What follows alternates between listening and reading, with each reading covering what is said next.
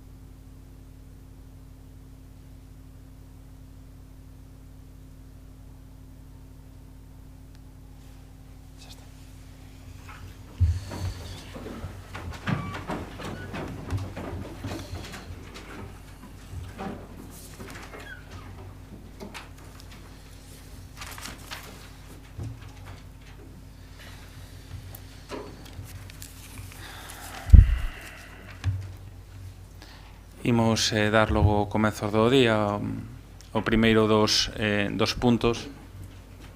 Sí, Agustín. Sí, unha cuestión de orde, señor alcalde, de acordo co artigo 67. Dígame. Podo falar? Sí, hombre, faltaría máis. Moitas grazas. Pasaron 10 meses deste goberno e observamos, señor alcalde, un reiterado incumprimento dos acordos do pleno, das proposicións, tamén das mocións. O alcalde, o señor Noriega, afirmou e afirma continuamente que escoitaría, que traballaría para cadar consensos na campaña, no programa electoral. Ao longo destes 10 meses, encheron todos vostedes a súa boca desas verbas. Recuperar a centralidade do pleno do Concello como órgano decisorio, literal do vosso programa, que o pleno garanta a capacidade propositiva dos grupos municipais, tamén literal do programa de Compostela Aberta. Moitas verbas, en definitiva, pero tamén é certo que ningún feito. O derradeiro incumprimento que nos consideramos moi grave foi no pleno do mes de febreiro.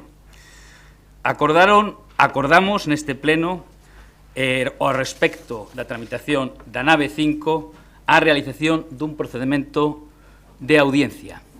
Era unha moción do Partido Popular, é certo, aprobada co consentimento do Goberno.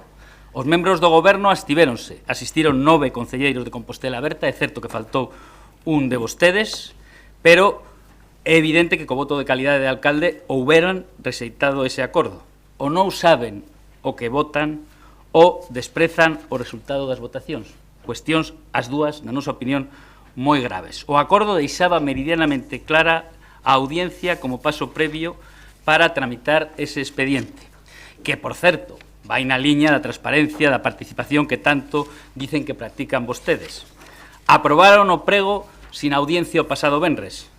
Por lo tanto, a vista dese desprezo, a vista desa actitude en relación coa vontade soberana dos veciños representados neste salón de plenos e para facer constar na acta o noso malestar e o noso rexeitamento a esta forma de entender a democracia, en base ao artigo 65 do regulamento, imos retirar todas as mocións e tamén este grupo municipal, lamentablemente, teño que decir, abandonará o pleno no inicio do debate das mocións. Por suposto, con máximo respeto, tanto os compañeiros do PSDG e do BNG que presentan mocións, como tamén a estes colectivos que hoxe traen as súas inquedanzas a este salón de plenos. Nós non imos participar de debates estériles, non imos participar en paripés, non hemos debater as sabiendas de que os acordos, as votacións e os resultados son ignorados polo señor alcalde. Que quede claro, señor Noriega, que o único causante desta situación é vostede, coa súa atitude antidemocrática. En todo caso, sinceramente, coa máxima humildade, prégolle que reflexione e mude o seu comportamento. Faga de alcalde de todos, tamén dos votantes e dos concelleiros do Partido Popular, e tutele o cumprimento de todos os acordos. Moitas gracias, señor alcalde. Bueno, señor Agustín Hernández, que conste en acta a súa intervención.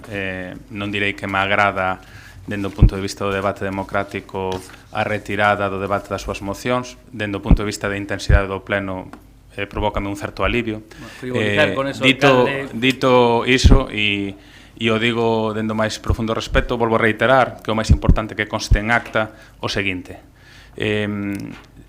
Teñolles advertido en xunta de portavoces do que son as competencias de cada órgano de goberno no Concello de Santiago. E a pesar de telos advertido do que son as competencias que están reguladas no Pleno, na Xunta de Goberno e na Alcaldía, hai unha certa permisividade a hora de debatir todo tipo de temas nesta sesión plenaria, sempre que quede blindado a competencia de cada quen. Hai asuntos que son debatidos en esta corporación plenaria, onde claramente na parte resolutiva dice, en exercicio desas competencias, instar ao grupo de goberno no exercicio das súas competencias. Nos estamos dispostos a debatir todo. Incluso creo que estamos a ser moi laxos, porque aquí se están a debatir cousas que podrían ser rogos, cuestións, e aparecen así nos textos, que non son competencia plenaria, pero facémolo porque entendemos que o pleno é o máximo órgano e hai dereito polo menos a tratar os asuntos. Outra cousa é que estemos dispostos, de alguma maneira, a que se faga unha invasión no exercicio das competencias de cada órgano, tanto de alcaldía como de grupo de goberno, e iso xa yo teño dito, tanto en xunta de portavoces como aquí, que conste en acta, que eso non estamos dispostos. Moitas veces facemos abstencións de asuntos na orde do día que entendemos que non son competencia plenaria e non estamos impedindo que se debatan, porque ese debate xa se iniciou ao inicio da legislatura e xa se dixo que nunha corporación onde non existen maiorías absolutas a cuestión competencial é sensible. Non quixen en ningún momento alimentar o xogo sobre a cuestión de que se está evitando o debate dos asuntos. Podemos tratar de todo tipo de cuestións, pero sentímonos vencellados polos acordos que verdadeiramente son competencia de pleno. Polo resto nos sentimos orientados ou condicionados.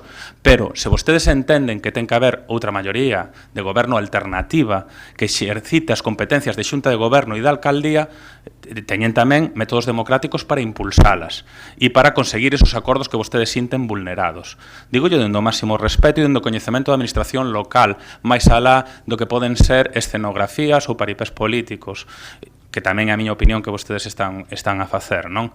É dicir, digo yo dende o máximo respeto, sobre todo unha persoa que me consta, coñece a administración, coñece as competencias que aparecen reguladas na administración local para cada órgano, sabe que asuntos vinculan ou vencellan a cada parte, e en ese sentido é consciente diso. Outra cuestión é que pretenda que todos os asuntos e todas as competencias que aparecen reguladas dentro da administración local ou dentro dos propios regulamentos que hai, pois non valgan, e todos os asuntos teñen que estar vencellados á dinámica plenaria.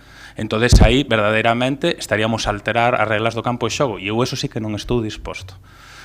Polo tanto, bueno, que coste tamén esa aclaración, porque dá a sensación de que aquí se están facendo incumplimentos de cuestións competenciais deste pleno, cando non é así. Os procedementos de licitaciones son procedementos reglados. Aquí, as mesas, e en todos os pliegos, hai mesas con presencia de todos os grupos. Aquí hai unha cuestión que se chaman competencias de alcaldía, outras que se chaman competencias de Xunta de Goberno e outras que se chaman competencias da corporación, que están tamén regulamentadas por lei e polo regulamento orgánico, e eu sei, igual que vostede o sabe. Si quere facer unha escenografía sobre outro tipo de cuestiones, está no seu dereito, señor Agustín Hernández. Eu lamento, aprendo en cada pleno, a pesar de que cheguemos ás 12 da noite, de todos os posicionamentos. Incluso non son impermeables os mesmos. Dame que pensar. Si vostede pretende aforrarnos ese exercicio de autorreflexión que a mí me provocan o debate do pleno nas súas mocións e retiran os asuntos, bueno, pois eu o lamento, pero pediríalle que reconsiderara a súa situación igual que vostede fai este anuncio que hoxe fai aquí na orde do día, e eu lle pido que reconsidere a súa situación e que debata os asuntos, independentemente que poda haber discrepancias políticas ou poda facer costar, porque eu creo que unha cousa non está reñida ca outra. E unha vez aclarado esa cuestión de orden e ese posicionamento, pasaríamos logo ao que é a aprobación, se procede das actas correspondentes e logo tamén as intervencións que hai solicitadas por parte de diferentes colectivos para intervir no pleno, vencellados asuntos que trataremos logo, xustamente, no que é o debate das mocións. E, polo tanto, pasaríamos no primeiro punto, a aprobación se procede das actas que corresponden á sesión extraordinaria do día 15 de marzo de 2016, que é acta número 4/16, e a sesión extraordinaria do día 29 de marzo de 2016, que é acta número 6/16, algo que engadir, algo que obxetar, algo que correxir as actas. Señor Rubén Cela, Paco Reyes, Agustín Hernández. Enténdense logo por aprobadas, por unanimidade, as devanditas actas, e antes de pasar ao punto número 2 da orde do día, como saben, hai dúas peticións de intervención por orden cronolóxico. Por unha parte está a de Ricardo Méndez Crespo, en representación do Comité de Empresa de Urbaser, e logo está a de Luis Magariños Iglesias. Estos dous cidadáns van a facer a súa intervención vencellados a asuntos que vanse a tratar logo no que son o debate das mocións despois da orde do día, pero como é normalmente habitual estes últimos meses, as intervencións e o que é a fixación da posición de cada quen faise ao inicio da sesión. Polo tanto, chamamos a Ricardo Méndez Crespo a facer uso da súa palabra en representación do Comité de Empresa Urbaser por unha moción que logo se vai a debatir vencellada, unha moción presentada polos compañeros do BNG. Ricardo, hai opción de que interveñas aí, hai opción tamén con micro ou de que veñas aquí a intervir no sitio libre que hai, como vexas. O tempo de intervención que era 3 minutos, 3 minutos. Des 3 minutos e podes estenderte máis, non vamos a desaloxarte, mentre non sexan moitos. Vale, entón, a túa quenda, Ricardo. Vale, boas tardes a todos. Antes de nada, quixera agradecer á Corporación Municipal e aos grupos da oposición a oportunidade que me dan para expoñer neste pleno o problema que vimos padecendo dende hai anos os traballadores do Urbaser, empresa responsable da recollida do lixo e da limpeza viaria da nosa cidade. Os traballadores do Urbaser xa temos falado tanto co responsable municipal do actual goberno como cos anteriores, expoñéndolles o problema da recollida no casco histórico de Compostela, principalmente no Franco, Rúa da Raíña, Rúa do Vilar, Rúa Nova, etc. Rúas nas que se concentra o maior volume de negocio da hostelería. Problema que a día de hoxe aínda non se atallou e que está dando lugar a unha mala imaxe da cidade, cara aos e as veciñas que viven nesas rúas, cara a cidadanía de Compostela e, sobre todo, cara ao sector turístico. Imaxe que a nosa cidade non se merece e que, polo tanto, tampouco nos merecemos os traballadores do Urbaser. Levamos anos realizando a limpeza desa zona, aguantando o incivismo duns poucos, que tanto está a perxudicar o noso traballo, cargando bolsas tiradas no chan e de calquer maneira, en vez de usar os contenedores de lixo. Bolsas que acaban rompendo polo sobrepeso, emporcallando toda a rúa con cristais rotos, grasas, restos de comida, etc. Isto que parece unha tontería supón para o noso traballo diario un grave risco para a nosa saúde. Xa non só polos riscos que temos que padecer, cortes, pinchazos, caídas e mesmo riscos bacteriolóxicos, xa habitual na nosa profesión, Tamén supón un risco para os veciños e veciñas desas rúas. Xa temos falado deste problema coa dirección da nosa empresa, os cales nos remiten ao Concello, xa que eles nada poden facer para obrigar a aqueles e aquelas que cumpran a normativa municipal. Xa temos falado co Concello e mesmo ca Asociación de Hostelería de Compostela, pero tanto uns como outros parece que non queren asumir a súa parte de responsabilidade. O Concello hai uns anos que ten unha normativa municipal onde se regula o uso de contenedores, normativa que, por desgracia, non se está a cumprir e que parece que non se quere facer cumprir, nin desde este goberno nin dos anteriores. Non podemos tolerar que o incivismo duns poucos perxudiquen a maioría da cidadanía de Compostela, aos traballadores que limpamos a rúa e de todos e todas aos que se acercan á nosa cidade para contemplala. Queremos unha Compostela limpa, unha Compostela que sexa un exemplo pola súa limpeza, que se poda pasear todos os días polas súas rúas, tanto de día como de noite. Queremos un traballo digno e con garantías para a nosa saúde no seu día a día. Moitas grazas por permitirnos aquí. Moitas grazas, Ricardo, pola túa intervención e por expoñer as razóns da mesma. Logo debatiremos, coido que é unha moción que presentou o BNG na quenda de urxencias para posicionarnos o conxunto da corporación sobre este tema. Será máis tarde. Convidámosvos a permanecer, aínda que a paciencia ten un límite, pero tratarase logo máis tarde. Tocaría agora a quenda de Luís Magariños Iglesias en representación dunha iniciativa cidadán para facer unha proposta de cambio de nome do auditorio, que tamén será unha proposta que será logo debatida máis tarde na quenda de urxencias, así que, Luís, a túa quenda. Vale, gracias, obrigado. Vou ler aquí o texto que teño máis ou menos preparado. Estimados señores membros do Pleno Municipal, agradecemos a oportunidade que se nos brinda para intervir neste pleno na nosa condición de veciños de Santiago e queremos agradecer en primeiro lugar ao grupo do BNG o seu apoio e asesoramento para tramitar esta iniciativa, sen o cal hoxe non podría ser abordada, non? Agradecemos tamén ao resto de grupos municipais, PSDG, Partido Popular, Compostela Aberta, con o que mantivemos reunións nos últimos meses sobre este asunto e todas foron moi cordiais e a posición foi bastante receptiva coas nosas propostas, non? A iniciativa que queremos presentar hoxe aquí sería de cambio do nome, efectivamente, do Auditorio de Galicia para Auditorio Nacional de Galicia ou Galiza. Non entramos nesa cuestión de debate sobre o termo Galiza. Eso sería unha cuestión para abordar posteriormente e a nós, en principio, tanto nos daría, non? Mediante a agregación do adxetivo nacional ao nome actual. Non sería, polo tanto, exactamente un cambio de nome, sino unha modificación nominativa coa día de reforzar esa proxección simbólica que esta institución cultural de primeiro nivel, non só para Santiago, sino para o conxunto de Galicia, ten, non? Pois así naceu a finais dos 80, cando se inaugurou, pois, sendo alcalde o señor Xerardo Esteves. Pois este, como saben, é o único auditorio que existe en Galicia que ten o nome do país e non da cidade no que está instalado, non? Tampouco queremos entrar aquí só por cuestións nominativas sobre nacionalidade, nación, nacional, porque creo que eso está bastante resolto nos textos xurídicos, non? A comezar polo Estatuto de Autonomía, que define a Galicia como nacionalidade no artigo 1, ou a propia Constitución española, non?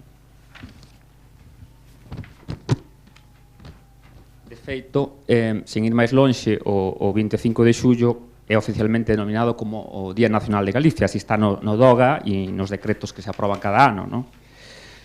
Por tanto, a descripción semántica sobre os termos nación e nacionalidade propoñemos retomar as palabras do expresidente Fraga cando decía no tribunal, na ponencia constitucional no 78 que el hecho indiscutible de que nación e nacionalidade é lo mismo, non? Pensamos tamén que o custo económico deste cambio nominativo do auditorio sería moi reducido. A rotulación do edificio pois pode facerse aproveitando unhas obras e os folletos, cartelería, folders e todo isto, pois simplemente cando se agoten as existencias actuais é cuestión de renovar, é dicir, o custe inexistente a ese nivel, non? Propoñemos, por tanto, que o Auditorio de Galicia pase a chamarse Auditorio Nacional de Galicia, pois consideramos que esta medida de baixo custo e fácil implementación axudaría, como xa comentamos, a elevar a proxección simbólica e prestixio da institución como tal do propio auditorio e de Santiago de Compostela como capital cultural e política de Galicia. Estamos seguros tamén de que isto iría contribuir para o aumento da expectación e da atracción de máis público para os concertos, eventos e outros actos que ali se recollen, que ali se realicen. Obrigado, gracias.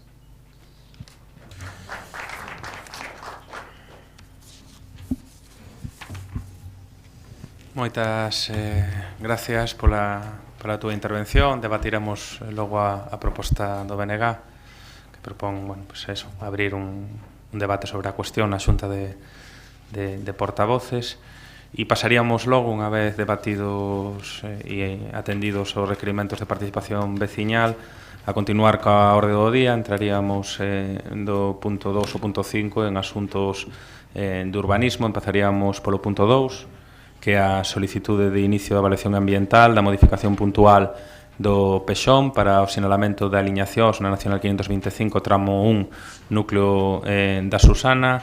Jorge Duarte, a túa quenda. É certo, eu vou a seguir minutando o que aparece no regulamento orgánico. É certo que, dado a intensidade dos asuntos a tratar e a cantidade, bueno, pregamos, si podedes, como diría o señor Brunete, pois ser parcos en palabras, ou limitados, ou sintéticos, ou esa é a cuestión. Creo que non era parcos, non, Brunete? Lacónico. Tes razón. Vale, bueno, pois señor Duarte, póngaseme lacónico. Moi boas tardes a todos e a todas. Vou intentar ser claro e sincero explicando máis que lacónico. Este primeiro punto que traemos é a solicitude de inicio da avaliación ambiental da modificación puntual do Pexón para asinalar aliñacións no núcleo de Santa Susana. Nese núcleo hai uns terreos que dan frente a Estrada Nacional 525, e que a raíz da petición de algunhas licencias xenérase un problema que desde aquí, de oficio polos servicios técnicos municipais, inténtase regular. No vixente plan xeral establecese unha separación entre aliñacións no fronte a esta vía de 25 metros entre aliñacións, 12,5 desde o eixe. Sin embargo, ainda que eso que establece o plan xeral, na disposición transitoria 16 do plan xeral, nomeada liñas de edificación nas estradas do Estado, di que enténdense como orientativas á espera da resolución definitiva do expediente de limitación que ten que facer o Ministerio de Fomento. Por lo tanto, ainda que hai unhas aliñacións fixadas no plan, realmente, mentras non aprobe o Ministerio de Fomento esas liñas, síguese mantendo a normativa sectorial aplicable, que neste caso se sitúase a 25 metros en carreteras convencionais e carreteras multicarriles medidas horizontal e perpendicularmente a partir de la arista exterior da calzada máis próxima, co cal sería 35 metros desde o eixe, que fai que todas as aliñacións estén fora de ordenación nese vial. O Real Decreto que regula do 1994, que aproba o Regulamento Xeral de Estradas, di que isto poderá se reducir a través dunha delimitación provisional da Dirección Xeral de Estradas cunha resolución definitiva do Ministerio de Fomento. Como decíamos, a raíz dunhas peticións de licencias que se solicitan neste núcleo, hai unha necesidade de fixar dunha forma, dun xeito definitivo, as aliñacións neste tramo de estrada no núcleo da Susana, en coherencia ca liña límite de edificación autorizada pola Administración titular, de tal forma que podamos reducir o que o di a lei sectorial de estradas e poder adaptala en principio ao que fixaba o plan. Desde outubro de 2011, o Concello instou a demarcación de estradas do Estado ao inicio do procedimento de aplicación para a delimitación. Despois de distintas reunións e a intentar fixar ese límite en 12,5 metros, que era o que fixaba o plan xeral donde non hai edificacións, chegouse a un acordo, o único acordo posible no seu momento, co Ministerio de Fomento o 22 de marzo de 2013 en fixar unha alternativa de 17,5 metros dende o eixe da estrada. Iniciouse a tramitación da modificación puntual e o 23 de abril de 2014 o proxecto de modificación puntual do plan xeral foi aprobado ou iniciada a aprobación, perdón, por parte da Dirección Xeral de Estradas. Con resolución definitiva o 8 de febreiro de 2016 que aproba unha nova liña límite de edificación na cal se establecen esos 17,5 que son máis dos que fixaba e, sobre todo, tampouco respeta o que había no núcleo tradicional, no ámbito do núcleo tradicional. Por lo tanto, a través da presente modificación, preténdese incorporar ao planeamento urbanístico xeral as aliñacións que resultan da nova liña límite de edificación autorizada pola Administración titular da Estrada, asustando o planeamento municipal a nova liña límite de edificación definitiva aprobada en febreiro de 2016. Esta proposta que os traemos aquí non é a que nos gustaría traer como definitiva, porque entendemos que o Ministerio de Fomento, a Demarcación de Estradas, neste caso, debería recoller as peticións do Concello e naquela parte de núcleo tradicional haber aceitado a liña de delimitación a nosa proposta, que sería conservar a edificación proposta no núcleo, e no resto entendemos que a proposta de 12,5 metros desde o eixo era máis conveniente. De todas formas, tendo en conta que hai peticións de veciños desde fai máis de 5 anos que están desexando poder construir as súas vivendas e as cales esta liña límite de edificación proposta polo Ministerio na actualidade lles vale, entendemos que é o momento de iniciar este expediente, aínda que non estemos totalmente de acordo ca delimitación fixada por Estradas, e pretendemos seguir dialogando con Estradas, porque o que hoxe facemos é iniciar o expediente de avaliación ambiental. No expediente de avaliación ambiental estratégica que hoxe traemos para iniciar, contemplanse 3 alternativas.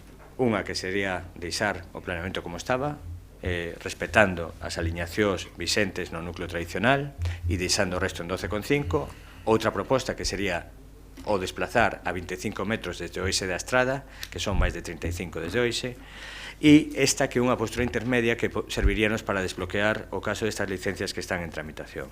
Como decía, non é a mellor proposta para nós, entendemos que hai que respetar as vivendas tradicionais do núcleo e entendemos que deberíamos de seguir apostando por eso.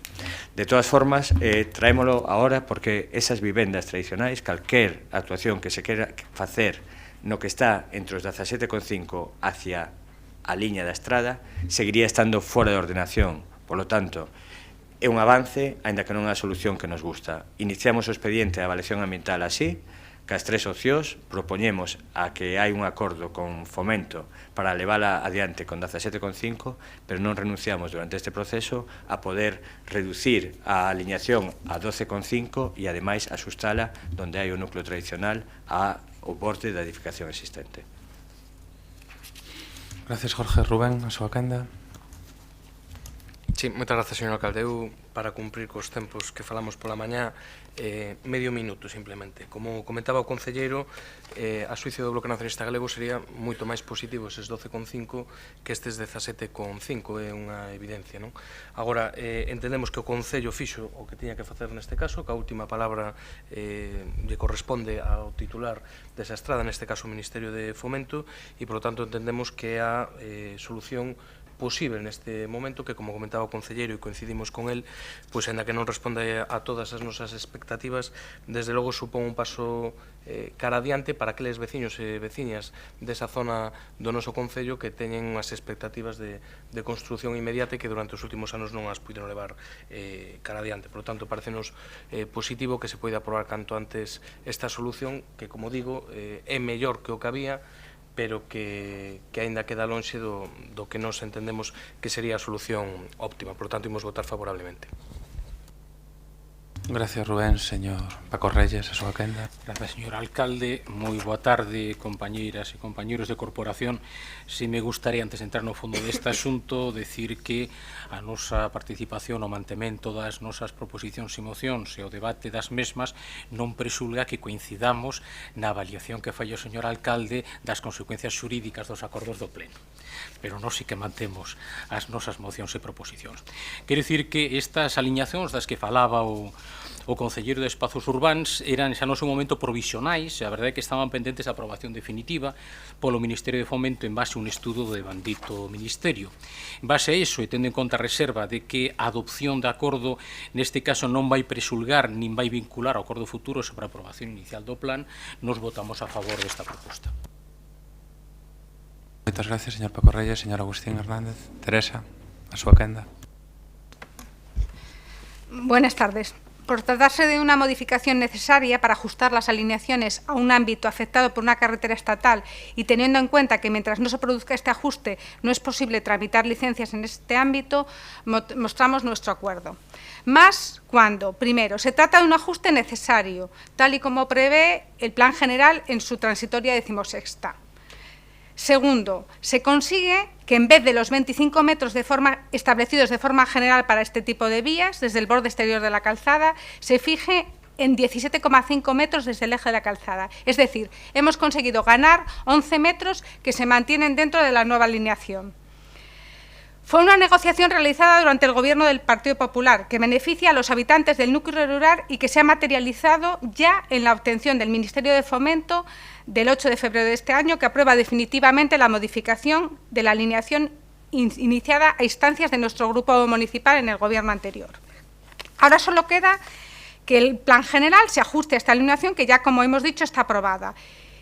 Y, por tanto, manifestamos nuestro acuerdo con que se inicie el procedimiento de evaluación ambiental estratégica simplificada.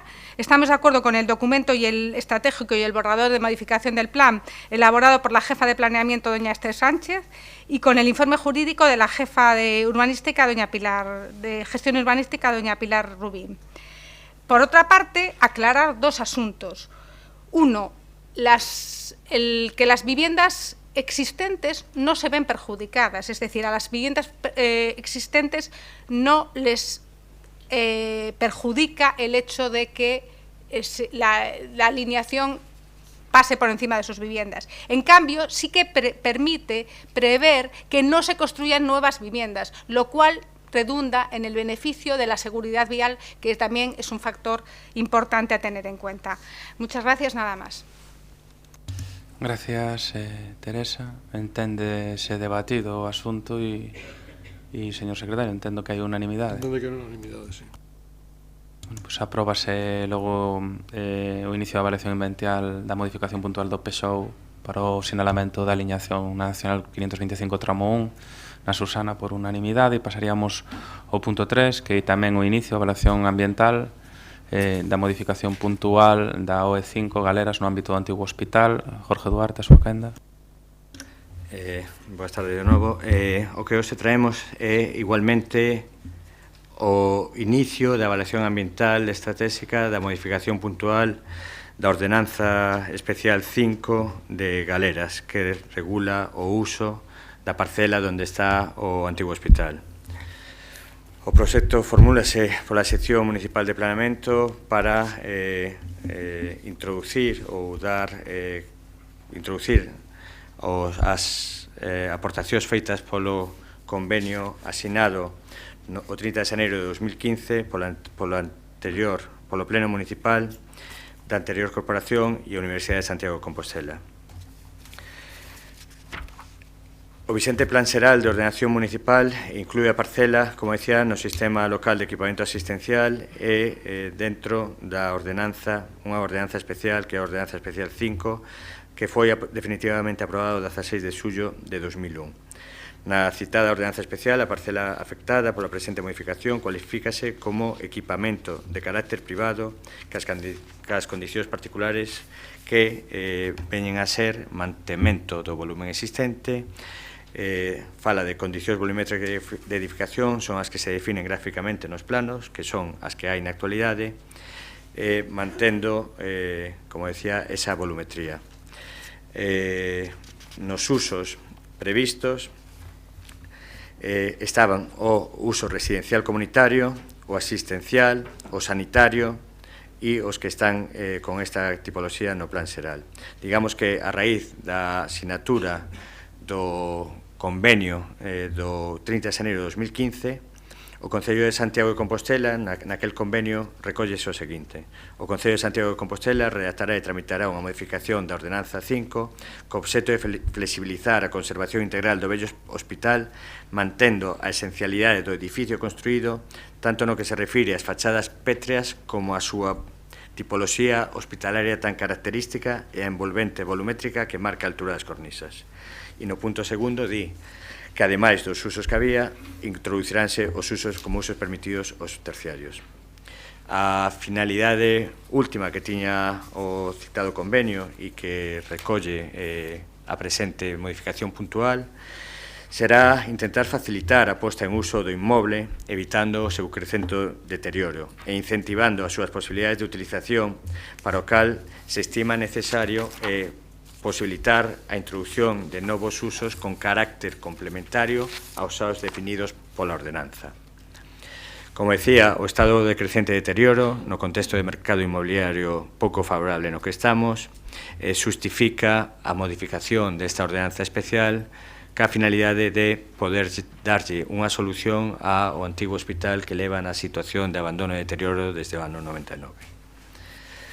O alcance da modificación que os traemos, e como digo, é o inicio da avaliación ambiental, na cal se presentan tres propostas diferentes para que, de aquí á aprobación inicial, concretemos cal será exactamente cada un dos usos permitidos, o que pode ocupar cada un dos usos permitidos, e outras cuestións de maior detalle da modificación puntual de planeamento. Digamos que hoxe o que se estudian son tres propostas, decantámonos por unha para iniciar a avaliación ambiental estratégica e definiremos e concretaremos o alcance e a superficie de cada un destes usos na aprobación inicial. O alcance da modificación, polo tanto, hoxe, por un lado, ten unha diversificación de usos, amplíase o catálogo de usos autorizables, engadindo aos xa permitidos polo Plan Vicente, os usos de sociocultural, docente, comercial e oficinas. Añádense, como decía, os que xa había residencial comunitario, que incluía parcialmente o uso hotelero, nunca máis do 50%, ao uso sanitario e o asistencial.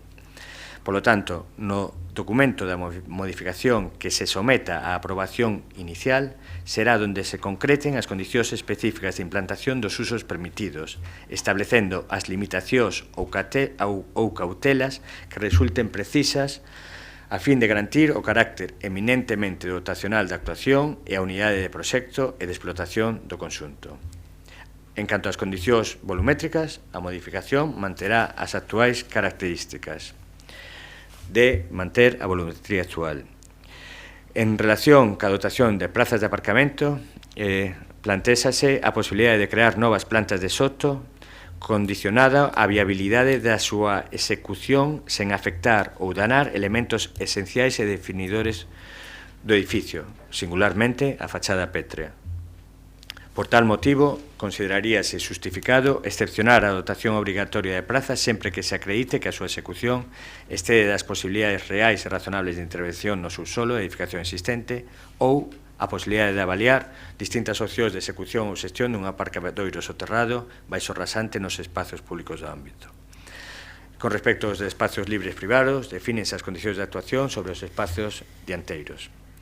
E, en relación ás condicións estéticas, establécense a conservación da fachada pétrea monumental nas condicións sinaladas no presente documento. En consecuencia, o que se propón hoxe neste pleno é iniciar o trámite de avaliación ambiental, no cal definimos esa ampliación de usos, quedando pendente de concretar no documento que se elabore para contar con aprobación inicial, que tamén será por parte do Pleno, cando realmente asustemos a cantidade de metros cuadrados que poderá ter cada un destes usos, entendendo que estes usos haberán de ser complementarios dos que fixaba a ordenanza especial no momento da súa aprobación. Rubén Cela, súa quenda. Sí, moitas grazas, señor alcalde.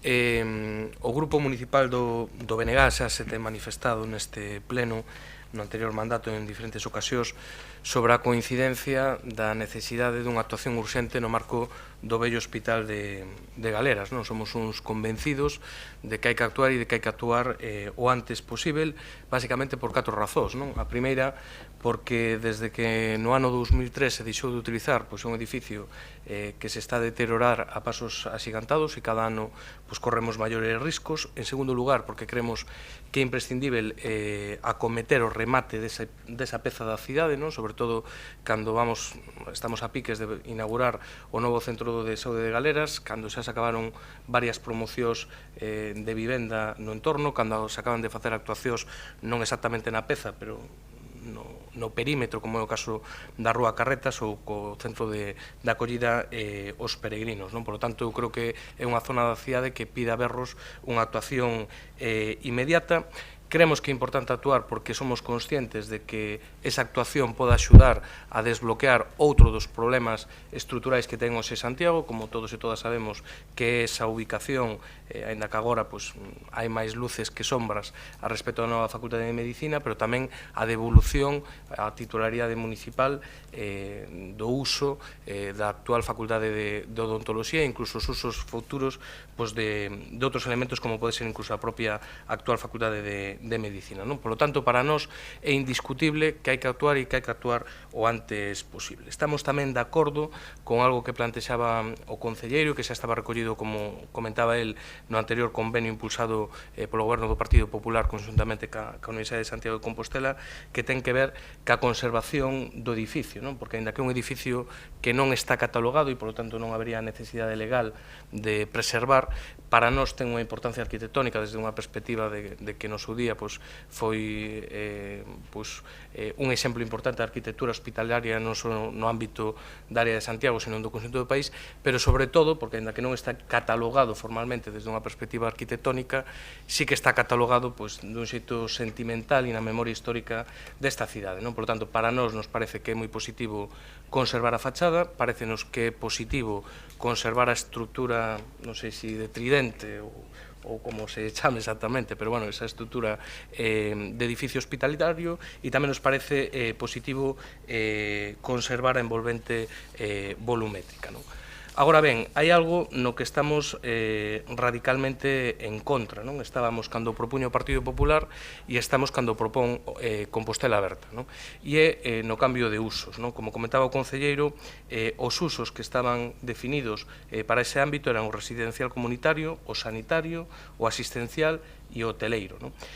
Con este cambio de usos, o que se abre é a posibilidade de introducir un uso comercial e un uso de oficinas, entre outros, que desde o noso punto de vista desvirtúan o que entendemos que debería ser o proxecto de cidade para ese ámbito.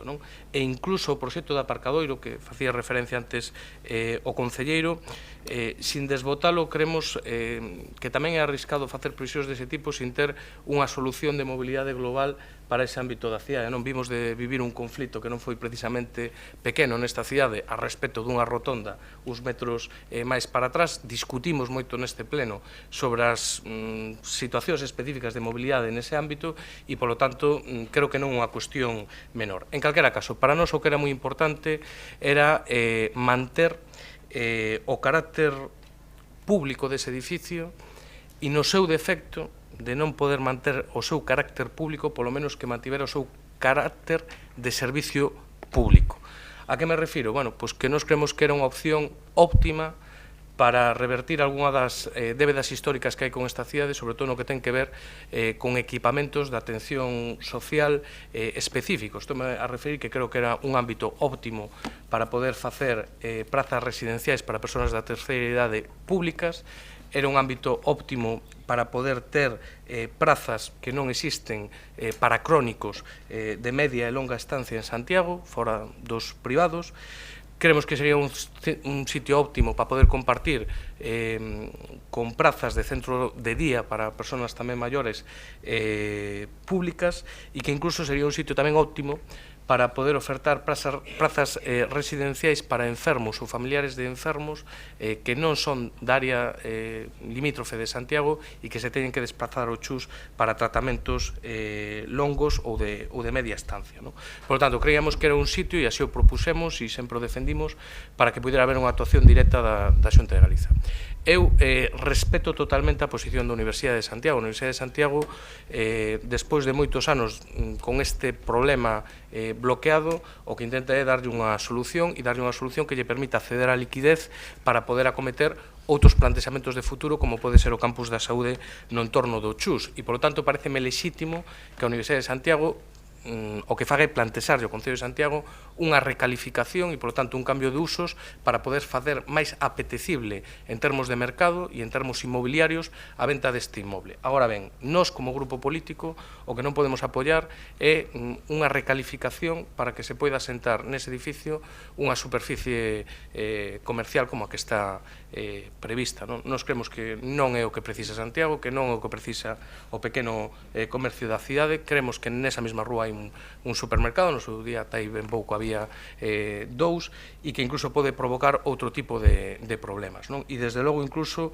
outro tipo de uso como de oficinas ou demais, creemos que sería un desperdicio. Incluso no proxecto privado inicial que existía para aquí, sendo privado, pois estamos falando dun residencial comunitario pensado para persoas maiores, certamente privado e seguro que non iba a ser precisamente barato, con servicios comunitarios de lavandería, de outro tipo de servicios que incluso desde unha perspectiva de opción privada, desde o noso punto de vista, sería o menos malo. Por lo tanto, eu creo que esta é unha peza absolutamente singular para Santiago e creo que sería un erro histórico que ao final os baixos dese edificio sexan unha gran superficie comercial de alimentación ou doutro tipo, con independencia de que eso poida facer evidentemente máis apetecible a hora de poder subir pois uns cantos centos de miles de euros o precio final da subasta. Por lo tanto, opuxémonos no seu día cando se trouxo a valoración deste pleno dese convenio, ese protocolo de intencións ca Universidade, e ímonos a opor unha vez máis hoxe neste pleno. Moitas grazas.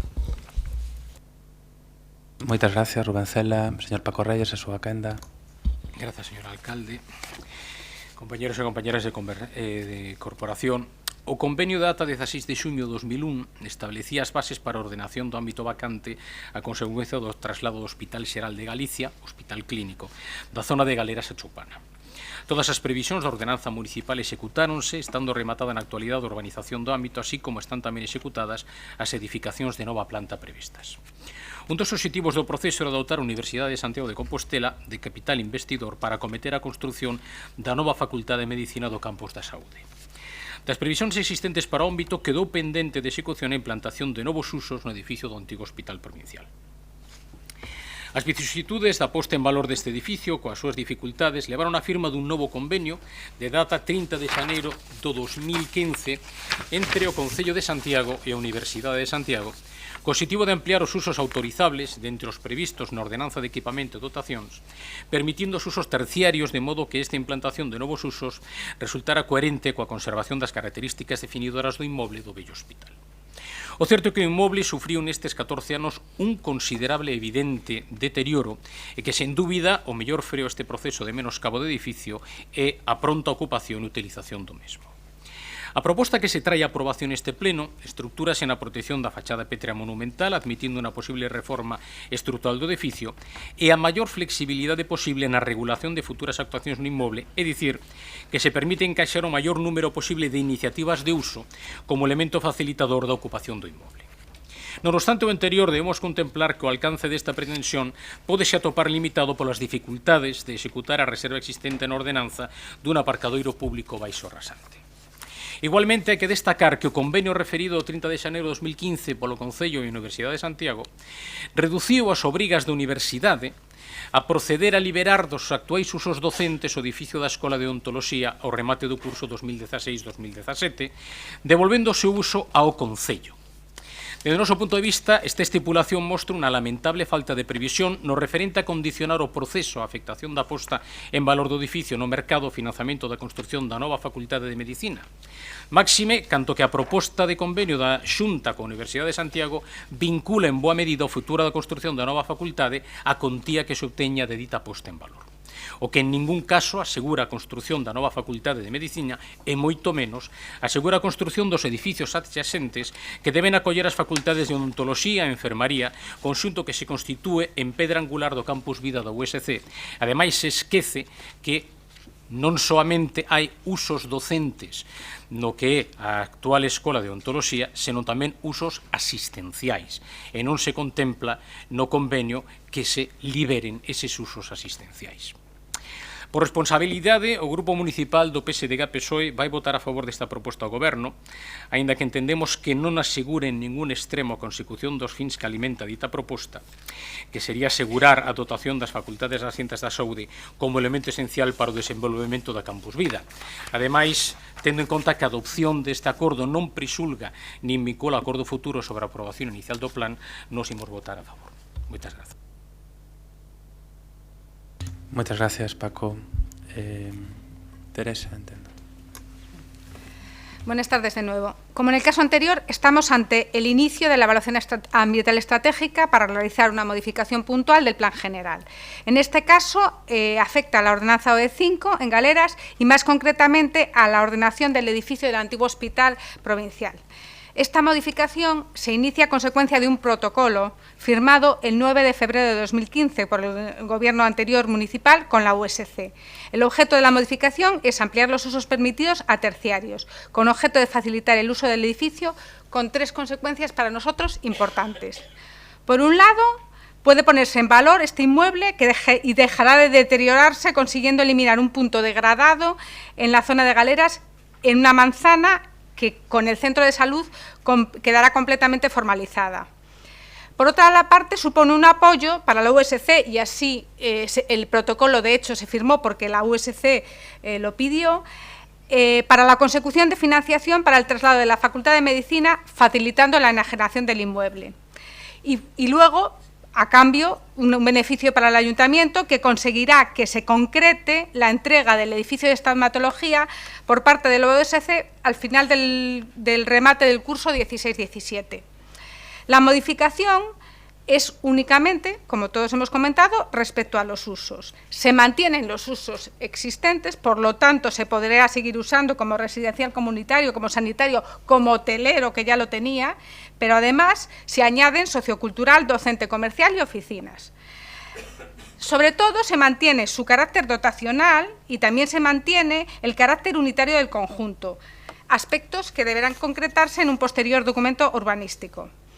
En cuanto a las condiciones volumétricas, se indica en el borrador del plan que son las que resultan de la regulación actual, para a continuación decir que se mantendrán las características tipológicas del edificio. Aquí hay una pequeña contradicción, puesto que no se concreta si se va a permitir o no completar la última planta del ala norte, que en su parte posterior es más baja que la del ala sur. Y también nos consta que deberá subsanarse un error que existe en la ordenación actual, ya que la alineación del patio interior que figura en el plano no se corresponde con la planimetría del edificio.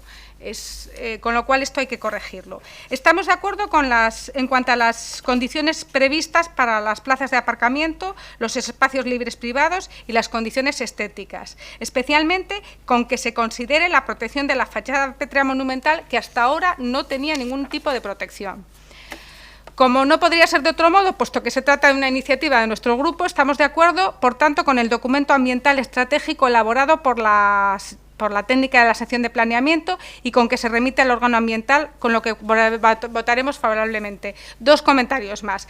Nosotros entendemos que esto supone un apoyo a la USC. Nos alegramos del cambio de opinión del Partido Socialista, en el sentido que cuando trajimos aquí el protocolo pues no estaba de acuerdo y ahora va a votar a favor, y volvemos a insistir en que es un protocolo y no un convenio. Nada más. Muchas gracias, Teresa. Jorge Duarte, segunda quenda, por favor, concreto. Dale. Bueno, só quería compartir Un sentimento. Comparto plenamente as opinións de Rubén e para nós tamén é fundamental que o uso deste edificio teña o carácter que estaba definido. Por lo tanto, o que ahora abrimos realmente sería intentar que sexan usos complementarios e desde logo que, ainda que desde aí se dixo que isto iba a ser un centro comercial, nada máis lonxe da intención deste grupo e cando haxa que levar adiante esa aprobación haberá que ver cal é o proxecto de modificación puntual que se aproba inicialmente. Entendemos que dentro deste ámbito había unha superficie de uso comercial de 1.600 metros cuadrados que estaba destinado no uso no edificio que se ocupa a Seguridade Social. Entendemos que un uso complementario que non ten por que ser comercial, de centro comercial, como falabades, pode ser admisible.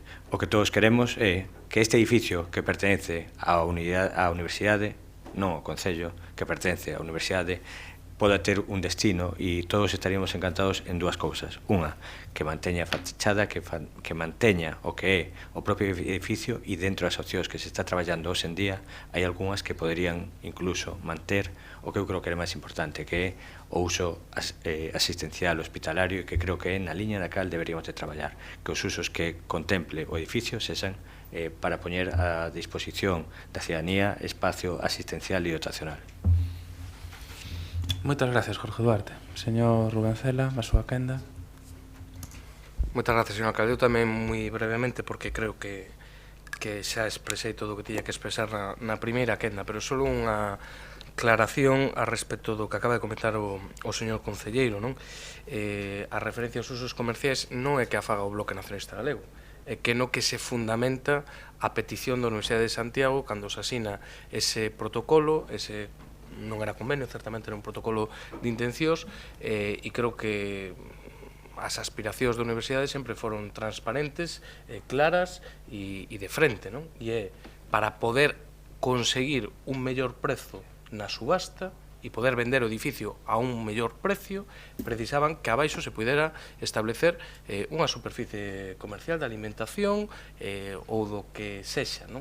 Cousa que non estaba permitido co actual planeamento. Por lo tanto, o que solicita a Universidade é que o Concello proceda a unha recalificación para que eso se poida facer e, por lo tanto, para que poida subir o precio do inmoble para a súa venta, non? Por lo tanto, que aí abaixo, co que se vai a facer e que a reforma que se vai a aprobar, é evidente que vai haber unha superficie comercial, non dixen un centro comercial, digo unha superficie comercial, supoño que da alimentación e supoño que non vai ser especialmente pequena, pois é unha evidencia e non é algo que diga o BNG, sino que é o que propuxo no seu día claramente a propia universidade, o que se recolleu no convenio e o que vai neste propio expediente, non? Nada máis. Moitas gracias, Rubén Cela, señor Paco Reyes, nada que decir. Teresa, algo que engadir. Pasamos logo á votación, señor secretario. Votos a favor da solicitud de avaliación ambiental para este tipo de esta modificación plan xeral. Gracias, 23. Votos en contra. Gracias, 2. Pasaríamos logo ao punto 4, que é a aprobación inicial da modificación puntual do Pexón do PE8 no ámbito do equipamento universitario EU2, Grupo de Vivendas en Ignacio de Loyola. Jorge, a súa quenda.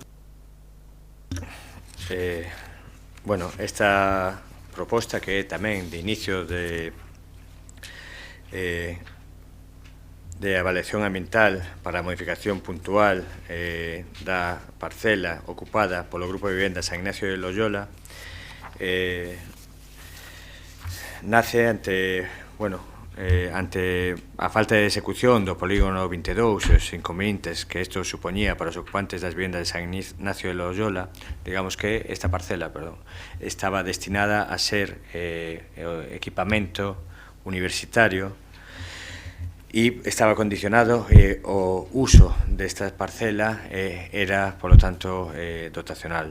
Por lo tanto, durante estes últimos anos, desde a aprobación do plan, nestas vivendas non se podía acometer ningún tipo de actuación de mantemento, aparte das de mantemento en canto a millora das edificacións, porque estaba prevista aí a implantación da nova Facultade de Medicina.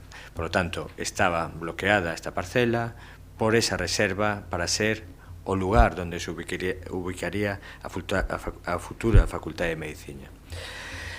O cambio nas previsións da Universidade respecto do novo emplazamento da Facultade de Medicina, que se prevé emplazar noutro ámbito no entorno do Hospital Clínico, e o estado de deterioro das edificacións existentes que se ve agravado, como decía, pola súa actual incursión na situación de fora de ordenación, que, como decía, só habilita obras de conservación e mantemento, e, ademais, pola ausencia de previsión de desenvolvemento do polígono 22, ao que figuraban adscritas estas vivendas. Para explicar un pouco, a previsión era facer aquí a facultade e estas vivendas irían realosadas no polígono 22, onde se farían vivendas para os habitantes destes dous bloques. Por lo tanto, ao non iniciarse nin o desenvolvemento do polígono 22 e o cambiar de obxectivo de implantación á universidade, faise necesario, e entendemos que é de xusticia, tendo en conta a situación das vivendas, cambiar a calificación desta parcela e devolverlle o uso residencial, polo que pasaría a integrarse na ordenanza 9A. Asústase a delimitación do ámbito do Plan Especial de Ordenación Universitaria, excluindo, como decimos, esta parcela que pasará a ser uso residencial, mantendo o resto da parcela, que é colindante co hospital, para usos dotacionais. E desde aquí, despois de conversas cos veciños, ademais de comprometernos a facer este cambio de uso e manter o uso de vivenda, unha vez que podamos levar adiante esta modificación puntual e podamos establecer como definitivo a ordenanza 9A residencial, comprometémonos desde o Concello a incentivar, a apoiar unha liña de axudas a través da declaración dunha zona ARI ou aquela figura que máis rápido nos permita actuar con un programa de fomento da rehabilitación nestas vivendas que levan, por culpa da clasificación urbanística que tiñen, pois realmente sin poder acometer obras de millora nos últimos tempos. Gracias, Jorge Duarte. Rubén Cela, súa quenda. Moitas gracias, señor alcalde. Pois, certamente, como comentaba o concelleiro, este punto ten bastante que ver co punto anterior, non? Porque ao final todo ten que ver bastante co futuro da Facultade de Medicina da Universidade de Santiago de Compostela, non? En calquera caso, creemos que esta é unha moi boa proposta, congratulámonos de que por fin isto se poida aprobar en pleno e tamén da solución complementaria que acaba de comentar o concelleiro e que por parte do noso grupo temos demandado en moitas ocasións. Os compañeros e compañeras que estaban no anterior mandato saben que foron múltiples as preguntas que formulamos o grupo de goberno naquel entón do Partido Popular. Trouxemos a este pleno en forma de moción, de rogos, fixemos bastantes xestións e tivemos un contacto permanente cos veciños e veciñas de San Ignacio de Loyola, non? Porque o que é certo é que xa van moitos anos, demasiados, cando menos 7 anos, desde que os veciños e veciñas desta zona de Santiago pois viven cunha espada de Damocles, non? E co perigo e ca posibilidade de expropiación das súas vivendas, non? Por lo tanto, estamos a falar de persoas preocupadas porque non sabían o futuro que lles agardaba, non? Tanto a elas como as súas propias residencias, non? Que, por lo tanto, son os seus recordos, os seus afectos e a súa vida, non? A todas estas persoas o que se lles exixiu pois era un sacrificio para poder levar adiante un proxecto de cidade, non? E eu creo que agora é de xustiza que se lle responda por parte das administracións públicas dun xeito proporcional, non? Nos creemos que a solución que se plantexe aquí posiblemente non é a óptima, digo non é a óptima porque posiblemente a solución óptima sería non dividir a propia parcela e a zona que agora mesmo non é residencial, que pudera quedar catalogada como zona verde, pero tamén entendemos os problemas que eso plantexa de liquidez e, polo tanto, das materialmente posibles, creemos que é unha opción absolutamente correcta porque o que permite, polo menos, é dar unha seguridade xurídica a estes veciños e a estas veciñas. Hai que ter en conta que estamos a falar dunha poboación en moitos casos envellecida, con recursos económicos tamén limitados e que, como comentaba o concelleiro, durante estes 7 anos como mínimo non puideron acometer reformas estruturais nas súas vivendas, non? A nos constanos que hai vivendas que teñen problemas estruturais no tellado, nas cornisas, que teñen problemas de humidade e incluso cas canalizacións de outro tipo,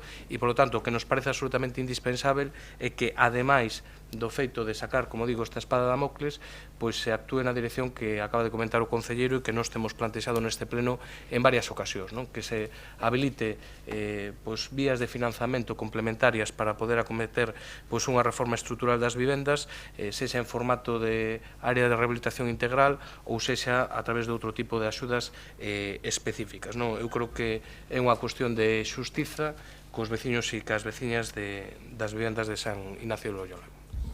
Moitas gracias, Rubén Cela. Señor Paco Reyes, a súa quenda. Gracias, señor alcalde. Efectivamente, este punto está vencellado na historia co punto anterior que acabamos de debater. Segundo o Plan Xeral de Ordenación Urbana 2008, estaba prevista a construción da nova Facultade de Medicina sobre os terreos nos que actualmente se sitúa o grupo de vivendas de San Ignacio de Loyola. O proceso supoñía expropiación dos terreos para tal fin e o realoxo dos veciños expropiados nos edificios situados en dúas parcelas do Sun 22 de Volta do Castro. Os veciños de San Ignacio de Loyola naquel entón amosaron o seu acordo. Agora expónse un novo proxecto. A nova Facultade de Medicina construirase nos terreos ocupados actualmente polo Hospital Gil Casares, antigo Hospital da Isna, o que supone, entre outras consecuencias, o definitivo carpetazo ao Plan Director do Complexo Hospitalario Universitario de Santiago, co que as posibilidades de ampliación do actual hospital clínico van quedar cortocircuitadas, cunha importante perda de espazo asistencial sobre o previsto no Plan Director mencionado. Certo que o estado de deterioro das vivendas existentes no grupo de San Ignacio de Loyola, nas actuais circunstancias, fora de ordenación e que só permite obras de conservación e mantemento, e pola ausencia de previsión de desenvolvemento do polígono 22 o que figura nas escritas, non permite a súa abordaxe. Pero precisamente a situación de deterioro das vivendas exixen, dende logo, non só a desafectación, senón a súa inclusión nun área de rehabilitación integral, nun xesto de solidariedade e de xustiza por unha promesa incumprida, a do realoxo en mellores condicións que as que gozaron estes últimos anos debido á demora por parte da Xunta de Galicia en abordar a construción da nova Facultade de Medicina como peza esencial no desenvolvemento do Campus Vida da Universidade de Santiago, proxecto merecedor do recoñecemento de Campus de Excelencia Internacional. Ademais, para nós, da proposta non queda suficientemente justificada a elección da alternativa 3 fronte a 2, cando esta última foi considerada, mesmo polo Servizo de Planificación da Paisaxe dependente do Instituto de Estudos do Territorio, como un valor positivo para a cidade no seu conxunto e para a zona en particular, en boa medida debido á consolidación que supoñería o Parque Miradoiro, coa cualificación da parcela como zona verde. E polas devanditas consideracións que o Grupo Municipal do PSDG-PSOE ten, a verdade, o corazón partido nun proceso que ameaza con deixar ao Campus Vida da Universidade de Santiago de Compostela sen a reclamada nova Facultade de Medicina e que no mellor dos casos atrasou en 8 anos o seu inicio de construcción, así como permitiu nese mesmo tempo o deterioro das condicións de habitabilidade das casas do grupo de San Ignacio de Loyola e, por tanto, a propia calidade de vida dos veciños e veciñas do devandito grupo de casas. Este é un proceso que só pretende llavarle a cara á Xunta de Galicia e que non asume a verdadeira responsabilidade que esta cidade e a Xunta ten cos veciños e as veciñas de San Ignacio de Loyola. Por iso, por responsabilidade, entendendo que a desafectación é o mal menor a estas alturas, que é necesario precisamente esa área de rehabilitación integral, pero tamén ca responsabilidade e co recoñecemento de que nós non queremos participar neste proceso de lavado de cara fronte á Xunta de Galicia. O noso voto do grupo polos veciños e veciñas de San Ignacio de Loyola vai ser de un voto afirmativo, pero, dende logo, o facemos dende a vergoña de membros desta corporación. Mais nada, moitas. Gracias, señor Paco Reyes. Teresa, a súa quenda. Bueno, primero corregir al concejal que ha traído esta moción porque no es un inicio de evaluación ambiental estratégica, lo siento, ya está hecha la evaluación ambiental estratégica y es el inicio de la aprobación inicial de la modificación. Al igual que los puntos anteriores, el asunto este asunto se inició por mandato en el mandato del Grupo Popular en el gobierno anterior. El Plan General del 2008 preveía la implantación en este ámbito, como todos sabemos, de una dotación universitaria. Y en el Plan Especial, en el PE8 del 2010, se concretó que la dotación universitaria sería la Facultad de Medicina por su proximidad al Hospital Clínico. La obtención de esta pieza se vinculaba al desarrollo urbanístico del suelo urbano no consolidado Burgo de las Naciones P22.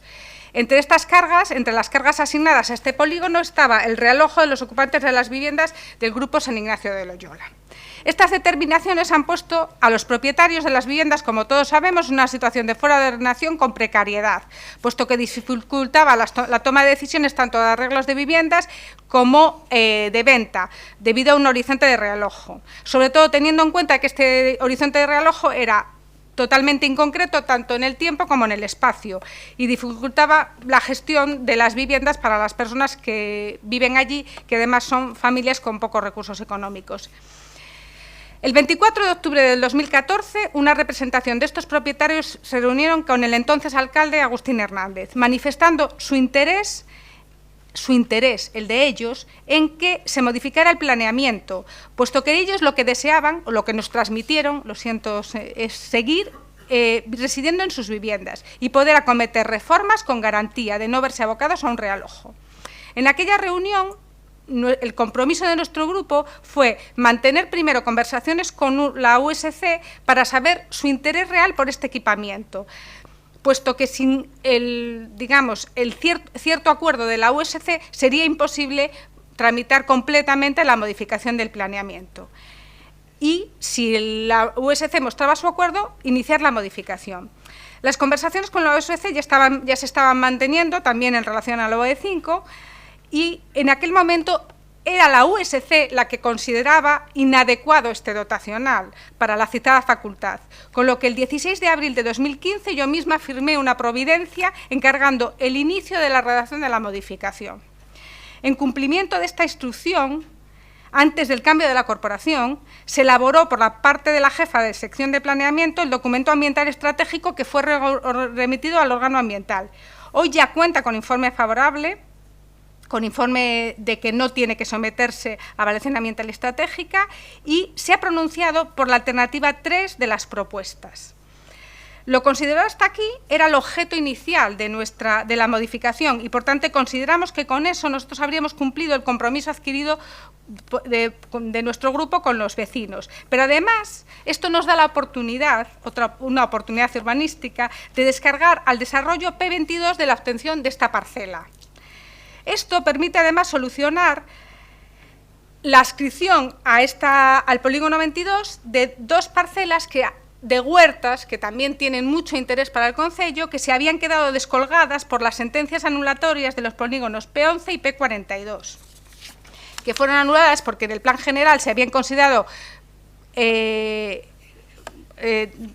como suelos a desarrollar, cuando en realidad la sentencia considera suelo urbano consolidado en gran parte. Por todo lo expuesto, nosotros estamos de acuerdo con la modificación en lo relativo a las determinaciones de las dos parcelas catastrales afectadas del sistema anterior y también en lo considerado con la posibilidad de adscribir al polígono 22 las parcelas de huertas. También estamos de acuerdo con la apreciación que se hace de que el acceso a San Ignacio de Loyola deba de ser a través de la zona más elevada, la Eira de la Palleira, lo cual mejorará la circulación hacia la calle inferior. Y además permitirá que los dos bloques de viviendas tengan acceso rodado, porque ahora solo uno de ellos tiene acceso rodado. Pero antes de finalizar, nos parece esencial considerar algo que ya se esboza en el propio documento y que ha comentado el concejal. Desde el ayuntamiento, yo no sé si Unari, creo que Unari necesita 50 viviendas, ahí creo que no hay 50 viviendas, creo que hay cosas que se debe hablar de lo que sabemos con conocimiento de causa, pero lo que sí que está claro es que hay futuros planes de vivienda. Nos parece que lo más urgente es realizar un estudio de detalle que marque lo que se puede hacer en ese edificio. Los que no lo conocen, no sé si solo saben que tiene una escalera de caracol en la que la gente entra en su casa a la intemperie. Entonces, creo que... Pero por otra parte también consideramos, o por lo menos yo considero que es una arquitectura singular que merece la pena ser conservada. Entonces creo que lo que ese ámbito merece es un estudio de detalle y un estudio de la accesibilidad interior y exterior. Entonces creo que ciertamente el Concello, que tiene mucha interés en las ayudas sociales y en la política social, pues creo que intervenir en reurbanizar exteriormente la zona y dar ayudas para la rehabilitación de vivienda, pues es sin duda la mejor política social que el Gobierno de Compostela Berta puede hacer por estos grupos de viviendas. Gracias. ¿Algo que añadir? No. Vale. Señor secretario, si nadie quere facer uso da segunda quenda, entendo que unanimidade na votación, por lo cal se queda aprobado o punto 4, e pasaríamos ao punto 5, que é a aprobación definitiva do estudo de detalle para a rehabilitación de fachada en bloques de vivendas na rúa de Carlos Maside. Jorge Duarte, a súa quenda. Bueno, antes de nada, perdón, porque antes tuve unha pequena equivocación. Cando empecé a ler, el inicio de evaluación ambiental e, evidentemente, como decía Teresa, era a aprobación inicial da modificación puntual. O que hoxe traemos aquí no punto 5 é a aprobación definitiva do estudo de detalle para a rehabilitación de fachada en bloques de vivendas na rúa de Carlos Maside. O que hoxe ven en concreto é a formulación dun estudio de detalle para todo o conxunto de vivendas proxectadas polo arquitecto Manuel Gallego Jorreto no ano 1976 na rúa Carlos Maside, e nace a raíz da petición dunha licencia para rehabilitar unha desas fachadas por parte dunha comunidade, resolvendo únicamente o aillamento polo exterior e un revestimento de fachada novo que permitira garantir unha mellor eficiencia enerxética. Nesta proposta en concreto non aparece o tema das carpinterías. Por parte da Comisión Asesora díxose que era interesante que no propio estudio de detalle tamén quedaran reflexadas as carpinterías, e o que hoxe traemos en teoría é aprobación de este estudio de detalle. Pero o fío de aprobación deste estudio de detalle nestas vivendas da rúa Carlos Maside, sí me gustaría decir que este é un estudio de detalle que aprobamos, entendo que provisionalmente. Todo o área de Vite foi declarado como área de rehabilitación integral, por lo tanto entendemos que o prioritario, unha vez que está a declaración de ARI, é poder tramitar os estudios de detalle que permitan a instalación de ascensores polo exterior do edificio, xa que polo interior, neste caso, é imposible, e, por lo tanto, ainda que agora mesmo estamos aprobando este estudio de detalle que permite o aillamento das edificacións por fora, desde o Concello estamos impulsando a elaboración de 5 estudios de detalle diferentes para cada unha das tipoloxías que están en marcha. E este, ainda que agora aprobemos este estudio de detalle, será complementado por un novo estudio de detalle durante este ano 2017 que permitirá, ademais, 2016, que permitirá, ademais de dar renovación de fachadas que mellora a eficiencia enerxética, cubrir algo que para nós é un obxectivo, tal e como decía agora a concelleira Teresa Gutiérrez, que é mellorar a calidade de vida, mellorar as condicións de habitabilidade e, sobre todo, a accesibilidade das persoas que máis o necesitan as súas vivendas. Por lo tanto, é un estudio de detalle que entendemos que resolve unha parte dos problemas, pero que as máis importantes e máis graves non a resolven, que é estudios de detalle que permitan a instalación de ascensores polo exterior. O que traemos, como decía, é a aprobación definitiva deste estudio de detalle, pensando que desde o Concello xa se está traballando na redacción de estudios de detalle en todas as tipoloxías deste ARI de Vite.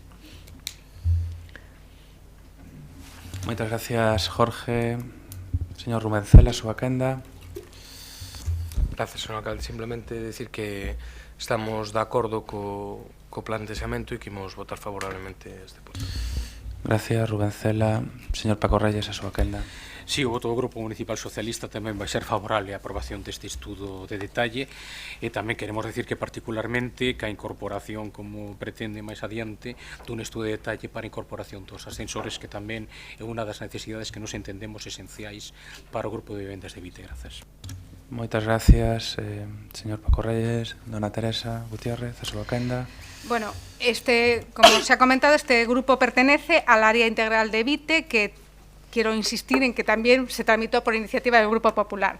El estudio de detalle únicamente se refiere a las fachadas en las plantas superiores, pero yo sí que creo que tiene su importancia, aunque sea incompleto, aunque le falten las carpinterías y aunque le falten los ascensores, que por supuesto deben ampliarse.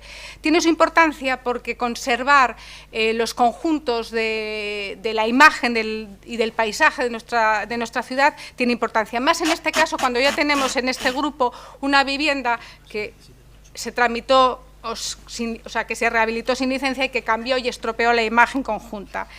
En cualquier caso, para nosotros es de gran importancia que esta comunidad pueda obtener esta licencia, porque creo que si algo nos critican a esta corporación y a las anteriores, de la cual también en torno al mea la culpa, es lo muchísimo que tardamos en tramitar las licencias. Entonces, creo que en este caso está bien que aprobemos este estudio, que sirve de base y que lo que aquí está debe conservarse y mantenerse en el siguiente, y como ya nos pronunciamos así tanto en la comisión informativa como en la comisión asesora, votaremos favorablemente. Moitas gracias. Entendo, señor secretario, se ninguén quere unha segunda quenda, que hai unanimidade e quedaría tamén aprobado este punto número 5. Pasaríamos logo ao punto número 6, que a aprobación da adhesión do Concello á Rede Española de Ciudades por el Clima. Se fai defensa, señor Sanduro. Gracias, señor alcalde. Boas tardes, compañeros e compañeras de corporación. Como seguro que xa todos sabedes, a Rede Española de Cidades polo Clima é unha sección da Federación Española de Municipios e Provincias que reúne as cidades ou vilas comprometidas co desenvolvemento sostible e a protección do clima. A rede está dirixida a adoptar e promocionar políticas de desenvolvemento sostible e refrendar e apoiar tamén o desenvolvemento de políticas locais contra o cambio climático que contribúan a reducir ou a mitigar unha das maiores ameazas que ten hoxe día o medio ambiente no noso planeta. A Comisión Executiva da Federación Española de Municipios e Provincias establece unha serie de requisitos que deben cumplir os concellos que se integren neles, e entre eles, e non menor, é a aprobación en pleno desta adhesión. Plantea en dúas fases o desenvolvemento unha vez que está adherido, con unha primeira fase casi máis simbólica de actividades e unha segunda fase que non delimita no tempo, pois que solicita medidas de maior relevancia funcional, por chamalo de algún xeito, ou económica. Ben, por ser breve, o que sometemos a aprobación deste pleno é a adhesión a esta Rede Española de Cidades polo Clima, e que, consecuentemente, o alcalde faga unha declaración institucional dirixida a toda a cidadanía que plasme o compromiso municipal nesta rede. Tamén, dentro desta aprobación, a aprobación implica que se designe un representante político para a Asamblea da Rede e un representante técnico para integrarse en grupos de traballo ou en xuntanzas técnicas da mesma. Así mesmo, exixe que se organice unha comisión técnica para o seguimento das políticas de prevención e reducción da contaminación que impliquen a todas as áreas do Concello que poidan ter competencias no tema. Proponse a organización dun foro de debate cidadá sobre as medidas e actuacións en reducción das emisións contaminantes e, por suposto, que se realicen todos os trámites necesarios para dar de alta a Compostela nesa rede de cidades polo clima. Isto que se somete a votación. Gracias. Moitas gracias, señor Sanduro. Señor Rubén Cela, a súa quenda. Ben, vou facer a intervención eu. É evidente que calquera proposta que se faga para intentar contribuir á reducción do cambio climático e intentar combater a contaminación e a crear un mundo máis limpo e máis saudable vai ser benvida por este grupo, polo Bloque Nacionalista Galego, e, por tanto, xa anunciamos de antemán que imos apoiar esta iniciativa. Por outra parte, o que nos parece importante que, para alén de apoiar iniciativas deste tipo, algunha outra xa vimos, é que se faga ese esforzo de transversalidade, de que isto sexa unha política que atravese todas as áreas de goberno e que se comecen a implementar medidas desde o ámbito local, relacionadas tanto co transporte, co urbanismo, coa intento de conseguir que non haxa emisións que se reduzan a emisión de gases contaminantes, mesmo tamén desde medio rural poderían facerse medidas moi interesantes neste sentido.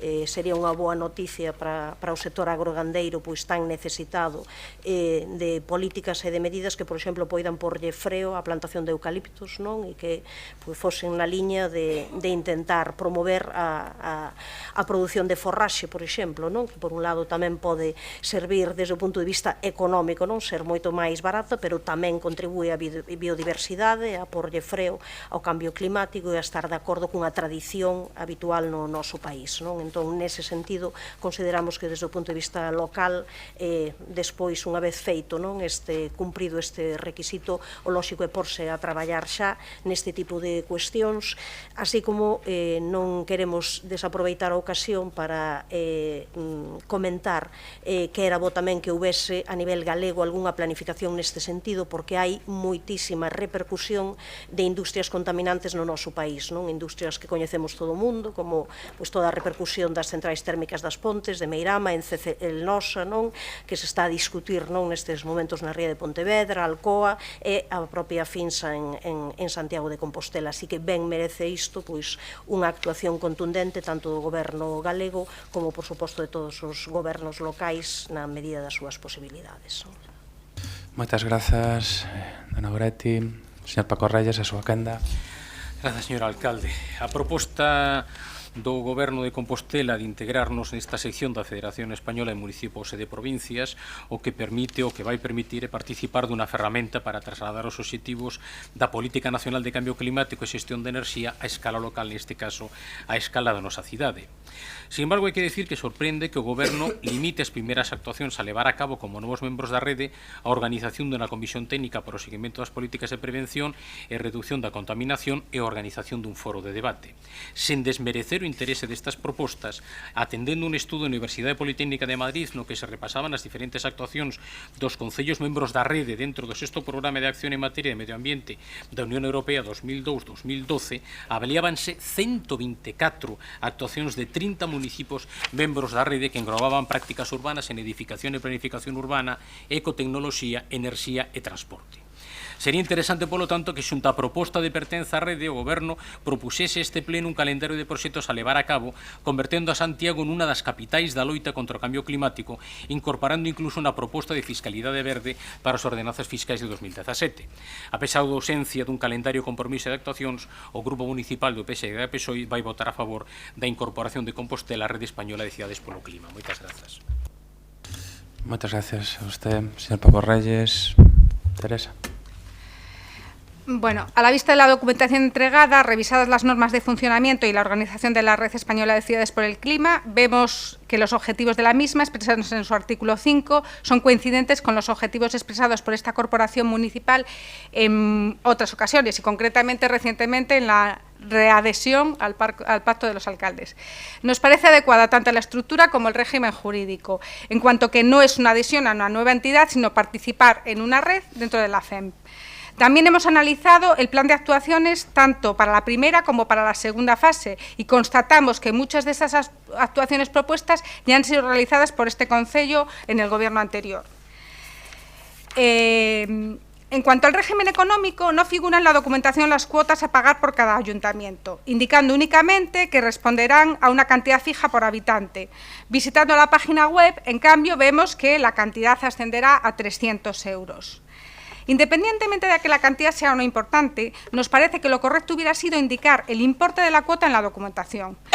pero como la propuesta que se trae al Pleno es exactamente el modelo propuesto por la red traducido al gallego y numerado, pues no se les ocurrió aportar nuevos datos como este de las cuotas o actualizar nuevos compromisos adquiridos por el Concello en materia de cambio climático. Los que figuran en la propuesta y las referencias de la propuesta son bastante anticuadas.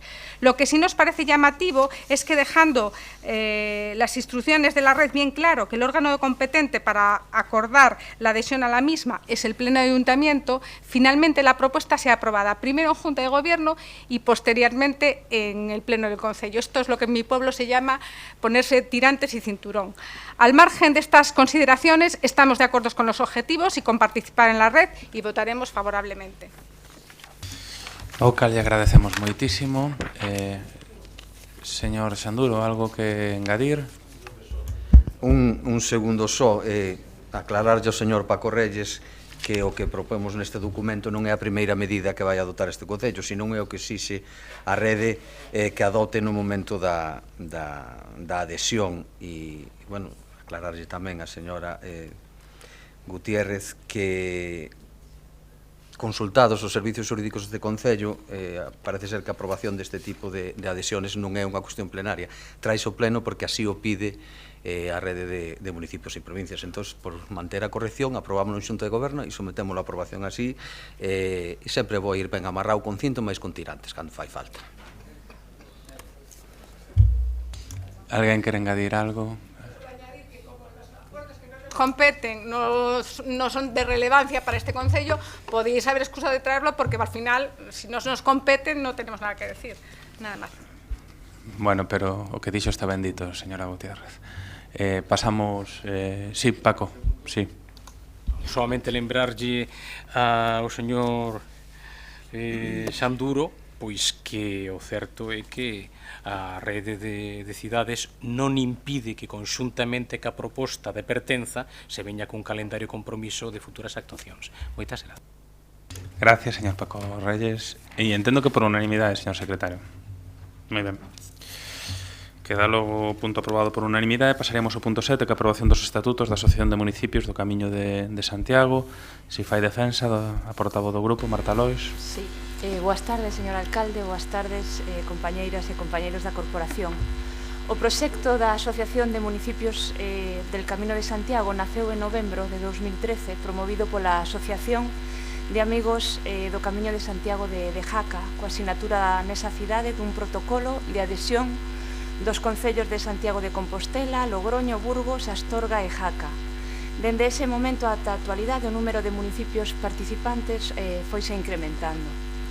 A constitución da mencionada asociación conta co apoio do Ministerio de Fomento, coa Secretaría de Estado de Cultura e co Consello Xacobeo, así como de empresas privadas con fins e actividades que se recollen no artigo 5 e 6 dos seus estatutos.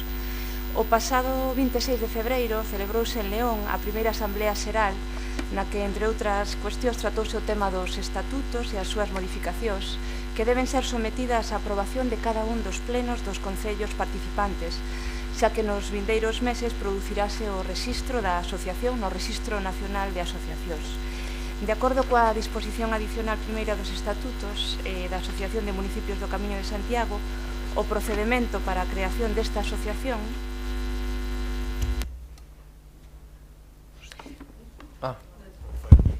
Vale, o procedemento, non sei se se escoita ben. Non se move.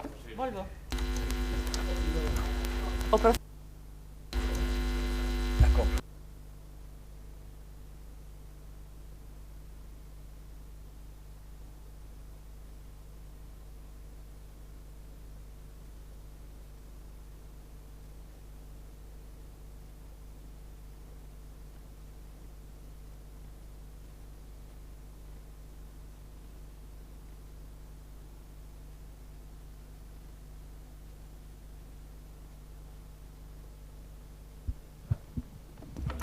Xa está. Xa está, sí.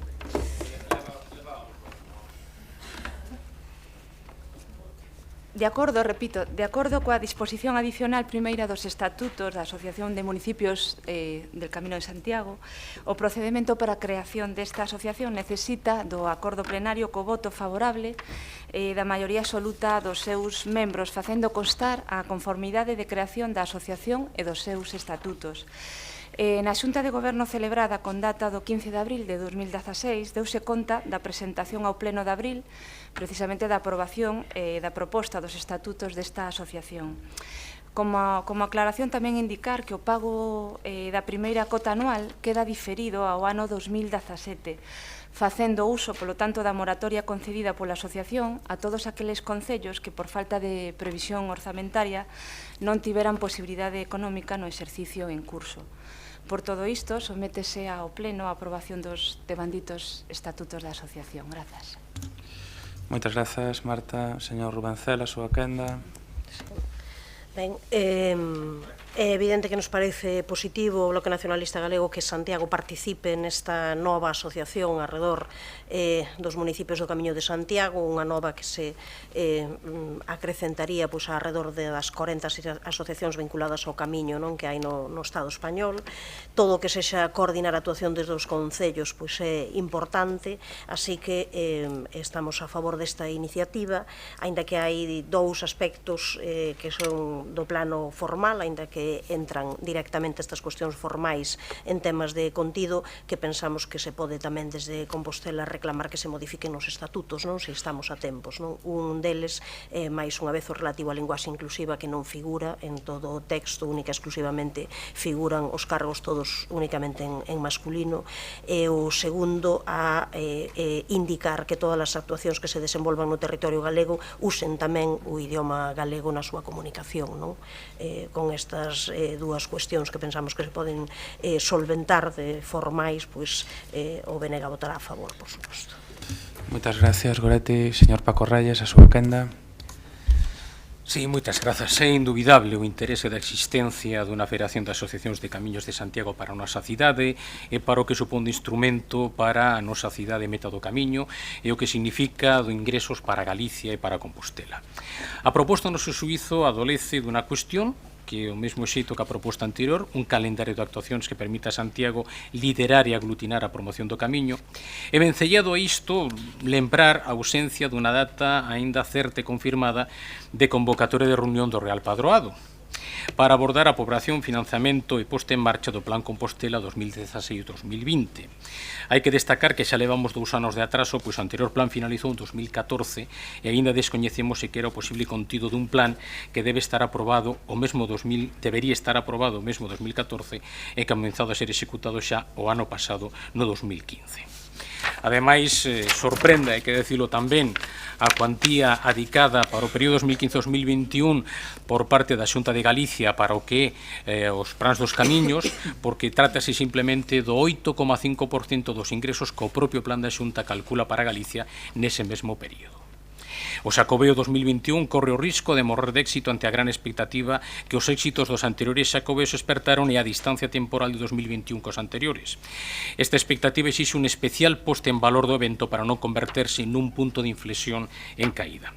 Obviamente o noso voto vai ser favorable á proposta do Goberno, pero entendemos que urxe unha actividade máis decidida e comprometida do Goberno coa planificación e organización do Xacobeo 2021. Moitas grazas. Moitas gracias, señor Paco Reyes. Señor Agustín Hernández, a súa quenda. Doña María Antón. Moi boas tardes a todas e a todos. Vaya por diante que o noso Grupo Municipal do Partido Popular de Galicia considera que todas as iniciativas que supoñan colaboración e cooperación entre os diferentes asentes que desenvolven calquera tipo de actividades en prol do Camiño de Santiago, xa sexan públicas ou privadas, son de interese e merecen non só a presenza do Concello de Santiago, senón tamén a súa implicación e participación activa.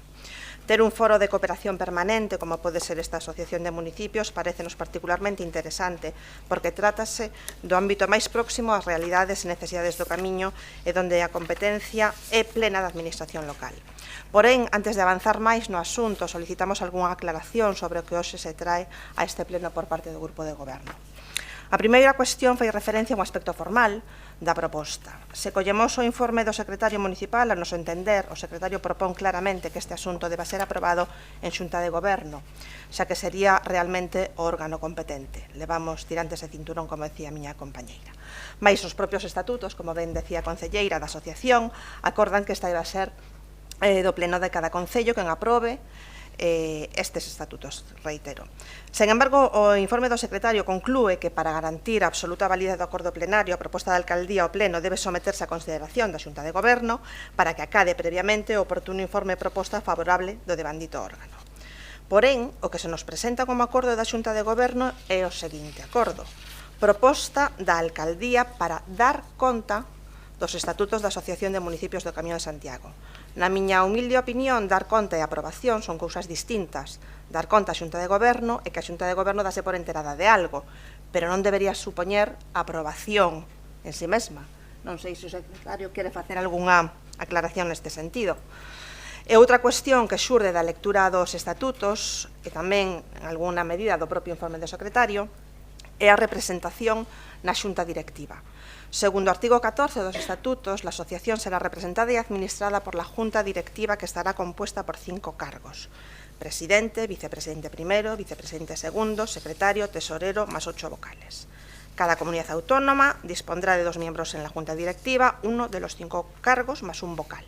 La Junta de Castilla y León, dada su extensión del camino, contará con 2 vocales más, de manera que haya un vocal por provincia, y la Comunidad Autónoma de Galicia, dado el simbolismo de su capital, Santiago de Compostela, además de sus 2 representantes, contará con un vocal permanente en la Junta Directiva que corresponderá al Ayuntamiento de Santiago de Compostela. Los representantes que ostentan bla, bla, bla. Baseado en este artigo, está claro que a Comunidad Autónoma de Galicia tería un cargo, un vogal e un vogal permanente do Concello de Santiago de Compostela. Actualmente, por la Comunidad Autónoma de Galicia, nesta asociación hai 4 municipios, incluído Santiago de Compostela. Como se vai solventar a representación de Galicia na asociación? A vocalía permanente pode ser un freo para a presenza de Santiago nun cargo. No caso de que poda haber 2 representantes na Junta Directiva do Concello de Santiago, cargo e vocalía, como se van a elixir estes representantes? Sabemos que o alcalde xa polo que digo os estatutos é un representante, pero non sabemos nada máis. E coido que son cuestións que sería interesante pois ter unha resposta, porque, como antes comentaba, non se trata só de estar, senón de traballar, e non podemos pensar que, como somos a metade do camiño, pois temos todo feito. Non hai nada peor que decepcionar co destino, é dicir, non cubrir as expectativas dos que despois de percorrer o Camiño de Santiago non ven na cidade esa ensellada meta, máis a lo que é chegar. E non escoitamos nestes meses de goberno de Compostela Aberta nada sobre o seu compromiso a favor do Camiño de Santiago. Non sabemos do traballo que iniciou este grupo no último ano de legislatura a favor de plans de actuación nos camiños que percorren o noso concello, particularmente o camiño portugués e o camiño inglés. Non vimos nos orzamentos de Compostela Aberta ningunha acción para continuar a mellorar a traza dos camiños, a súa sinalización, a recuperación de elementos do patrimonio, a súa promoción. Nin siquiera vimos unha resinalización da nova oficina do peregrino, a pesar dun rogo que xa trouxemos a este pleno no mes de xaneiro. Tampouco vimos ao alcalde ni a ninguén do goberno santiagués representado no Concello na Xuntanza de Burgos, onde se deu pulo a esta asociación despois do ano 2013. Espero que non consideren que a presenza do Concello nesta asociación é un acto simbólico máis.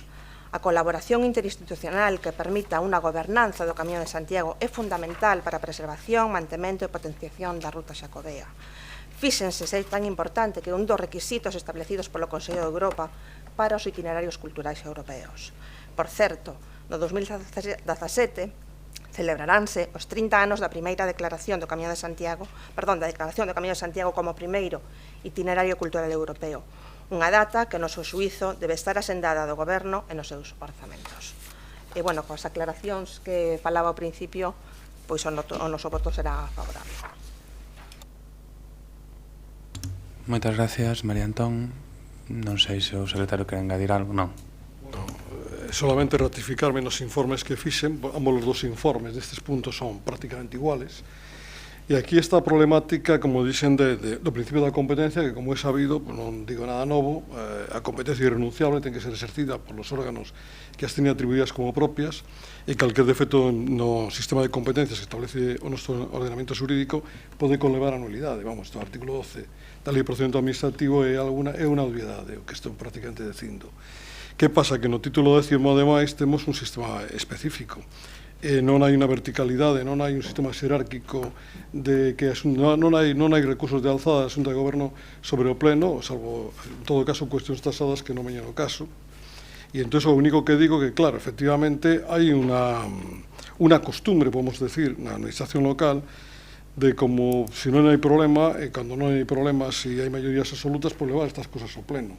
Pero, donde un punto de vista riguroso e técnico como é o que teño eu que procurar, pois hai que decir o que hai que decir, que é un tema que pertence á Xunta de Goberno, inda que os municipios que participen, o mellor, non sei se será por darlle un pulo institucional, non sei, é un tema político que non me compete, ou ben porque os municipios deste eido se basean no artigo 21 da Lei de Bases, porque son municipios que non estean comprendidos no título 10º de gran poboación, supoño que en Castela e León, pois a maioría de parte dele non estarán comprendidos neste parte, pois nos remiten aos estatutos. Bueno, entonces a mí se me ocurre unha idea pois para salvar os temas. Dicir, bueno, mire, me parece moi ben que o leven ao Pleno, pero polo menos que a Xunta de Goberno, que é o órgano primigenio, se manifeste favorablemente. É o que fago precisamente na miña modesta labor.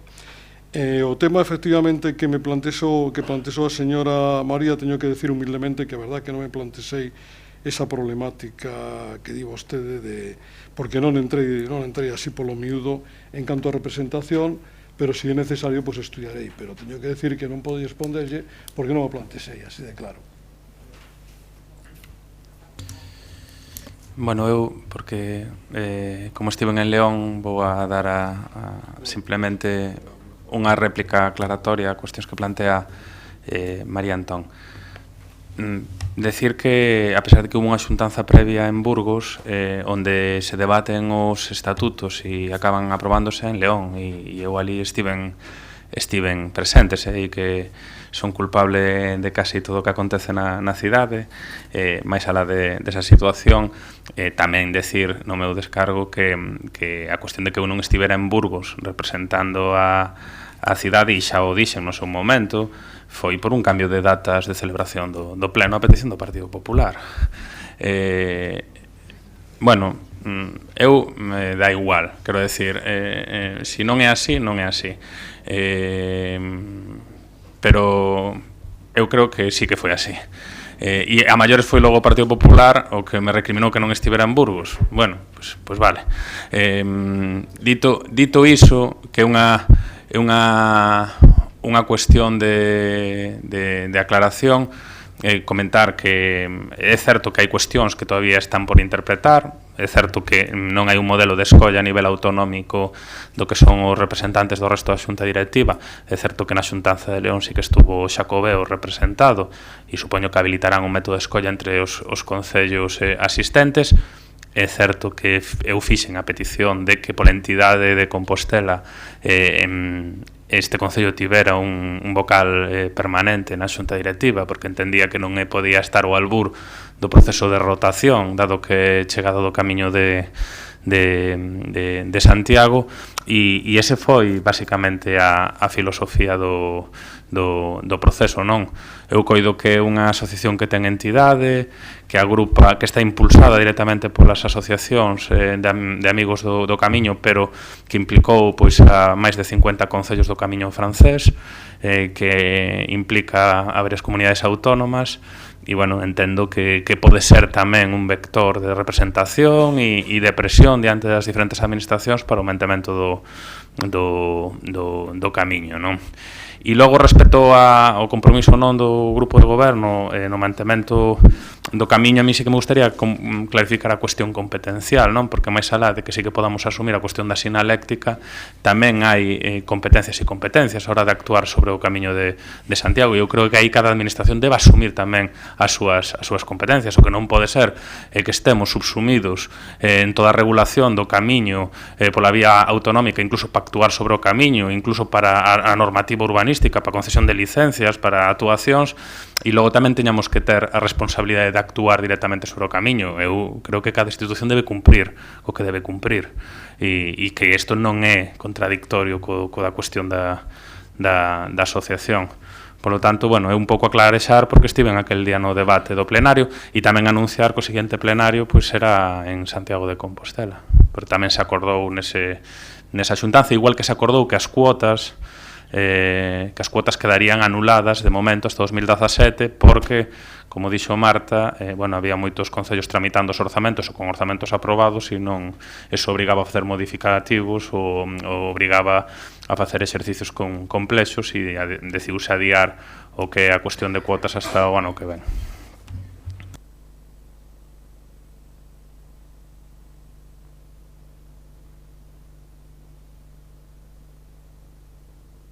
Realmente a nosa dúbida, digamos, era, como xa expresei antes, era un tema formal, na parte dos estatutos, sobre todo recollendo un pouco o informe do secretario, se realmente a Xunta de Goberno aprobara ou dera conta, e despois, amosar tamén a nosa preocupación porque, efectivamente, por parte do Concello, independentemente de que os temas competenciais son colaborativos, non é unha cuestión de decir que o fagan outros, é un tema tamén territorial, e aí o Concello eu entendo que ten tamén moito que decir e moita participación posible, e sobre todo porque no fondo era un pouco o espírito da miña intervención. Non podemos tampouco relaxarnos porque sexamos a meta, precisamente. Se a meta defrauda ese centos e miles de peregrinos que veñen cada ano polo camiño de Santiago, pois realmente estaremos facéndonos un fraco favor. Moitas gracias. Pasamos logo, entendo que hai unanimidade, señor secretario. Recollendo as apreciacións da señora, en todo caso, Pardo, pero... María Antón. María Antón, perdón. María Antón. Perdón. Pois se aprobou por unanimidade, sí. Bueno, pasaríamos ao punto 8, que é a Constitución do Consello Municipal de Medio Ambiente. Hai emendas presentadas, coido que polo PSOE e o BNG. Fai defensa do texto o compañeiro Xanduro. Perdón, señor alcalde, unha cuestión de orde antes de iniciar o debate, e é que nos quixéramos saber cal é o alcance do acordo que eventualmente se adopte. O digo porque non sei se hai... Non sei se vai o señor Duno. Xa. Vaya por o micro. Agardo un momentinho.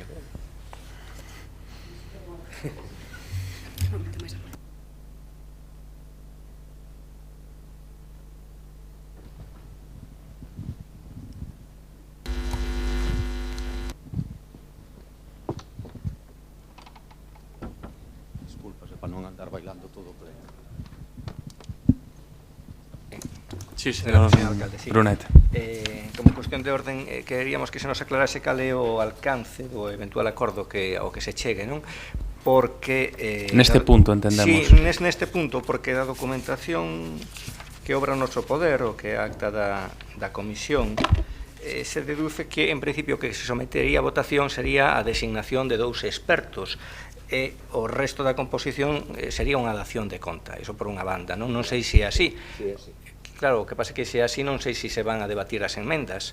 E por outra banda, as enmendas pois veñen formuladas como enmendas de adición, e como emendas de adición pois non podería ser porque as prazas son tasadas e terían que referirse pois a quen sería, digamos, o sustituído, non? Coido que eso iba a explicar Xanduro, que era o motivo por non poder aceptalas en principio no debate. Non, digo como se queren deixar isto en riba da mesa, pero quero decir que tal e como está é un pouco caos.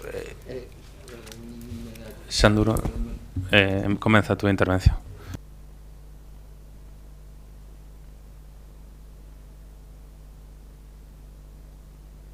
Que me indican os servicios xurídicos, perfecto. Según di o regulamento do Consello Municipal de Medio Ambiente, os membros do pleno deste Consello serán nomeados ao principio de legislatura. Pola duración desta está marcado o número de membros, pois, digamos, categorizados, partidos políticos, asociacións ecoloxistas, etc. Como ben sabe o señor Brunete, mantuvemos unha xuntanza e un tempo para falar deste tema. O único cambio que se propuxo foi nos representantes das asociacións empresariais incluir a Cámara de Comercio Santiago de Compostela, se non lembro mal, que se incluiu. Tamén acordamos que unha das primeiras cousas que faría este Consello para convertirse realmente nun órgano de participación aberto sería formular un cambio no seu regulamento no que, digamos, abriría a posibilidade de que participara calquera persoa ou entidade que o solicitara formalmente. Entón, entendemos casi que isto é un proceso burocrático para poder constituir o Consello de Medio Ambiente, poder facer ese cambio de regulamento e poñerse a funcionar. Según indica tamén o seu regulamento, o que se somete a aprobación do Pleno é a designación dos dous expertos, digamos, ambientais, e o resto das persoas nomeadas son as que deciden nomear cada un das entidades que participan. Non sei que alternativa darche, Alejandro, sobre isto. Eu creo que tiñamos, polo menos na xuntanza que mantivemos, tiñamos bastante claro o proceso. Non sei agora que queres que fagamos. Eu, en principio, pregunto, quero decir, pregunto como se vai articular, é dicir, este punto da orde do día. O digo porque hai unha confusión que pon de manifesto as enmendas que presentan os outros grupos. Eu simplemente digo, antes para enmarcar o debate. Pois acóllome o que diga o señor secretario. Eu simplemente advirto dunha situación un tanto contradictoria, un tanto caótica. Non entro, de momento, eu non por non interpretar o que di o señor secretario, senón por un pouco interpretar tanto que di Alejandro como que dixo Xanduro previamente. En principio, é certo que se somete a votación son os dous expertos. É certo que se fixo unha quenda con todas as entidades e que hubo un retorno e, como ti ben dis, as plazas están tasadas. Polo tanto, a nosa posición, en principio, era someter a votación os dous expertos e rexeitar as enmendas pola razón de que xa estaban ocupadas polas entidades que se interesaron no proceso que deron previamente. Ou eso foi o que me explicou Xanduro ao inicio da votación. Non sei, é dicir, esa é a cuestión. Pero, bueno, tamén me acollo o que pode interpretar o señor secretario. Vamos a ver, se non hai números clausus, é dicir, se están tasados os membros, naturalmente, pois para meter un membro nunha asociación habría que sacar a outro. Exactamente. Hai números clausus. Se non hai números clausus se poden meter. Se hai números clausus, pois deixar encima. Entón temos que deixar enriba da mesa o tema das propostas e votar solamente os dos expertos. Porque se efectivamente son números clausus, habría que cambiar o regulamento e expoñelo ao público. Xa podemos adiar este tema hasta de facer un trámite que sería exposición ao público porque había que cambiar o reglamento. Eu confeso que quería que non había números clausus e, bueno, mea culpa nada máis. Sí, de feito, hoxe cando debatimos o tema non existía problema en aceptar as emendas hasta que saliu o tema dos números clausus. Claro, se os números clausus non se poden poñer, pero vamos, Pero que me corrixe o señor secretario, con permiso. Si non temos constituído o Consello Municipal de Medio Ambiente, supoño que a reformulación de reformular o regulamento ten que pasar primeiro polo Consello Municipal e logo ser refrendado en pleno, entendo. Realmente, vamos a ver. Era simplemente un trámite burocrático. Constituímos o Consello, facemos esa modificación de regulamento e abrimos a participación de quen queira. Eu, a verdade, quería que non había números clausus. Eso que falamos nas xuntanzas que mantivemos. Rubén. Espera un momento, que está Rubén, a súa petición. Despois, hai outro pequeño problemiña. O engades porque leva rato pedindo... Non, era para enmarcarte, é un pouco caos para tal. E que no regulamento se fala, bueno, pois de que serán 5 os representantes da corporación municipal atendendo a proporcionalidade. Non xa dixemos que non faríamos causa política, pero, bueno, se advertimos que o regulamento fala de que teñen que ser 5, e na proposta veñen 4.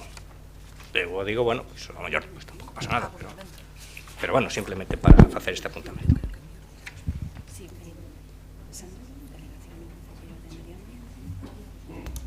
Sí, Rubén. Sí, moitas grazas. Vamos a ver, eu vou distinguir dous ámbitos, non? O formal e o práctico e político. Eu creo que temos que atender os dous, non? En calquera caso, eu no ámbito formal, pois, sométome ao criterio do secretario do Pleno, non? E en calquera caso, pois, o que sí que me gustaría facer unha apreciación, non? Con independencia de que haxa números clausus ou non, e con independencia de que falemos deste Consello ou de outros consellos de participación, a mí é unha cousa que sí que me preocupa, non? Porque eu podo estar de acordo co reparto de membros en función de determinado tipo de aspectos sectoriais. Quero dicir, podo estar de acordo en que haxa 3 representantes de entidades ecologistas, que haxa 3 representantes de entidades sindicais, que haxa 3 representantes de entidades sindicais agrarias, que haxa X representantes da administración dos partidos, con esa formulación. Despois hai unha segunda derivada, non? E é como se escollen esas persoas. non? Porque non é menor, claro. Eu formulo unha pregunta, e sin ter ningún problema. Por exemplo, neste Consello hai un posto reservado a unha asociación juvenil. Está Barrio Pía, ou ata agora entendín que era un colectivo veciñal, non sei se está formalizado como asociación juvenil. En calquera caso, sei que a situación do tecido asociativo juvenil en Santiago no conxunto do país non está precisamente no seu mellor momento, pero algunha asociación juvenil creo que en Santiago hai, non? Entón, con respecto ao tema das propias organizacións, non sei se a hora de seleccionar a cobertura deses postos hai un criterio, xa non digo obxectivable, porque hai veces que non é obxectivable, pero bueno, se hai unha consulta formal, non sei exactamente como, non? Entonces, a miña pregunta vai máis por aí. Se causa algún problema en base ao tema dos números clausos, non temos problema tampouco retirar a nosa proposta. A nosa proposta, bueno, ven un pouco a raíz tamén da que realiza o Grupo Socialista, e en calquera caso eu tomo ya a palabra ao señor concelleiro. Creo que o espírito que había na primeira xuntanza era de constituir formalmente este Consello. Eu creo que é importante porque vamos a cumprir un ano de inicio do mandato, e eu creo que é importante que todos os consellos de participación cidadana en ámbitos sectoriais estén activados, e a partir de aí, se non poden estar formalmente estas entidades ou outras integradas no Consello, polo menos que haxa o acordo de cursar convite para que participen. Si me permite, vamos a ver, ao fío de que está dicendo don Rubén. Hombre, o regulamento é un regulamento de proposta e non de acordo, por tanto, é un regulamento típico de participación. Efectivamente, bueno, pues como hai números clausos, formalmente o que non podemos é introducir, porque temos que enqueixar. Que pasa? Bueno, dentro das propostas do presidente, pois que poden vir como ouvintes, aínda que non estean. En todo caso, constituir o Consello, pois non un impedimento con este regulamento do ano 2000, e en todo caso, as cuestións que se están a suscitar, pois serían propias dun estudo máis profundo para un cambio regulamentario. Ahora mismo, pois é o regulamento 2000. Bueno, entonces, en todo caso, formalmente non se podería designar a estes señores de, non sei, os consumidores e outros que van. En todo caso, non hai ningún impedimento de que asistan como ouvinte, por tanto, pois, esa sería unha solución. Pero vamos, cuestión do pleno neste caso. Só dúas consillas, é dicir, o espírito creo que compartimos todo. Isto é burocracia para realmente logo a poder abrir o Consello a participación. Efectivamente, Alejandro, o regulamento di que hai 5 participantes a nivel proporcional, pero o que falamos na xuntanza que mantivemos é con un por grupo non íamos facer causa dese tema. Entón, bueno, pues volver a sacalo non lle acabo de ver o sentido. E a base para facer esta proposta, tiramos da última acta, que xa non lembro de que ano foi deste Consello de Participación, e fomos avisando os mesmos colectivos que participaran daquela. Uns respostaron, outros xa estaban disoltos. Ao respecto do representante da Asociación Xubilín, consultouse a Consellería de Xuventude, que nos deron suxerencias, deu aquelas, enviamos correos, e os que respostaron, pois, entraron. Tampouco fixemos causa profunda desta selección, simplemente porque era un proceso burocrático para poder reformular o Consello Municipal de Medio Ambiente. Eu lamento se alguén se sentiu excluído ou algo así, non é en absoluta, nunca foi a intención desta Concellería, nin é deste Goberno Municipal, e agardo que na primeira convocatoria do plenario podamos modificar isto para que poda participar quen teña interese.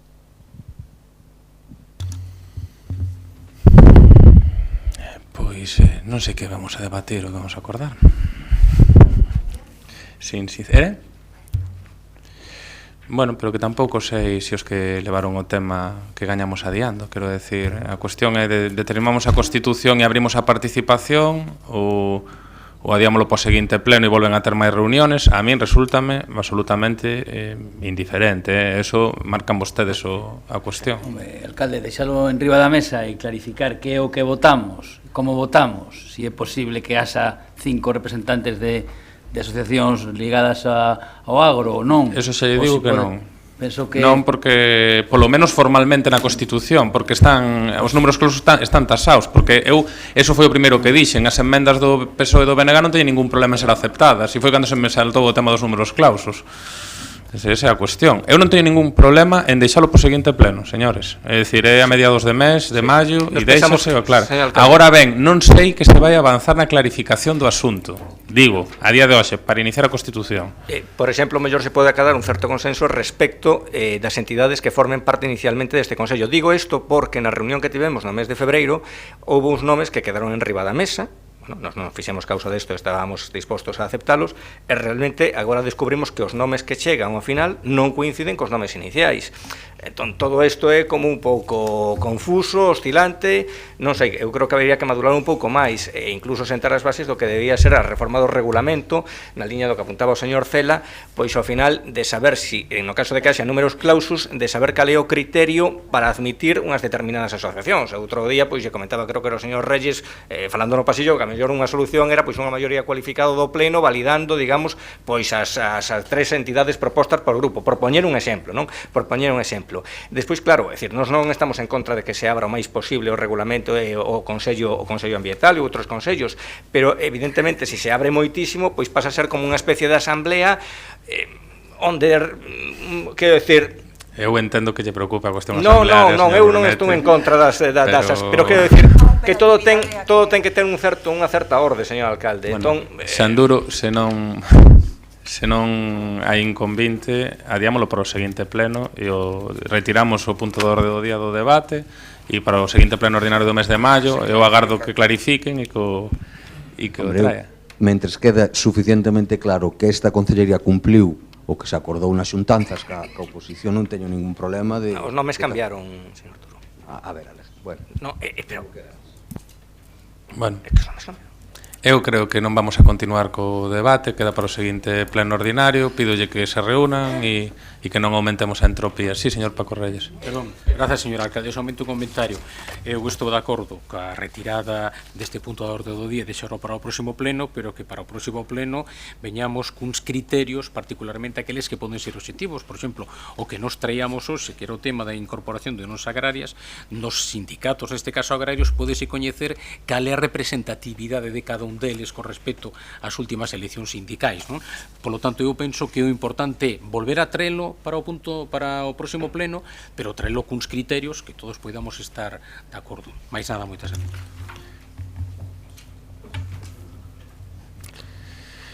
Moi ben, queda retirado logo o punto 8 e queda adiado para debate no seguinte pleno ordinario. Pasaríamos ao punto 9, que é a aprobación inicial da Ordenanza de Transparencia, Acceso a Información Pública e Reutilización de Datos.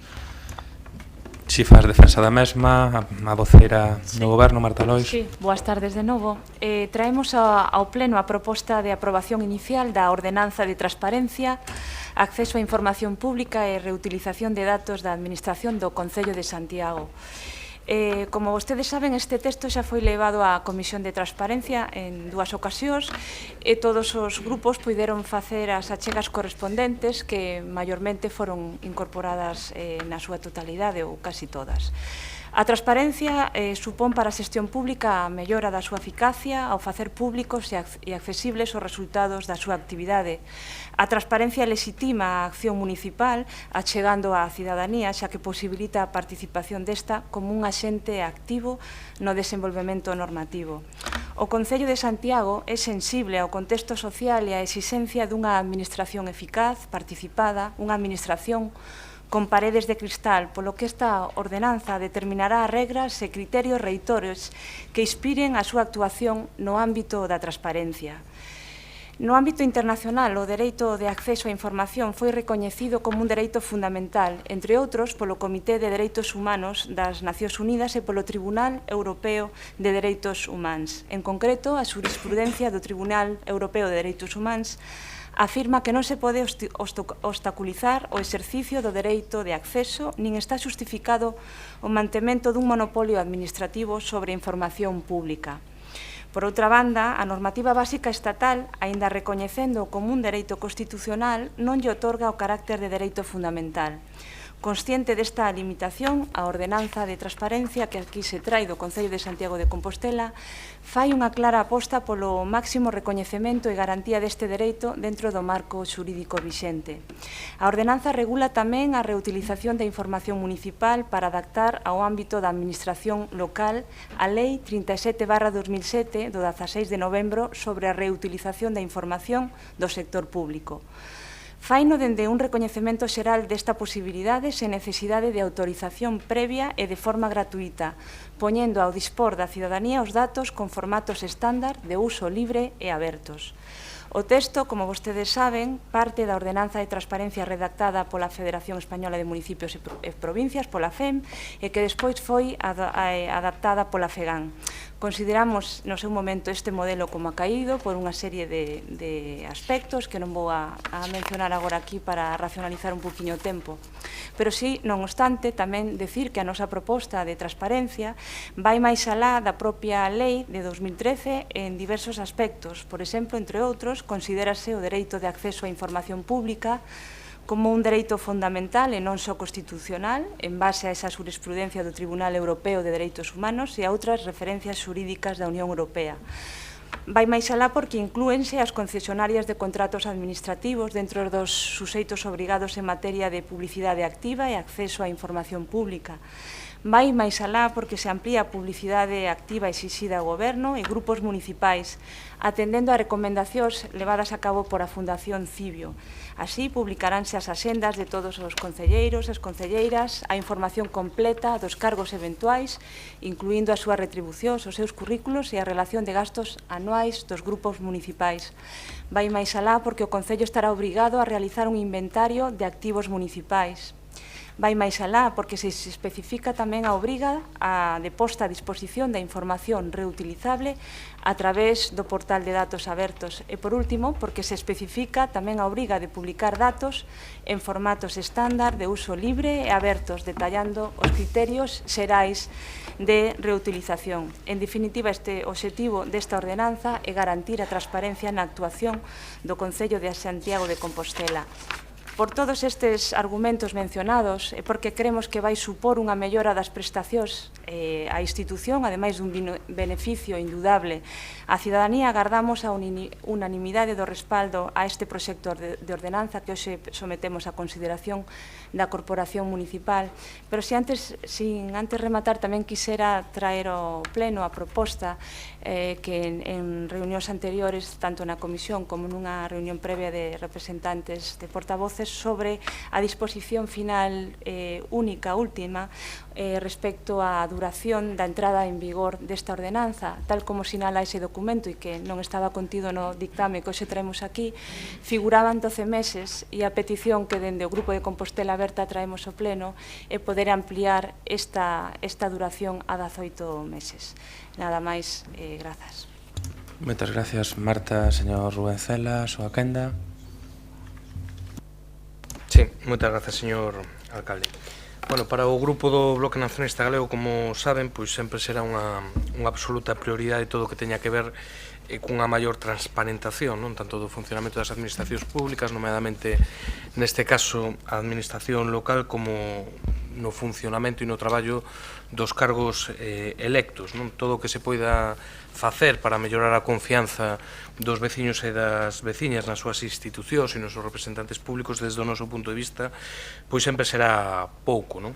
Ese foi o motivo precisamente para que no mes de xaneiro deste ano o Bloque Nacionalista Galego trouxera este pleno a petición precisamente de que se constituíra a esa comisión de transparencia, porque entendíamos que pasado medio ano desde o inicio de mandato, pois era importante pôr a funcionar esa comisión e que un dos primeiros cometidos desa comisión tiña que ser analizar e tomar medidas prácticas para transparentar máis o funcionamento desta casa. Non sei se, como comentaba a concelleira, convertindo o Pazo de Raxoi pois nun edificio con paredes de vidrio, que o gallase é así, pero cando menos convertindo este Pazo de Raxoi nunha institución que non sexa opaca, non? Como comentaba a concelleira, basicamente o que vamos a debater e a aprobar hoxe pois é a ordenanza tipo da FEGAN, que a súa vez basicamente a ordenanza tipo da FEM, non? O fundamental do que se recolle nestas ordenanzas está recollido xa nunha norma de rango superior e de obrigado cumprimento xa hoxe, que é a lei de transparencia. Non cuestionamos o feito de que se traia unha traslación prácticamente directa dunha ordenanza tipo, porque se as ordenanzas tipo están ben feitas, pois a súa traslación pode ser positiva, como creo que é o caso. Outra cuestión é, e tampouco cuestionamos, por suposto, a profesionalidade e o criterio dos autores e das autoras, tanto dos materiais como das aportacións, como comentaba a concelleira, que puideron aportar tanto a Rede de Cidades Inteligentes como a Asociación de Municipios Vascos. O que cuestionamos é que, desde o noso punto de vista, o punto de partida debería ser outro. Sería moito máis favorable a que se iniciase unha ordenanza propia, desde cero, como quen di, adaptada e pensada especificamente para o ámbito do Concello de Santiago. Esta, basicamente, quitando algúns cambios lingüísticos, a simplificación de algún artigo, como digo, é a da FEGAN.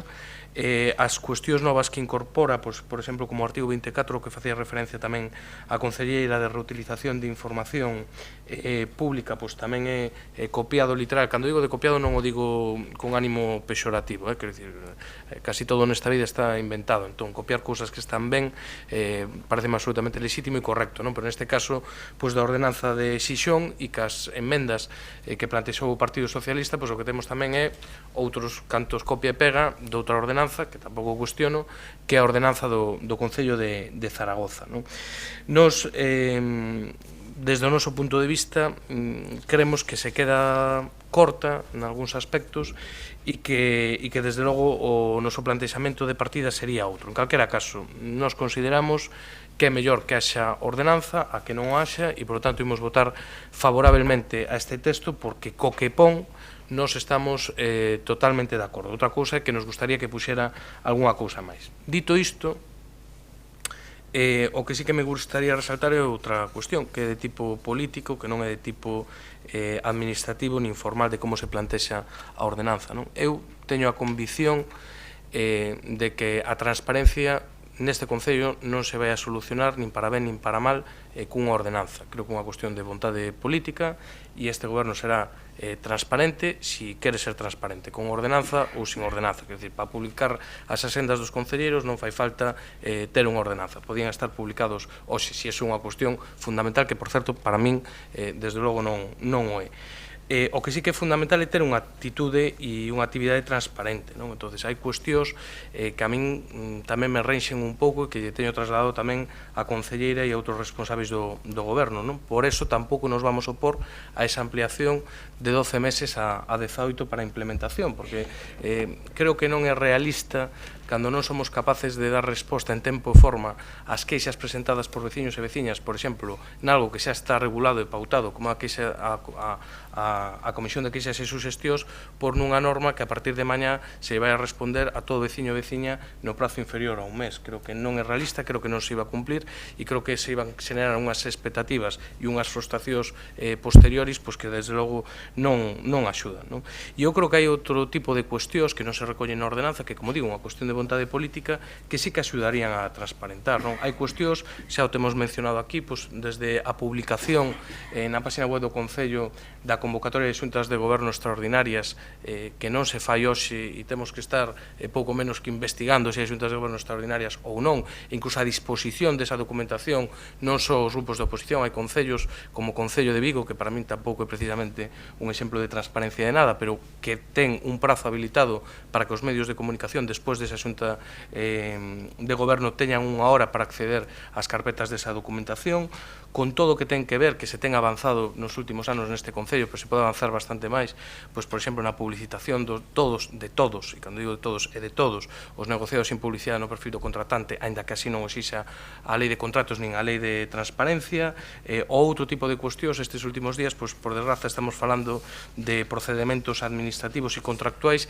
que, desde logo, non son un exemplo de transparencia. Por lo tanto, para min, o fundamental é unha cuestión de vontade política, a ordenanza está ben, creo que non aporta grande cousa nova con respecto ao que xa obriga a lei de transparencia. En calquera caso, sexa benvida, e o que creo, e o que é fundamental, e o que nos corresponderá a nós tamén como grupos de oposición, é velar e fiscalizar porque realmente a acción de goberno e a acción do conxunto da corporación pois sexa o máis transparente posible. Gracias, Rubén Cela. Señor Paco Reyes, a súa quenda. Gracias, señor alcalde, novamente, boa tarde. A transparencia dos asuntos públicos é unha cuestión que depende non xa da vontade política, senón do cumprimento das leis vixentes. Por tanto, a presentación dunha ordenanza de transparencia para o noso Concello non deixa de ser un compromiso explícito de todas aquelas cuestións que entendemos que deben ir máis aló do establecido no corpo normativo. Pero cumprir o prometido no programa electoral do Grupo de Goberno, construir un concello con paredes de vidrio, require, de logo, moito máis que unha ordenanza. Require a vontade política de cumprir con esa vocación de transparencia. Require publicar os contratos menores sen necesidade de que a oposición o solicite reiteradamente. Require non abusar dos contratos menores, dos negociados en publicidade, dos procesos de contratación con trámite de emerxencia, en definitiva, das contratacións digitais. Do mesmo xeito, a transparencia require cumprir as bases de execución cando se trata de recoñecementos extrajudiciais de crédito ou publicar a documentación das xuntas de goberno extraordinarias na páxina web.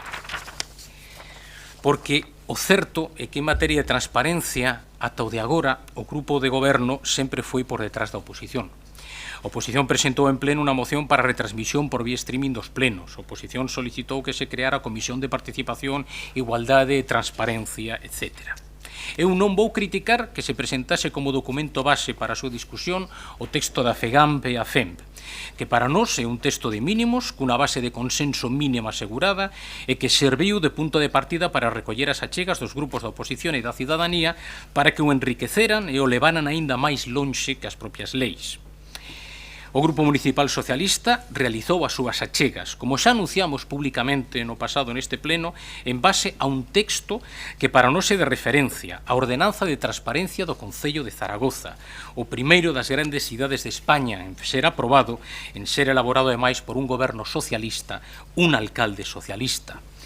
Consideramos positivo que se aprobe unha ordenanza de transparencia no Concello de Compostela, pero moito máis importante ten que ser o seu cumprimento e a súa ampliación con achegas que a cidadanía poida realizar. O noso voto vai ser favorable á aprobación da ordenanza de transparencia de Compostela. Moitas gracias. Moitas gracias, señor Paco Reyes. Señor Agustín Hernández. Señor Manuel. Sí, boas tardes, alcalde, concelleiros, concelleiras. Eu vou facer unha exposición un pouco, vamos a ver, temos que tomar o punto de partida neste punto. Estamos falando de transparencia, de 11 meses de goberno por parte de Compostela Aberta, e creo que o punto fundamental non é centrarnos, como se dixo por parte dos voceiros anteriores, no tema da cuestión literaria da ordenanza, que é unha ordenanza tipo, sino do feito de que a data de hoxe o Concello de Santiago de Compostela, da capital de Galicia, está en cumplir o que a Lei 19/2013, a Lei de Transparencia, desde a súa entrada en vigor, que foi en decembro de 2015. E que hai que ter en conta que se recolle nos seus artigos 7 e 8 unha serie de obligacións de publicidade activa que non se cumplen. Non se está levando a cabo que a publicación dos convenios suscritos. Non se está levando a cabo tampouco a publicación das subvencións e axudas públicas concedidas. Non se está levando a cabo tampouco a publicación das resolucións de autorización ou recoñecementos de compatibilidade que afecten os empregados públicos. Non se está levando a cabo que a publicación de información estadística necesaria para valorar o grado de cumprimento e calidade dos servizos públicos. E así podemos seguir o establecido nos artigos 7 e no artigo 8. Pero é que tamén hai que ter en conta o que a labor que se levou a cabo durante estes 11 meses, porque non hai que olvidar que se deixaron de colgar os proxectos na páxina web do DUS. Se un vai a esa páxina web, por exemplo, o proxecto de Vista Alegre na fase 3 non está publicado, xa está en licitación. Ou de renovación de pavimentos de Rapa da Folla, que foi aprobada na Xunta de Goberno de 13 de novembro de 2015. E que tamén se deixou de publicar no tema de planeamento e xestión. Por exemplo, a modificación puntual do Plan Xeral no relativo a Rocha, ou tamén o que é a modificación puntual do Plan Xeral na Rúa das Penas 9C Arins. Hai que ter en conta que o Pleno tomou coñecemento da aprobación definitiva desta en data 9 de novembro de 2015, e o que aparece colgado na páxina web é a aprobación inicial. E que hai que ter en conta tamén que no tema do portal de transparencia, no tocante a personal, tampouco se colgan as actualizacións da RPT, como, por exemplo, aprobada en novembro de 2015. E que hai que ter en conta tamén que no tocante ao pleno, a última acta que está colgada é a do 28 de outubro de 2015. E xa van 10 plenos dende entón. E que hai que ter en conta que se vamos o que a Comisión de Casco Histórico tamén se deixaron de colgar as actas e as convocatorias. A última que está recollida allí é a do agosto de 2015. Entonces, vale, estamos a favor de que se traiga unha ordenanza? Sí, claro que sí. Non temos nada que oxitar a ordenanza. Que se queira ir máis alá do establecido na lei? Pois sí, estamos totalmente a favor. Ahora ben, hai que ter en conta unha cousa. Si vemos o que a forma de actuar, a forma de traballar, temos moitísimas dúbidas de que se vai a cumplir o establecido nesta ordenanza. Pero moitísimas. E vou poñer un exemplo. Foron vostedes os que encargaron a empresa que levou o mantenimento da páxina web do DUS que levara a cabo a actualización da mesma, e fixo. Podeu ver calquera. A páxina cambiou, o formato exterior. E tamén lle pagaron a outra empresa para que levara a cabo o redeseño da web e as modificacións da páxina web municipal. Pero é que despois destas actuacións, se nos vamos a estas páxinas, é que un queda abraiado, porque se picamos, por exemplo, no que é o enlace de comunicacións previas, está en branco, non hai nada. É que un pica aí e o único que hai unha páxina en blanco que pon comunicacións previas, ni siquiera explica o que son. É que temos tamén outro enlace que pon acceso directo ao rexistro do urbanismo. Calquera pode pensar que isto é para presentar calquer tipo de documentación. E se un entra aí, o único que existe é a explicación do que é un rexistro administrativo en calquera administración pública. É que se vamos á páxina web do Concello e vamos o que é as ordes dos días do pleno, vemos uns enlaces que pon orde do día 2014, 2015, pica unha do 2015 e aparecen desde 2005 ao 2016. É que ninguén se molestou ni siquiera en miralo e dicirlle á empresa que o separara por anos. E que tamén hai outro enlace que fala de farmacias de garda e está tamén baleiro. E, bueno, xa o que nos pareceu moi curioso é que se un pica no que é na páxina web do DUS, no apartado de xestión de servicios básicos, o último que hai aí colgado é unha foto do señor Currás, porque se incorporan dos novos vehículos. Entonces, encárgaselle a unha empresa que faga un lavado de cara, faino, pero o que vemos é que ninguén se preocupou de mirar como quedou eso. Entonces, claro, con esta forma de traballar, vostedes comprenderán que, home, non podemos ter moitas esperanzas de que se cumpra para, eu creo que para a desgracia da cidade, non? Pero, bueno, logo tamén con relación ás manifestacións que fixo a concelleira, vale, a ordenanza vai máis aló do establecido na propia lei. Sí, é verdade. No relativo aos anexos que figuran aí na ordenanza, copiáronse os establecidos por parte da FEGAM, co cal non hai ningún tipo de novedade introducida por Compostela Aberta nese sentido. Fálase dos concesionarios de contratos administrativos, pero que eso xa é obligatorio por lei, está no artigo 4 da Lei 19/2013. E que non se lle recollera na ordenanza é que era aplicable. Entonces, vamos a ver, cando se dice que se vai crear unha comisión de transparencia, pero que, como se recordou anteriormente por parte dos portavoces dos outros dos grupos, a Comisión Actual Informativa de Transparencia convocouse a instancias da oposición, que tuvo que pedir que se convocara porque é que nin se convocaba. Entón, se queren crear unha nova Comisión de Transparencia, nesta ordenanza entendemos que tiña que terse especificado cal sería a composición, cal sería o período de reunión, pero é que non se di nada, simplemente que se creará unha Comisión de Transparencia. Bueno, e logo xa as declaracións que saliron na prensa relativas a que imos gastar, vanse gastar 60.000 euros nun plan estratégico de bo goberno, o que se denominan follas de ruta, pois, bueno, gastarase, será igual que ese que se gastaron para facer a migración ao software libre, tamén outra folla de ruta, que pagaron máis de 20.000 euros e que todavía estamos esperando por ele. E no tema dos 133.000 euros para a xestión de expedientes, que se quere vincular a transparencia, pois sí, mire, é que é obligatorio por lei. É que a Lei 39/2015 de 1 de outubro de procedimento administrativo en común xa obliga a todos os concellos e a todas as administracións públicas. Por lo tanto, isto non é ningún tipo de novedade, é algo obrigatorio. E, además, é totalmente curioso que se faga este tipo de referencia, o que é a tramitación de carácter electrónico, cando este concello foi o primeiro concello en Galicia que levou a cabo unha licitación electrónica dentro do programa Leal en colaboración coa Antega, seguindo marcado pola Directiva Europea 55/2014 e abandonouse por parte deste equipo de goberno. Cando a propia Directiva Europea, a Comunidade Europea, sinala que este tipo de procedementos de licitación son os máis transparentes que hai porque teñen digitalizadas o que son as ofertas con imposibilidade de acceder a elas cun banco de tempo. É que, repito, estamos a favor da ordenanza? Sí que estamos. Incluso as aportacións que fai o Partido Socialista, non temos nada que obxectar as mesmas. Parécenos moi ben, vale, a ordenanza, pero hai que cumprila. E claro, xa se nos poñen a aportación que vemos por parte do equipo de Compostela Aberta, que era sustituir a disposición final do establecido na FEGAM, que establecía un período de entrada en vigor de 15 días, sustituíano vostedes por 12 meses para todos aqueles aspectos que vayan máis alá do establecido para a publicidade activa e ahora vamos a subirlo a 18 meses, pois bueno, creo que sobran as verbas. A verdade é que esperábamos máis de vostedes, sobre todo pola bandeira que facían da transparencia, e pensamos que esta ordenanza iba a traer novidades que situaran a Santiago por riba de outros concellos, para que fora o que un referente ou un espello no que tiveran que mirarse outros concellos de España. Moitas gracias. Gracias a usted, señor Manuel Martínez, que sempre lle chamo Martín por un erro. Marta Lois. Sí, moi brevemente, por unha banda, agradecer ao conxunto dos grupos da oposición o apoio á ordenanza de transparencia que aquí se presenta e facer algunhas observacións. E vou empezar por as consideracións que fixo o representante do Partido Popular.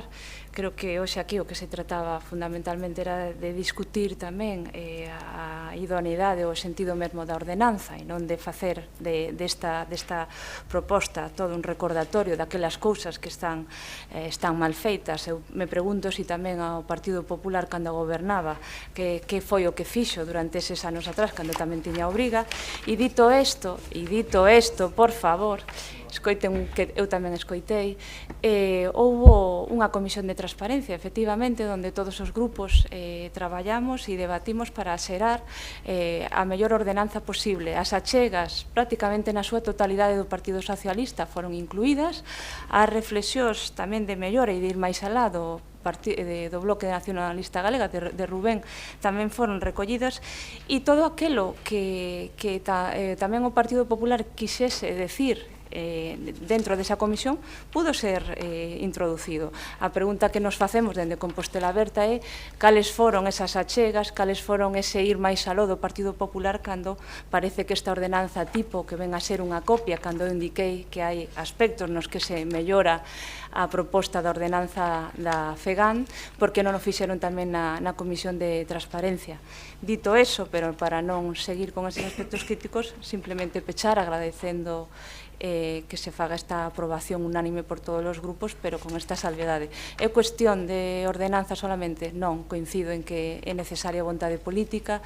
Todo o que ten que ver con unha aposta pola transparencia nas diferentes administracións é un camiño longo, un camiño de responsabilidade e de vontade política, e hai que empezar por algo, e hai que ter unha ferramenta e unha ordenanza e unha condición necesaria, pero non suficiente para acadar eses obxectivos que entendemos que son a longo prazo de facer administracións con paredes de cristal. Moitas grazas. Rubén, algo que engadir? Non, son unha consideración. Fai falta normativa. Eu creo que hai unha lei agora moi mellorable no ámbito estatal, pero desde logo que supuxo un paso de xigante con respecto ao que había. Agora haberá unha ordenanza tamén aprobada no Concello de Santiago, por tanto, normativa hai. Fai falta vontade política e despois fai falta recursos, non? Porque aquí vas a aprobar cousas, repito, e o gallá que teña que rectificar, pero aquí vamos a pôr por escrito que o Concello de Santiago ten a obriga de contestar a veciños e veciñas determinado tipo de consultas nun prazo inferior a 30 días. Bueno, hoxe temos que estar facendo amnistías de lotes enteiros de preguntas de queixas plantexadas na Comisión de Queixas e Suxestións por períodos de tempo longuísimos. Hai departamentos deste Concello que sistemáticamente non contestan, quer dizer, por falta de recursos ou por outro tipo de problemáticas. Entón, en calquera caso, eu creo que non é menor que haxa normativa, que haxa vontade e despois ten que ir eso acompañado de recursos, non? Gracias, Rubén. Señor Paco Reyes, algo que engadir? Señor Manuel Martínez, algo que engadir? Simplemente facer unhas matizacións, porque díxose que non se fixeron achegas por parte do Grupo Popular, e que nós non somos os que estamos gobernando. O texto é un texto tipo, parecenos ben, xa o repito, igual que as aportacións feitas agora polo PSOE, pero é que eran vostedes os que tiñan que haber ido máis aló, non nós. Nós non somos os que estamos gobernando. En segundo lugar, díxose que non se fixo nada por parte do Partido Popular. Quero lembrar que a Lei 19/2013 é unha lei do Partido Popular, é a Lei de Transparencia. En segundo lugar, neste Concello, o que é o actual portal que é de transparencia, que é mellorable, o sea, recoñezo perfectamente, recoñezo calquera que é mellorable, fíxose en novembro de 2014 para adaptar a Lei 19/2013, porque antes a información estaba totalmente desperdigada por parte na páxina web municipal. Foi o Grupo Popular o que contratou a finales de 2014 un sistema de datos abertos. Ora pretendenos facerse creer que o sistema de datos abertos que se vai establecer con esta ordenanza que é unha novidade. Non, é que había un sistema de datos abertos contratado que deixaron morrer. Había única e exclusivamente que colgar os datos, e están nos informes de traspasos de poderes, e deixouse morrer. Fomos nós os que creamos un sistema para consultar os veciños e as veciñas sobre calquer tipo de tema a través dun proxecto que era o Participa App, que era un mecanismo de participación para facer consultas a calquer tipo de cidadán a través da páxina web ou a través do móvil, e tamén foi abandonado. Foi o Grupo Popular o que creou na páxina do DUS un portal específico para que as asociacións de veciños tiveran hilo directo coa Concellería, que tamén eliminaron. Fomos nós tamén os que, en materia de contratación, neste Concello o único que se colgaba eran os anuncios no Boletín Oficial da Provincia e os pregos de cláusulas administrativas e de prescripcións técnicas. Nos empezamos a colgar os listados de empresas participantes, fomos os que colgamos as actas das mesas de contratación, fomos os que colgamos os informes. E fomos tamén, a partir do que xullo de 2014, os que fixemos que se colgaran na páxina web os procedementos negociados sin publicidade. E teño que lembrar que obtivemos, gracias a ese procedimento, 1,3 millóns de euros de aforro nun ano. Fomos, como dixen anteriormente, os que levamos a cabo a licitación electrónica, sendo o primeiro Concello de Galicia. E que Santiago é a capital de Galicia, ten que capitanear este tipo de actuacións, pero abandonouse, non sabemos ainda por qué. E que en materia do que é información de carácter orzamentario, en materia de liquidacións, fomos nós os que incrementamos a información que se colgaba na páxina web. Entonces, home, dicir que non fixemos nada, algo fixemos, creo eu. Moitas gracias. Moitas gracias, señor Manuel Martínez. Pasamos, entendo que por unanimidade, pero pasamos, señor secretario, a votación. Por unanimidade, integrando, obviamente, a aportación do Partido Socialista, do Grupo Socialista, e tamén ampliando a disposición final de 12 meses a 18. Bueno, pues con isto, entendo que por unanimidade. Moi ben. Bueno, pois, antes de pasar ao punto, creo que 10, vamos a facer unha parada a petición. 10 minutos. Poño o reloxo aquí, calculen os seus reloxos e empezamos e intentamos ser puntuais.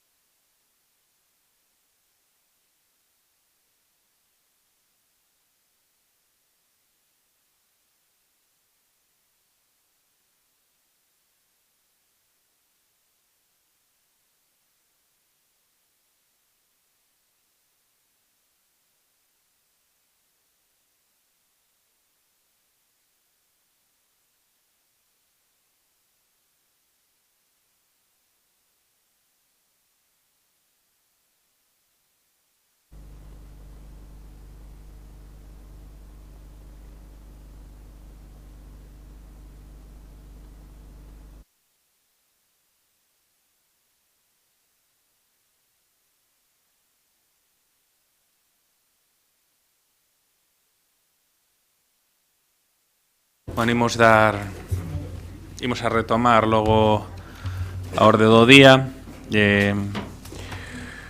co punto número 10, que é a proposta da creación da Mesa Local de Coordinación Interinstitucional contra a Violencia de Xénero. Se faz defensa da proposta a voceira do grupo, Marta Lois.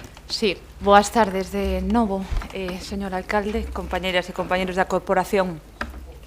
Dende o inicio desta legislatura, neste pleno municipal aprobáronse por unanimidade diversas mocións dirixidas a amosar a repulsa institucional cara á violencia de xénero e o compromiso deste Concello para abordar esta grave problemática. Tal e como temos manifestado anteriormente, as violencias machistas constitúen a expresión máis extrema das desigualdades sociais que afrontan día a día hoxe as mulleres.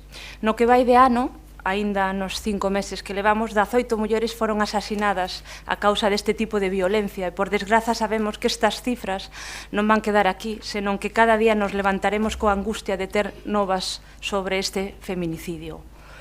Creo que todas e todas estaremos de acordo en que se trata dun problema público moi complexo e con múltiples dimensións que require dunha abordaxe integral na cal necesariamente debemos intervir de forma coordinada todas as administracións públicas, os diferentes axentes sociais e a cidadanía no seu conxunto.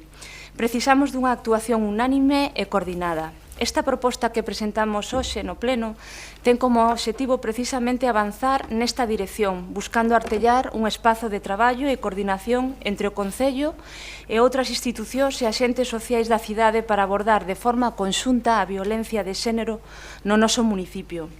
Deste xeito, propoñemos a creación dunha mesa local de coordinación interinstitucional contra a violencia de xénero, a cal se deseñou partindo dunha guía práctica que elaborou recentemente a Secretaría Xeral de Igualdade da Xunta de Galicia para todos os concellos, en a cal se establecían cales eran as pautas e a metodoloxía a seguir para elaborar unha mesa destas características. Nesta mesa estarán representados os diversos axentes de Compostela que directa ou indirectamente están implicados na loita contra as violencias machistas. En canto á representación do Concello, propoñemos que formen parte da mesa o responsable político da Concellería de Igualdade, o persoal técnico do CIN, persoal dos servicios sociais, a Policía Local. E, por outro lado, a mesa estará conformada tamén por representantes das forzas e corpos de seguridade, representantes dos colexios profesionais de psicoloxía, abogacía, traballo social e educación social, un representante do xulgado de instrucción número 3 de violencia de xénero en Santiago de Compostela, un representante da Fiscalía especializada en violencia de xénero no municipio, representantes de 3 centros educativos da cidade, e tamén queríamos incorporar aquí unha suxestión, unha achega levada a cabo dende o Bloque Nacionalista Galega, en este caso a compañeira Goretti, e que nos consideramos que tamén é acaído e necesario, que sería tamén incorporar a 3 representantes do movimento feminista da cidade, e polo tanto tamén o traemos aquí, non estaba incluído dentro do dictame presentado. A través do traballo conxunto de todas estas persoas na mesa, entre outras cuestións, buscarase determinar criterios para detectar de forma precoz a violencia de xénero e tamén criterios comúns para a detención e atención en casos de alto risco. Tamén se realizará un seguimento coordinado de casos de alto risco, se identificarán situacións de posible descoordinación e se realizarán propostas de mellora. Con esta mesa se busca tamén poñer en común os datos sobre violencia de xénero en cada ámbito de actuación, impulsar estrategias conxuntas de sensibilización e prevención, manter a coordinación coa Administración Autonómica para colaborar nesta materia. Agardamos que o funcionamento sistematizado desta mesa repercuta directamente nunha mellor abordaxe desta problemática e nunha mellor axilización da atención que reciben as mulleres que se atopan nesta situación. Nada máis, agardamos que esta proposta sexa de interés do conxunto dos grupos da oposición. Grazas. Moitas gracias, Marta. Goretti, a súa quenda. Ben, pois, desde o BNG felicitámonos por esta iniciativa A verdade é que para combater a violencia contra as mulleres nada é máis necesario que a coordinación interinstitucional, a planificación, os protocolos, todo o que sexa posta en rede, tecer redes, ter coñecemento do que se está a facer, e desde unha administración local podese facer moito porque hai moitísimo persoal que de maneira directa coñece cales son os casos de risco, a problemática que hai. Daquela, nós non vamos acrecentar cuestión sobre o defendido agora por Marta Lois, estamos completamente de acordo niso. O único que si votábamos en falta, e pido desculpas por non facelo en tempo e forma, máis por cuestións persoais non puido ser, mas pensamos que era absolutamente necesario que houvese representación do movimento feminista, porque o tecido asociativo ten tamén moito que dicir nisto. De feito, houbo noutros lugares experiencias moi boas, a partindo do tecido asociativo, as redes de mulleres contra os malos tratos partindo do movimento asociativo, e para nós é absolutamente fundamental que se incorporen 3 persoas representando o movimento feminista que teñen moita experiencia en como facer e como actuar para ter eses colchóns de defensa para moitas mulleres que poden estar en situación de risco, e mesmo moitas ideas para facer campañas ou promover medidas de sensibilización a respecto desta problemática. Así que nós, con esa incorporación, desde logo felicitámonos e esperamos que marque un punto de inflexión esta e outras medidas no combate contra a violencia de xénero, que sabemos que é un camiño longo e en que todas as unanimidades son necesarias. Moitas gracias, Goretti. Señor Paco Reyes. Moitas gracias, señor alcalde. Boa tarde, compañeiras e compañeiros de corporación. Por suposto, o Grupo Municipal Socialista apoiará esta proposta de creación da Mesa Local de Coordinación Interinstitucional contra a Violencia de Xénero, e aquí xa podería rematar a miña intervención, pero non quería deixar pasar a ocasión para dicir, repetir e recordar que unha das máis grandes violacións dos dereitos humanos que hai agora mesmo no mundo é a violencia contra as mulleres. Quédanos aínda tanto por facer que podemos despertarnos cada mañán coa noticia dun asasinato dunha muller. Sobran motivos, polo tanto, para acadar acordos sobre a violencia de xénero. A situación é insultante e preocupante. Dende o Grupo Municipal Socialista creemos no consenso cada vez que falemos de violencia de xénero, polo que seguiremos sendo fiéis ao compromiso con esas mulleres que sufren violencia. E, polo tanto, apoiaremos e intentaremos mellorar todas as iniciativas que vayan dirixidas contra esta lacra da nosa sociedade.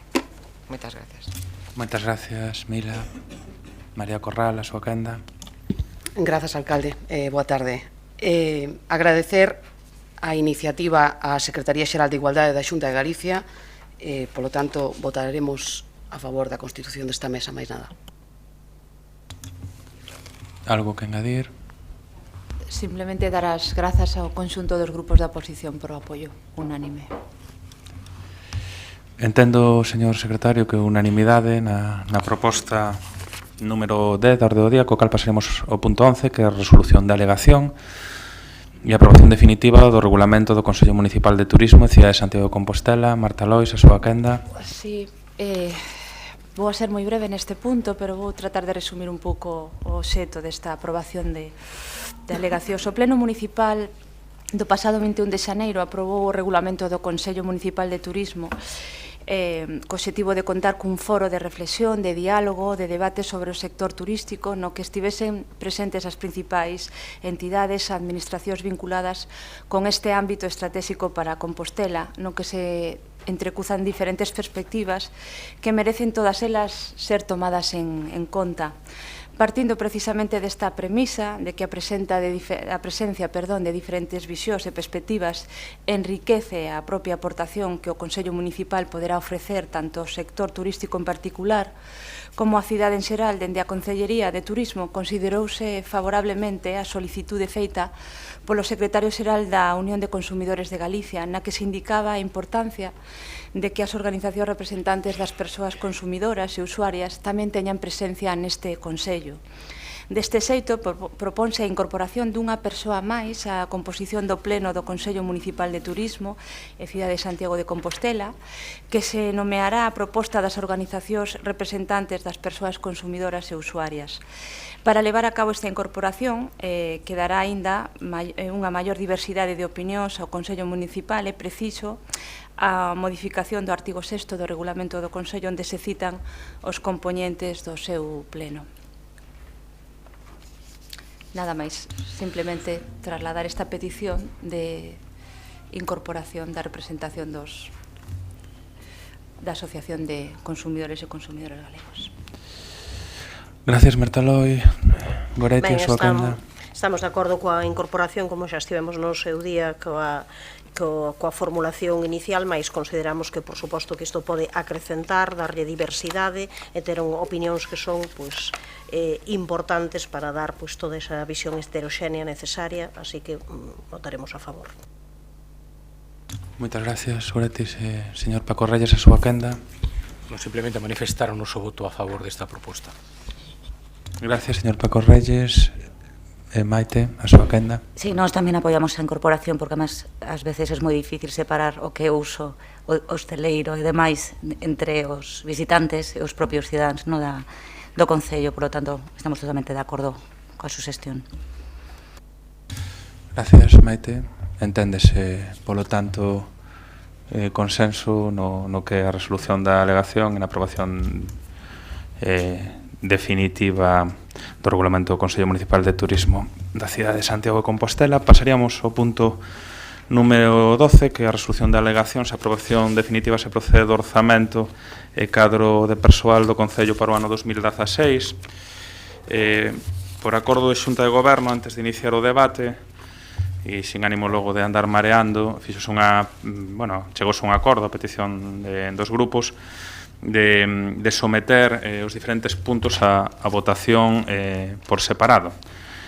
Primeiro, a declaración de non admisibilidade dunha das alegacións, a de Fundación Amigos de Galicia. O segundo punto que teríamos que votar sería a declaración de non admisibilidade da reclamación presentada pola CIGA, e o terceiro punto englobaría o resto dos ítems, que sería a aprobación definitiva do orzamento e a aprobación bases de execución, cadro de persoal e todo o que é o relatorio para a posta en vigor do orzamento. Por lo tanto, serían 3 votacións deste asunto que vamos a pasar a debatir globalmente. Digo isto, aínda que logo xa ordenarei as votacións, e cedolle a palabra a concelleira de Facenda, a compañera María Rozas.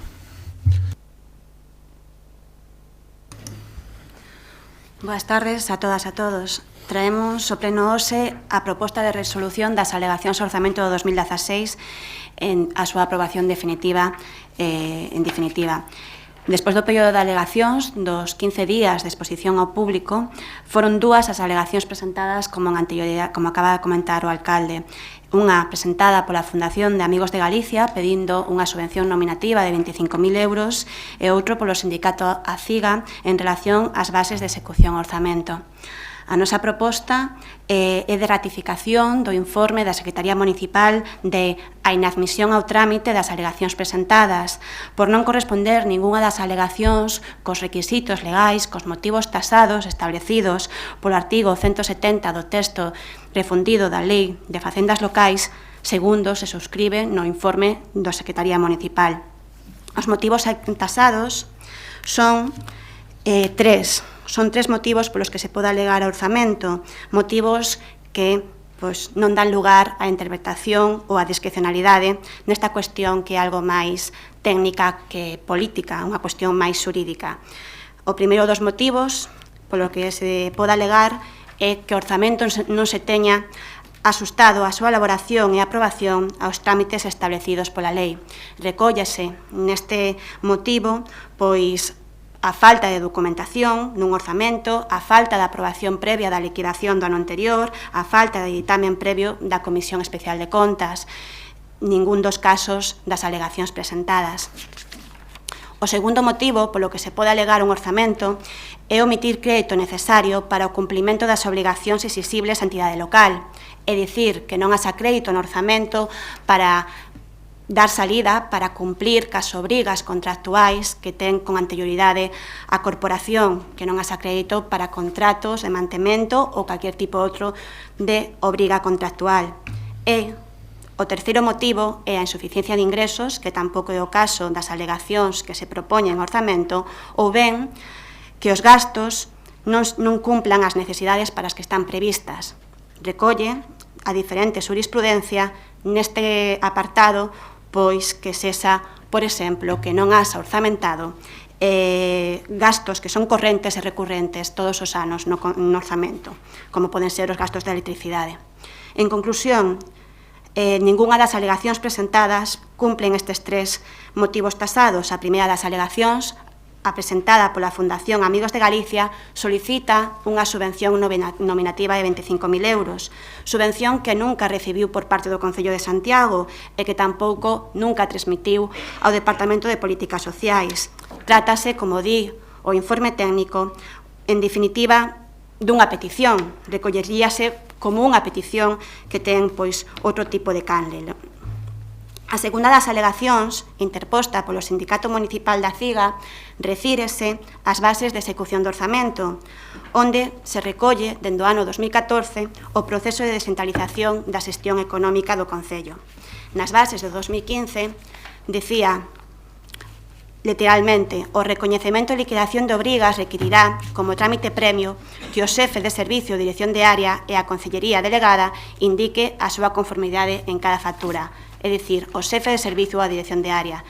Nas bases de 2016, coa vontade de adaptalo á realidade orgánica do Concello, coa vontade non política, senón máis ben técnica, de adaptalo á realidade orgánica e o que está a acontecer a día de hoxe no Concello, que é o mesmo que acontecía no 2015 e no 2014, modificouse xefe de servicio ou dirección de área por responsables administrativos. Unha cuestión máis de descripción. Compartimos o fondo da cuestión que pretende a CIGA, compartimos que fai falta determinar cales son as funcións de cada un do persoal funcionario e aclarar os circuitos que se estableceron no seu momento con esta descentralización económica, mais esta alegación non cumple eses requisitos legais, non está dentro desos motivos tasados para a alegación do orzamento. Ademais, de que non é vontade deste goberno en ningún momento, e así o transmitimos ao sindicato, atribuir funcións ao persoal por funcionario por encima da súa categoría ou atribuir novas funcións non existentes en anos anteriores. A única vontade era plasmar a realidade do Concello de moitos departamentos que non teñen direccións de área, xa que estas foron reducidas e tampouco teñen xefe de servizo. En definitiva, polo exposto, propoñemos declarar, segundo suscriben os informes xurídicos, a inadmisión das alegacións por non cumprir os motivos tasados especificados na legislación e, por tanto, a aprobación definitiva dos orzamentos. Máis nada. Gracias, María Roza. Señor Rubén Cela, súa quenda. Moitas grazas, señor alcalde. Desde o Grupo Municipal do BNG, tal e como expuxemos no seu día na Comisión Informativa de Facenda, respetamos, como non podía ser de outro xeito, o criterio e a interpretación que realiza o señor secretario a respecto do artigo 170 do texto refundido da Lei de Facendas Locais, mas non o compartimos, nin ese, nin a exposición que acaba de realizar a señora concelleira. Nos cremos que a alegación interposta pola Confederación Intersindical Galega axústase ao recollido en concreto no artigo 170.2 no seu apartado A, no que se recolle explícitamente por non se axustar a súa elaboración a aprobación aos trámites establecidos nesta lei, e cremos que a alegación plantexada pola Fundación Amigos de Galicia axústase ao recollido no artigo 170.2 no seu apartado C, onde se especifica por ser de manifesta insuficiencia os ingresos con relación aos gastos orzamentados ou ben destes respecto das necesidades para as que está previsto. En calquera caso, como dicía antes, parecenos unha interpretación lexítima, por suposto, pero desde o noso punto de vista, cando menos ese artigo 170.2 é interpretable e se pode interpretar doutro xeito. E a interpretación do BNG, desde logo, sempre será a interpretación máis favorável e máis flexível posible en aras de garantir unha verdadeira participación da veciñanza de Santiago e do asociacionismo de Santiago nunha tramitación como estas. Eu só quero facer unha reflexión que ten que ver co punto anterior. Neste pleno falamos bastante de transparencia e uns minutos no tema da ordenanza de transparencia, directo e indirectamente falamos de participación, hai uns minutos referido ao Consello de Participación no ámbito do medio ambiente, e nos dous casos facía referencia a que máis alá das normas o que ten que haber é tamén vontade política. Eu fago unha reflexión en voz alta. Co criterio que acaba de expor a señora concelleira, é imposible, e suliño, é imposible que ninguna asociación de Santiago faga ningún tipo de alegación ao Orzamento Municipal de Santiago. Imposible. Pois é unha forma curiosa de garantir a participación. Eu creo que excusan gastar o diñeiro que se vai gastar o Concello de Santiago en explicar mellor o orzamento, en intentar crear canales de participación, sin as que xa están regladas agora, que o período de alegacións para que se exponga a público o orzamento municipal, para que se dá un prazo para que veciños e veciñas de Santiago de sitio xustificado poidan facer alegacións ao orzamento municipal, porque claro, con esa interpretación do 170.2, repito, ningunha entidade de Santiago, nin asociación de veciños, nin entidade sindical, nin veciño particular podería facer, porque nunca estaría neses supostos tasados, ningún tipo de consideración ao respecto do orzamento municipal. Desde logo, creo que non é nin o xeito máis acaído de interpretar un artigo que, como digo, cando menos creo que é interpretable.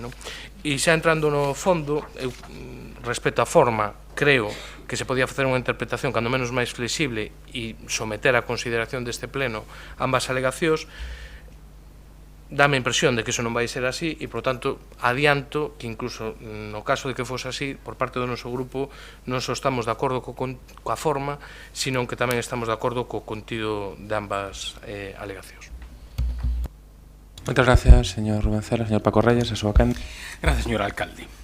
Desde logo, a primeira cuestión é dirimir se se deben aceptar a trámite as dúas alegacións presentadas ao texto do orzamento 2016 deste Concello das súas bases de execución para o seu debate e, polo tanto, a súa aprobación no rexitamento no pleno.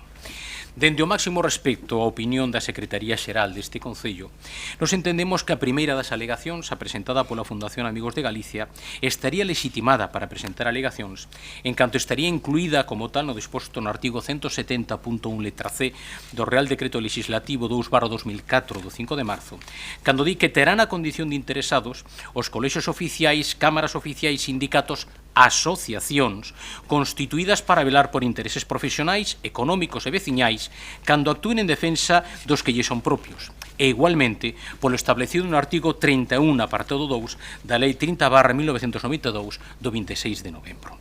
O motivo da reclamación entendemos que estaría a súa vez soportado polo disposto no artigo 170.2 letra C do texto refundido da Lei Reguladora das Facendas Locais ao establecer como motivo tasado de reclamación por ser de manifesta insuficiencia os gastos respecto das necesidades para as que estea previsto.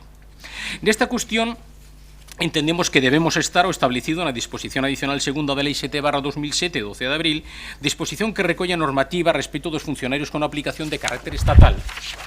Polo que hai que decir que esta alegación entendemos que non pode ser obxecto de informe nin da intervención nin da Secretaría Xeral dende o punto de vista técnico e orzamentario, posto que entran en xogo criterios de carácter político no que se refire a conceptualización política de que gastos deben incluirse e cales outros non, que sendo opcionais non deban estalo, sempre que se respecta a regra de gasto e a previsión contida no artigo 170.2 letra B, por trascender da competencia da intervención e da Secretaría Xeral Municipal determinar se a cantidade consignada considérase ou non suficiente para que o servizo se preste coas debidas condicións de calidade e eficiencia.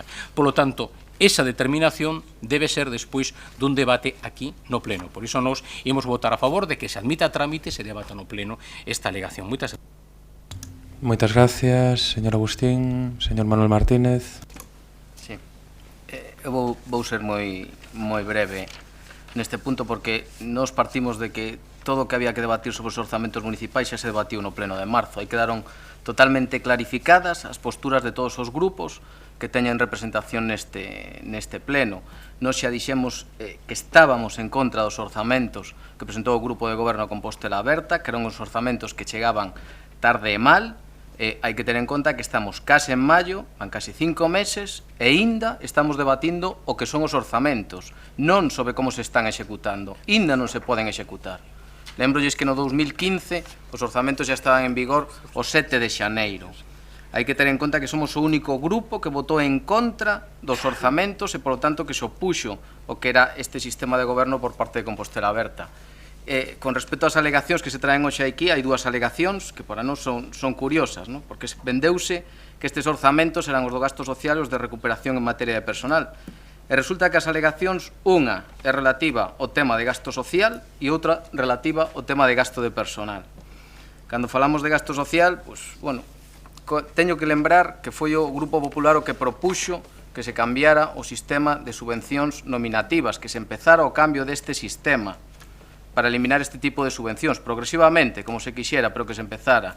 E igual se houbera feito, non estaríamos debatindo ahora este tipo de reclamación feito ao orzamento por unha entidade que solicita unha subvención nominativa. Esperemos que no 2016 se nos faga caso.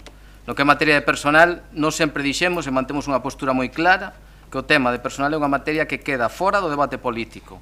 E a concelleira xa manifestou anteriormente, tanto na comisión informativa como ahora no pleno, que o cambio que se introduxo nas bases de execución, que é a expresión xefes de servicio ou directores de área por responsables administrativos, fíxose sen ninguna intención, ninguna mala intención, sino simplemente para adecuarse o que é a realidade administrativa deste Concello desde fai moitísimos anos. Entonces é algo para nós que é totalmente solucionable, cunha mera convocatoria dunha mesa de negociación non ten maiores problemas. Ora ben, este tipo de alegacións foron obxecto de informe por parte da Secretaría Municipal, que é o máximo responsable do asesoramento xurídico desta corporación, e manifestou claramente que non entra en ningún dos supostos tasados que recolle a Lei de Facendas Locais para poder ser admitido por parte do Pleno da Corporación como alegacións a este orzamento.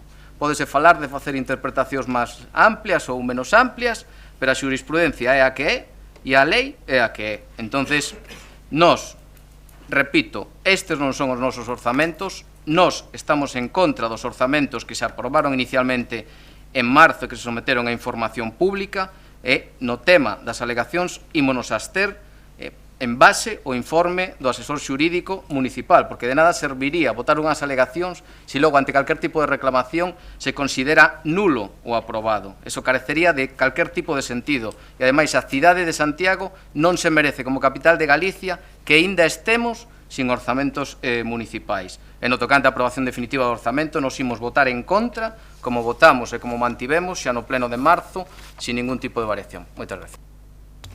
Gracias, señor Martín. María Rozas, segunda quenda. 3 apuntes só.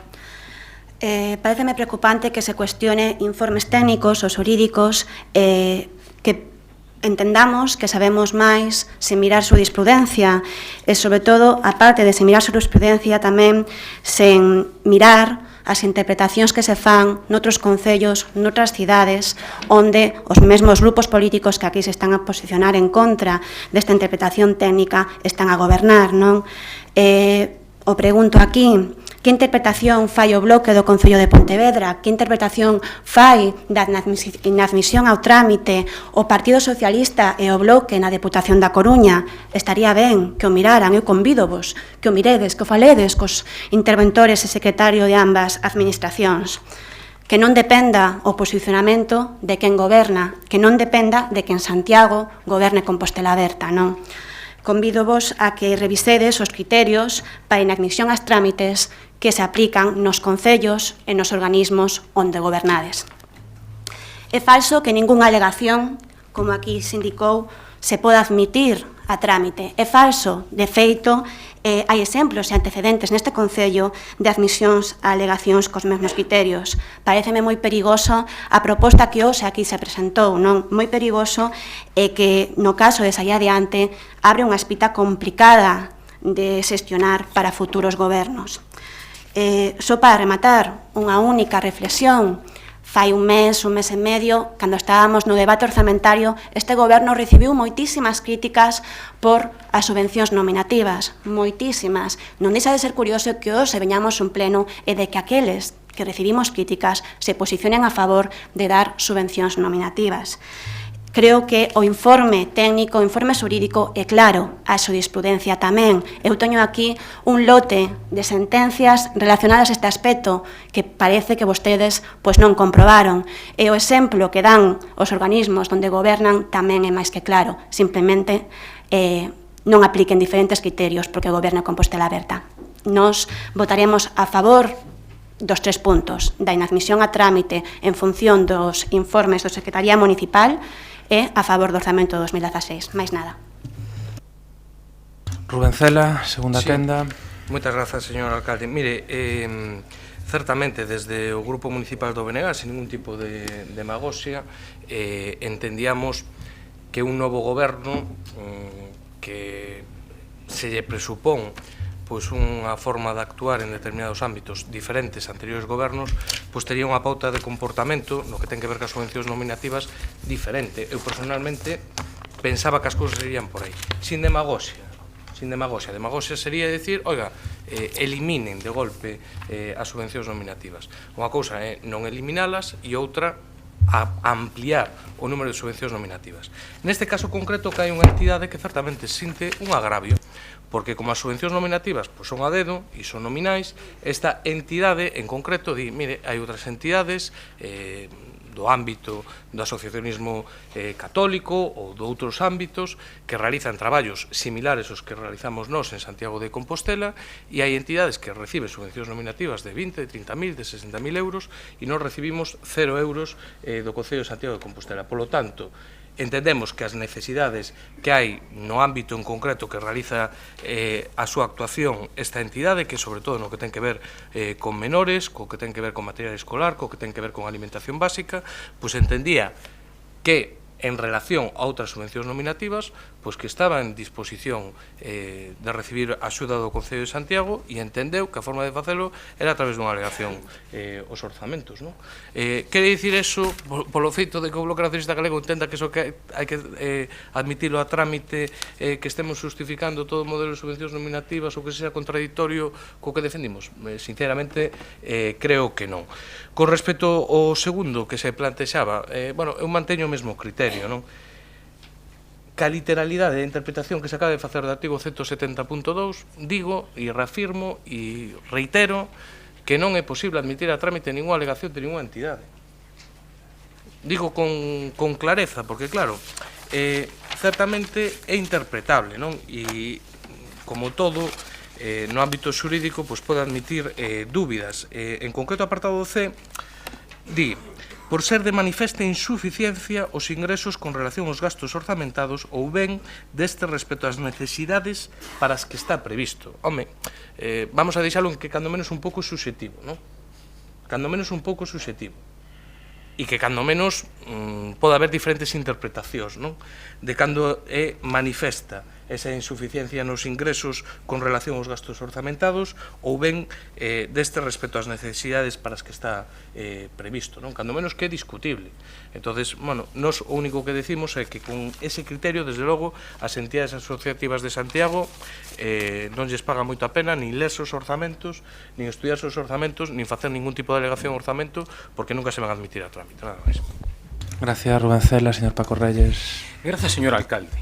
Bueno, eu penso que non nos entendemos moi ben, porque o certo é que nos o que estamos, o que entendemos que estamos a plantexar neste momento é si se vota a admisión a trámite para o debate en pleno destas alegacións, para ver si se incorporan os orzamentos, pero de momento ainda estamos simplemente en votar si se debaten en pleno. Eu volvo a decir novamente, dende o máximo respeto dos habilitados nacionais, que nos entendemos que pola propia lei a competencia nin da intervención municipal nin da Secretaría Xeral Municipal non é determinar se unha cantidade consignada se considera ou non suficiente para que o servicio se preste coas debidas condicións de calidade e eficiencia. Eso se debaterá políticamente neste pleno, que para iso estamos nesta tarde. Eso por unha banda.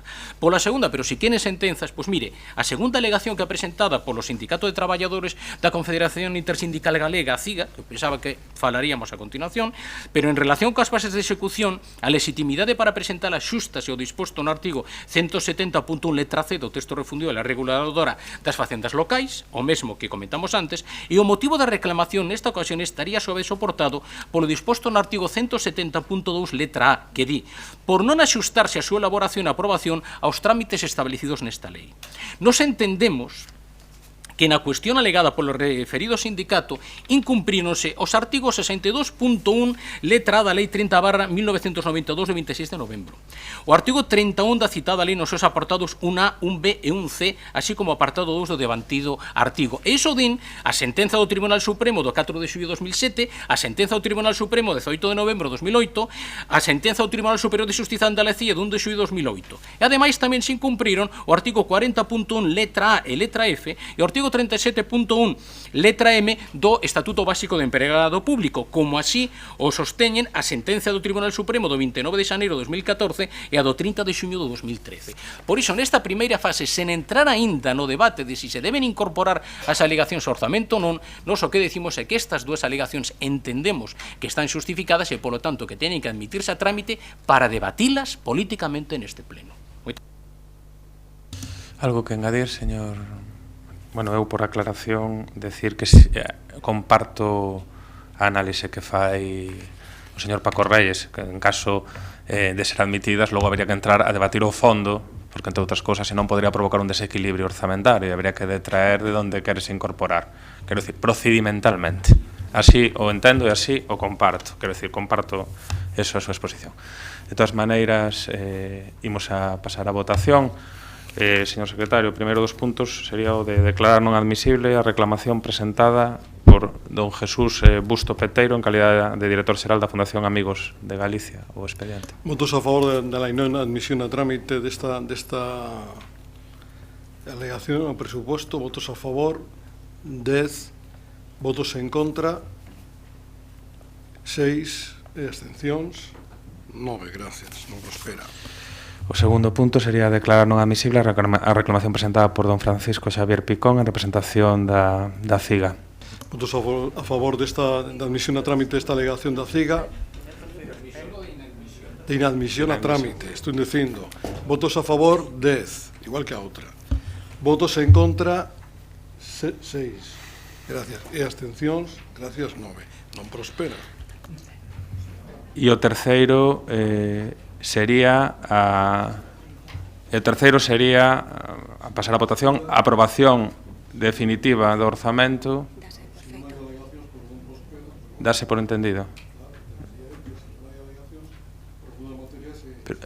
Faga o constar, ou senón o sometemos a votación. O terceiro punto, porque votos a favor entonces da aprobación definitiva do orzamento. Votos a favor. Gracias, 10. Bueno, si quieren votar. Votos en contra. Gracias, 9. Abstencións. Gracias, 6. Gracias. Bueno.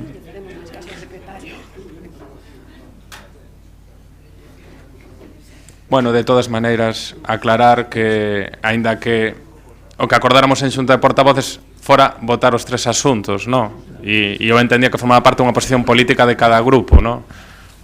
Me estaban dicindo agora, e que pasa se todos votan en contra? Bueno, pues... entonces, colle unha recortada e... e que non conste en acta. E me automutilo.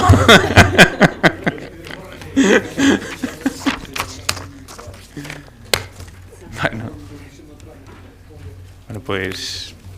habilitamos para a publicación do orzamento que vai sendo tempo de publicalo para que entre en vigor e pasaríamos ao punto 13, que é a proposición do Grupo Municipal do Partido Popular sobre a adopción de medidas para mellorar a información das incidencias de tráfico polas obras. Non sei quen vai facer defensa, señor Bruneta, a súa quenda. Gracias, señor alcalde. Ben, como vostedes saben, Santiago de Compostela é unha cidade cruzada diariamente por decenas de miles de vehículos, creo, se non lembro mal, que pasan de 100.000 os vehículos que atraviesan a diario a cidade.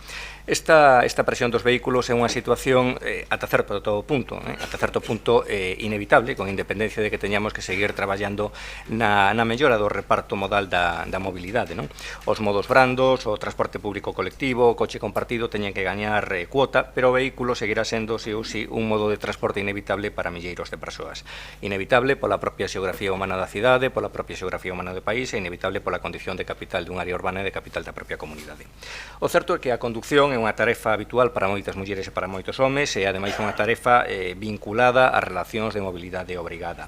Din os expertos que, dende un punto de vista cognitivo, a conducción responde a tres niveis. Por unha parte, un nivel de control, a un nivel táctico e a un nivel de planificación, que é o nivel máis complexo, é dicir, pensar todos os días cal é a mellor ruta posible. Esa é a actividade máis complexa, especialmente se o sistema viario está afectado por cambios, por obras ou por incidencias. Atenuar esta complexidade na tarea de planificar os desplazamentos cotidianos das persoas o sentido desta proposición. Hai que lembrar que neste momento hai en execución en Santiago obras de infraestructura viaria e obras de urbanización, xa sea en tramos urbanos ou xa sea en tramos interurbanos, e de esperar tamén que se sigan a executar obras no futuro, aínda que, que co goberno de Compostela Aberta tamén cabe a posibilidade de que no futuro as maiores transformacións no viario veñan dadas pola progresión das fochancas. Hai que lembrar tamén que cotidianamente se producen obras de reposición de servizos e tamén a título anecdótico ou non anecdótico hai que recordar que de cando en vez quedan os autobuses varados no centro da cidade e máis posibilidades haberá de que isto se volva a repetir se non se renova a frota de autobuses. En definitiva, a vista das obras, a vista das incidencias, a vista dos cambios no viario, compre ofrecerlle aos cidadáns, aos propios veciños de Santiago e a xente que nos visita, compre, ofrecerlles información e itinerarios alternativos, pero coa antelación suficiente. Aínda que non queremos deixar de recoñecer o labor da Policía Local, no que integramos tamén o labor dos técnicos de tráfico que minimizan as afeccións no viario a pé da rúa todos os días e ofrecen información tamén todos os días a través dos medios, pensamos que son diversas posibilidades de seguir mellorando a información relativa ou referida á mobilidade. Hai que lembrar que no mandato anterior se impulsaron iniciativas orientadas a mellorar a información e a planificación na mobilidade das persoas. Lembremos que se retomaron os traballos e os trámites administrativos para a cesión dos paneis da DGT, que ahora pronto asinará o alcalde de Santiago, adquiríronse con cargo aos remanentes tamén cámaras de tráfico que facilitan a información, ultimouse a página web da Policía Local e se fixe unha aposta moi decidida polas novas tecnoloxías aplicadas á mobilidade. En orde a seguir mellorando, pensamos que unha posibilidade sería realzar o apartado de tráfico da página web, incrementando a información e mellorando tamén a visualización e a claridade da información que agora se ofrece, posibilidade que apuntamos dende o recoñecemento ao labor que todos os días fan os asientes da Policía Local encargados de mantemento dese apartado da página web. Outra posibilidade sería a implantación dun sistema de información sobre mobilidade en tempo real a través dun perfil propio nas redes sociais, nomeadamente en Twitter, que ben se podería denominar MovesCQ, tal e como se prevía nos esbozos que xa desenvolvimos no tramo final do anterior mandato. E, por suposto, entendemos que se debe seguir apostando polas novas tecnoloxías. Son moitos os datos que se poden transformar en información útil para facer máis planificable, máis eficiente, máis eficaz, máis lóxica e máis sustentable a circulación dos condutores pola cidade. E neste sentido tamén propomos que se constitúa un grupo de traballo que estaría integrado pola Policía Local, polos técnicos de tráfico, por suposto tamén polos profesionais da empresa de servizos que leva toda a xestión dos subsistemas de tráfico, un grupo de traballo que dedicaría os seus esforzos a incorporar as novas tecnoloxías á xestión da mobilidade, tal e como se fixo no último mandato, especialmente no último tramo do último mandato, no que grazas ao labor brillante do Departamento de Innovación, finalmente recientemente extinguido, descubrimos posibilidades tecnolóxicas que entendemos que se deberían desenvolver ou que se deberían recuperar. Máis nada, grazas. Moitas gracias, señor Brunete. Señor Rubencela, súa quenda. Sí, moitas grazas, señor alcalde. Nos imos votar favorablemente a esta proposta do Partido Popular, ainda que nos gustaría matizar unha cuestión. Nos estamos de acordo, desde logo, con todo o que teña que ver con mellorar a sinaléctica e a información a respecto das obras que se realicen na cidade. Nese sentido, temos trasladado a este pleno, a través de diferentes iniciativas, propostas concretas de mellora tanto da sinalética como da información ante cambios na rede viario.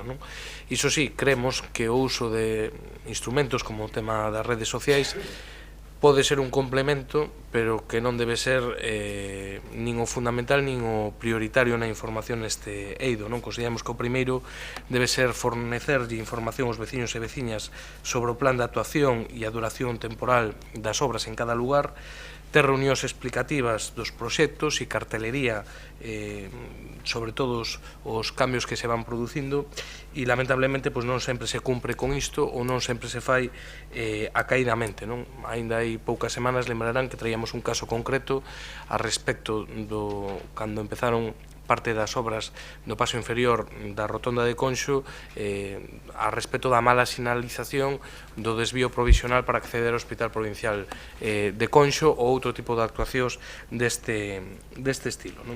Por lo tanto, nos todo o que sexa mellorar esa capacidade de información sempre nos vai a parecer favorable, pero hai que ter tamén en conta que precisamente as redes sociais como Twitter que se propone esta iniciativa non deixa de ser, como decía antes, un complemento. A maioría da poboación non dispón desta rede social ni está permitido, por certo, usala mentras se conduce. Dai que entendemos o factor de inmediatez que proporciona o uso das redes sociais. Todos eses usos, desde o noso punto de vista, son positivos, axudan a minimizar as molestias á veciñanza e, por lo tanto, imos votar favorablemente esta proposta, pero recalcando que o fundamental, desde o noso punto de vista, siguen sendo os métodos tradicionais que non son outros que ter xuntanzas cos veciños, informar, dar información veraz e despois todo o que ten que ver ca sinalización nas propias vías públicas, pois que este en tempo e forma e que sexa clara. Moitas gracias, Rubén Cela. Señor Paco Reyes, non. Boas tardes, alcalde, compañeiras, compañeiros de corporación.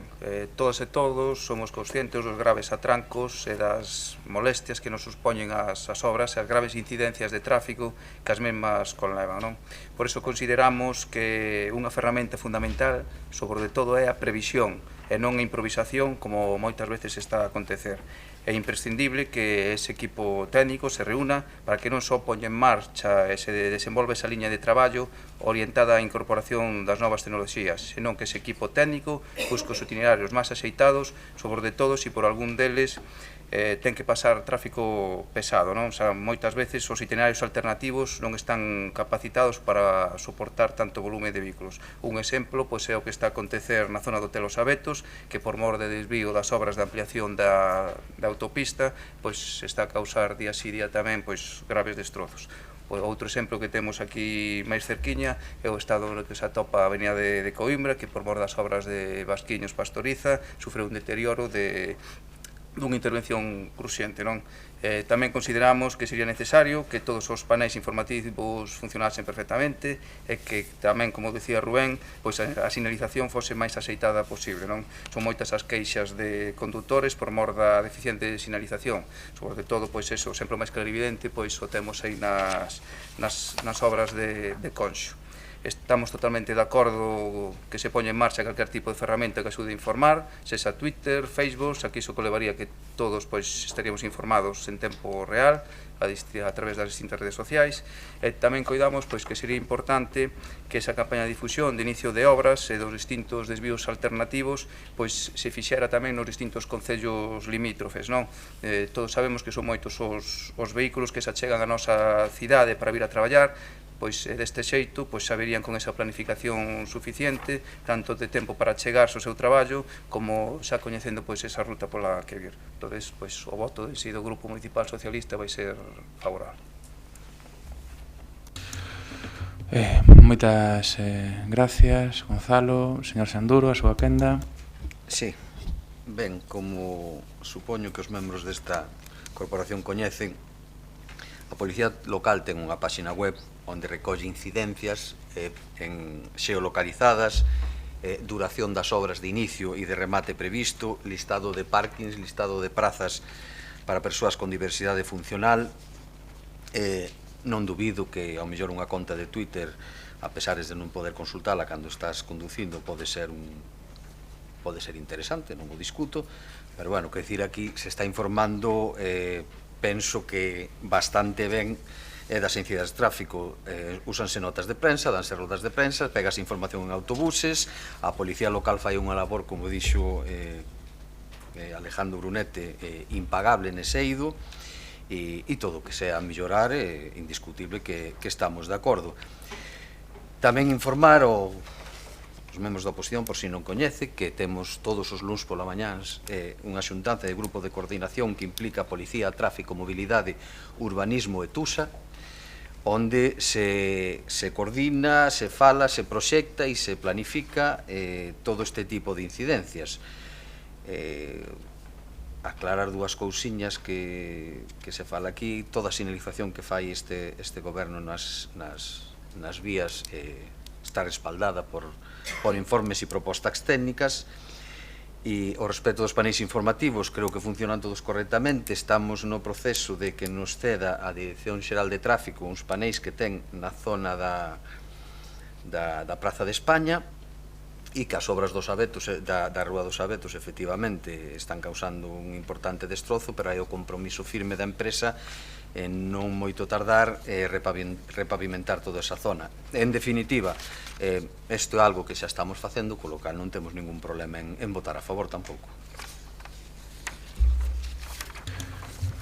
Moi ben, señor Brunete, algo que engadir? Simplemente matizar a respecto da correcta utilización das contas de Twitter, que esta moción vai referida a unha planificación da conducción, e, polo tanto, quen consulte a conta terá que consultala lóxicamente antes, non? É dicir, eso vai de seu. E a respecto do que decía o señor Cela, esta proposta que facíamos de incorporar as novas tecnoloxías non a facíamos en detrimento dos sistemas tradicionais ou convencionais de información, non?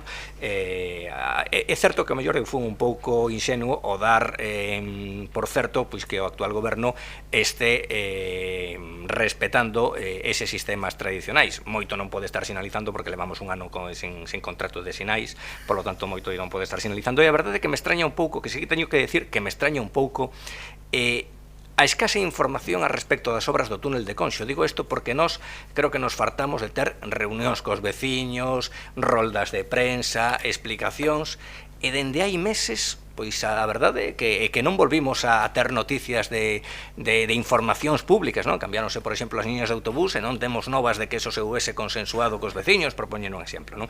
Pero, efectivamente, o mellor, pois, tiña eu que ter sido máis precavido, e incidir máis, pois, no respecto ás fórmulas convencionais, pero dando por seguro de que retomarán esas fórmulas convencionais e animamos a incorporar pois o que son as novas tecnoloxías. Por certo, que na web municipal falta o aparcadoiro de Ponte Pedriña. Nada máis, grazas. Gracias, señor Brunete. Si non hai máis que engadir, entendo que a iniciativa é votar por consenso, señor secretario. Sí, sí.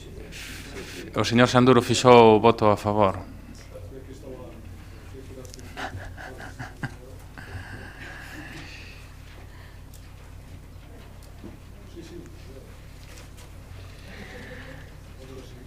Vamos a seguinte.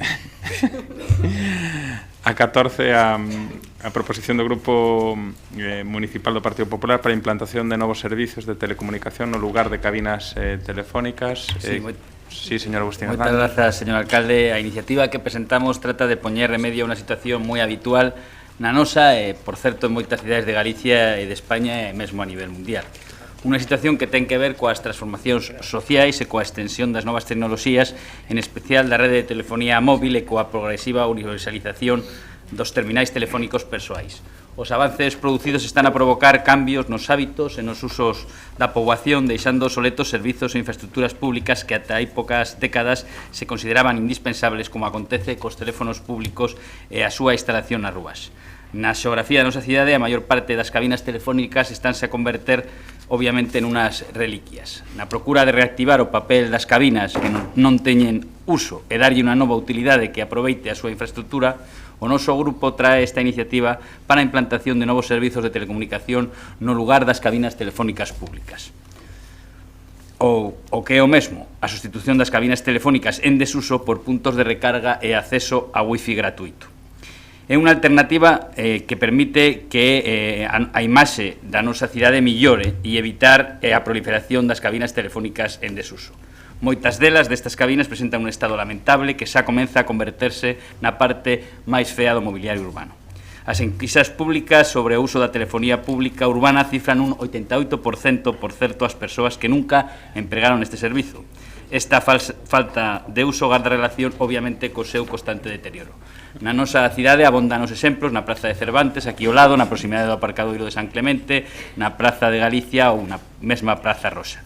A súa falta de uso, o seu elevado custe de mantemento, o seu estado lamentable e a inminente revisión do concepto de servizo universal destas instalacións deberían obrigarnos a repensar a súa presenza e formular alternativas. Tendo en conta, en definitiva, a fin do período da actual concesión deste servizo público, que, se non teño mal a información, remata en decembro deste mesmo ano o contrato con Cavitel, filial de Telefónica, e o cuestionamento do seu carácter de servizo universal, non só polas propias evidencias da falla de uso, sino polos informes específicos de carácter oficial, todo vai indicar que a era das cabinas telefónicas chega ao seu fin. Un recente informe de marzo de 2016 da Comisión Nacional do Mercado da Competencia calcula que dende o ano 2000 se ten reducido o número de cabinas en España nun 83%. Isto é, das máis de 10.000 cabinas que había a principios do ano 2000 en toda España, pasouse a apenas 1.800 nestes momentos. E a nosa cidade, obviamente, non é allea a esa tendencia. Esa contracción da demanda está a provocar unha retirada progresiva das cabinas en todo o territorio nacional nos últimos anos, en paralelo co acontecido no conxunto da Unión Europea, aínda que mantendo a cifra exixida pola normativa vixente. O informe da Comisión Nacional dos Mercados e da Competencia incide tamén nos crecentes custos do seu mantemento. Esta realidade fai que este organismo independente para a libre competencia e a regulación dos mercados lle suxira á Administración do Estado que, á vista da tendencia e das decisións adoptadas noutros países da Unión Europea, sería necesario que se revisara a conveniencia de manter o carácter obrigatorio na prestación deste servizo como parte do contido das obrigas do Servizo Universal. Así o teñen feito, por exemplo, en Francia, que retirará as cabinas en 2017, Bélxica, que comenzou a súa retirada en 2015, ou mesmamente en Estonia. En consecuencia, tendo en conta que o encargo realizado polo Goberno de España para o mantemento das cabinas do servizo público remata en 8 meses, cabe supoñer que estas instalacións públicas, tal e como as coñecemos, teñen os seus días contados. Por este motivo, o Grupo Municipal Popular propón a posta en marcha dunha planificación que aproveite e millore esta infraestructura existente no termo municipal, dotándola de novos servicios de utilidade pública. A este respecto, no camiño cara a unha cidade aberta á incorporación das novas tecnoloxías que está no orixe da estrategia Smart Tiago iniciada no anterior mandato, nos creemos que se podría deseñar e poñer en práctica unha medida novidosa. Unha medida que implantara no lugar das cabinas en desuso un punto de servizos avanzados de telecomunicacións.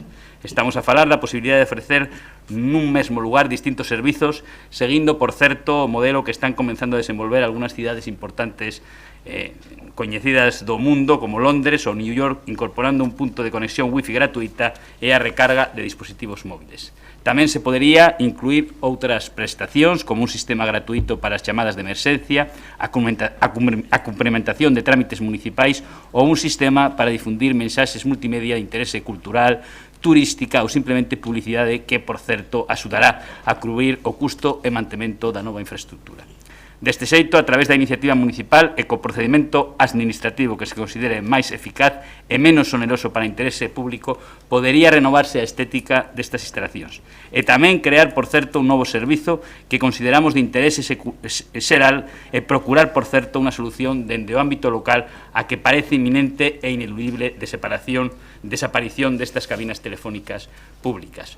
Obviamente, non se trataría inicialmente de implantar este tipo de servizos en todas as cabinas públicas existentes. O obxectivo sería abordar un programa piloto ou unha fase inicial que se centrara en 2 ou 3 puntos estratégicos da nosa cidade para poñer en servizo a nova experiencia, avaliar os seus resultados e a súa posible extensión no termo municipal.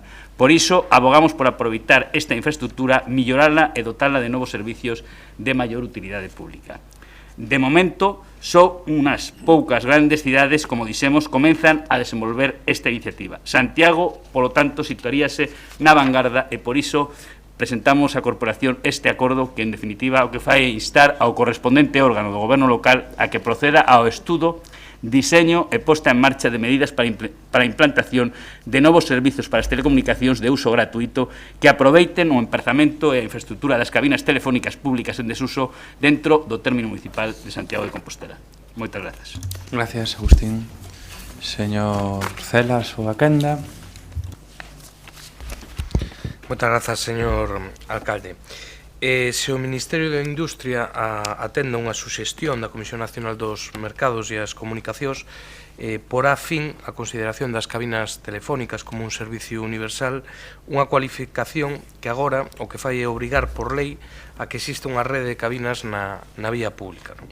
O Real Decreto que regula este servicio universal obriga a mantelo a xudicataria, que é Telefónica, até decembro deste ano 2016. Pero non se sabe se haberá outro decreto a partir de 2017 e de habelo cales serán as súas condicións. Como comentaba agora mesmo o portavoz do Partido Popular, é evidente que a sociedade compostelana, a sociedade galega, a do conxunto do Estado e do mundo, ten sufrido importantes cambios nos hábitos en todo o que ten que ver cas súas relacións e todo o que ten que ver co uso de novas tecnoloxías e de tecnoloxías vinculadas ás comunicacións. Posiblemente, se nos fixéramos calquera de nós a pregunta de cando foi a última vez que utilizamos unha cabina telefónica, posiblemente nin o lembremos. Pero o certo é que as utilidades das cabinas poden chegar a ser particularmente interesantes en casos de destinos turísticos masivos, en aglomeracións ou en grandes concentracións de xente. Por exemplo, hai experiencias de instalacións de small cells, pequenos dispositivos, que se sitúan en cabinas en puntos estratégicos das cidades para permitir, por exemplo, amplificar o sinal 4G e mellorar a cobertura en zonas de difícil acceso. Para o BNG, máis que eliminar as cabinas, na liña do que comentaba o portavoz do Partido Popular, o que compre nunha cidade coas características danosas é adaptalas á realidade actual, posto que as telecomunicacións, como comentaba antes, evolucionaron de xeito considerável dende o nacemento dos teléfonos fixos. Entre as vantaxes dos teléfonos situados na vía pública está que non necesitan batería e que sempre teñen cobertura, e ademais, se unha persoa non dispón de saldo suficiente e ten unha urxencia, as cabinas permítenlle de forma gratuita, se actualmente, contactar con emerxencias ou co 112. As cabinas permiten o pago con tarxetas, pero tamén con moedas, desde 5 céntimos a 2 euros, porque a maioría dos estados da nosa contorna non admiten o pago con moeda e o uso de tarxeta é outro factor limitante para moita xente que viaxa. Así, compartimos que as novas cabinas deben ofrecer conectividade a internet e portos USB para cargar a batería dos smartphones ou tablets, como xa acontece, como comentaba tamén o portavoz do Partido Popular, nalgúnas cidades que mesmo están equipados, en algúns casos, incluso con pantallas táctiles desde onde se pode navegar e tamén realizar chamadas.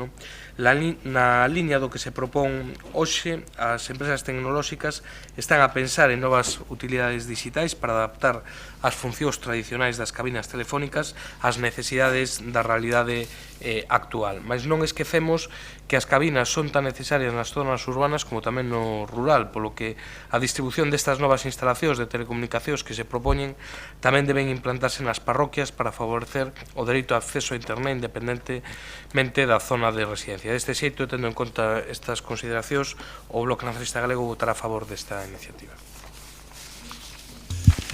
Gracias, Rubén. Señor Paco Reyes. Gracias, señor alcalde. É certo o manifestado aquí neste pleno polo voceiro do Partido Popular, neste caso, respecto desta proposición, que a Comisión Nacional dos Mercados e a Competencia, no seu informe sobre o Servicio Universal de Telefonía, fai referencia que nos últimos anos o uso dos servizos de telefonía dende as cabinas, as TUB, diminuiu de maneira drástica. É certo que o ingreso medio por cabina tamén diminuiu notablemente no 2014 con respecto ao ano anterior, para o que son os beneficios, neste caso de Telefónica.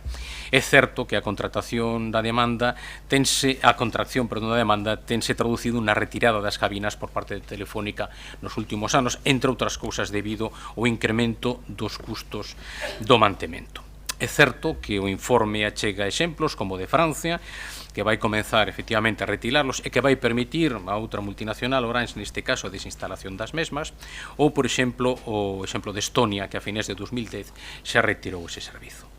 É certo tamén, como indicou, que operadores e empresas tecnolóxicas participan, por exemplo, en Nova York e en outras cidades, na transformación en puntos de acceso wifi, en centros de carga para móviles e tabletas ou en puntos clave de emerxencias de cidades ou de povos. Un exemplo que non é tan lonxe como Nova York é Sierra de Gata cos incendios. Telefónica mesma tamén instalou nas fallas de Valencia, nas últimas fallas, pequenos dispositivos que se situaron nas cabinas situadas en puntos estratégicos da cidade e que permitiron amplificar o sinal 4G e mellorar a cobertura en zonas de difícil acceso.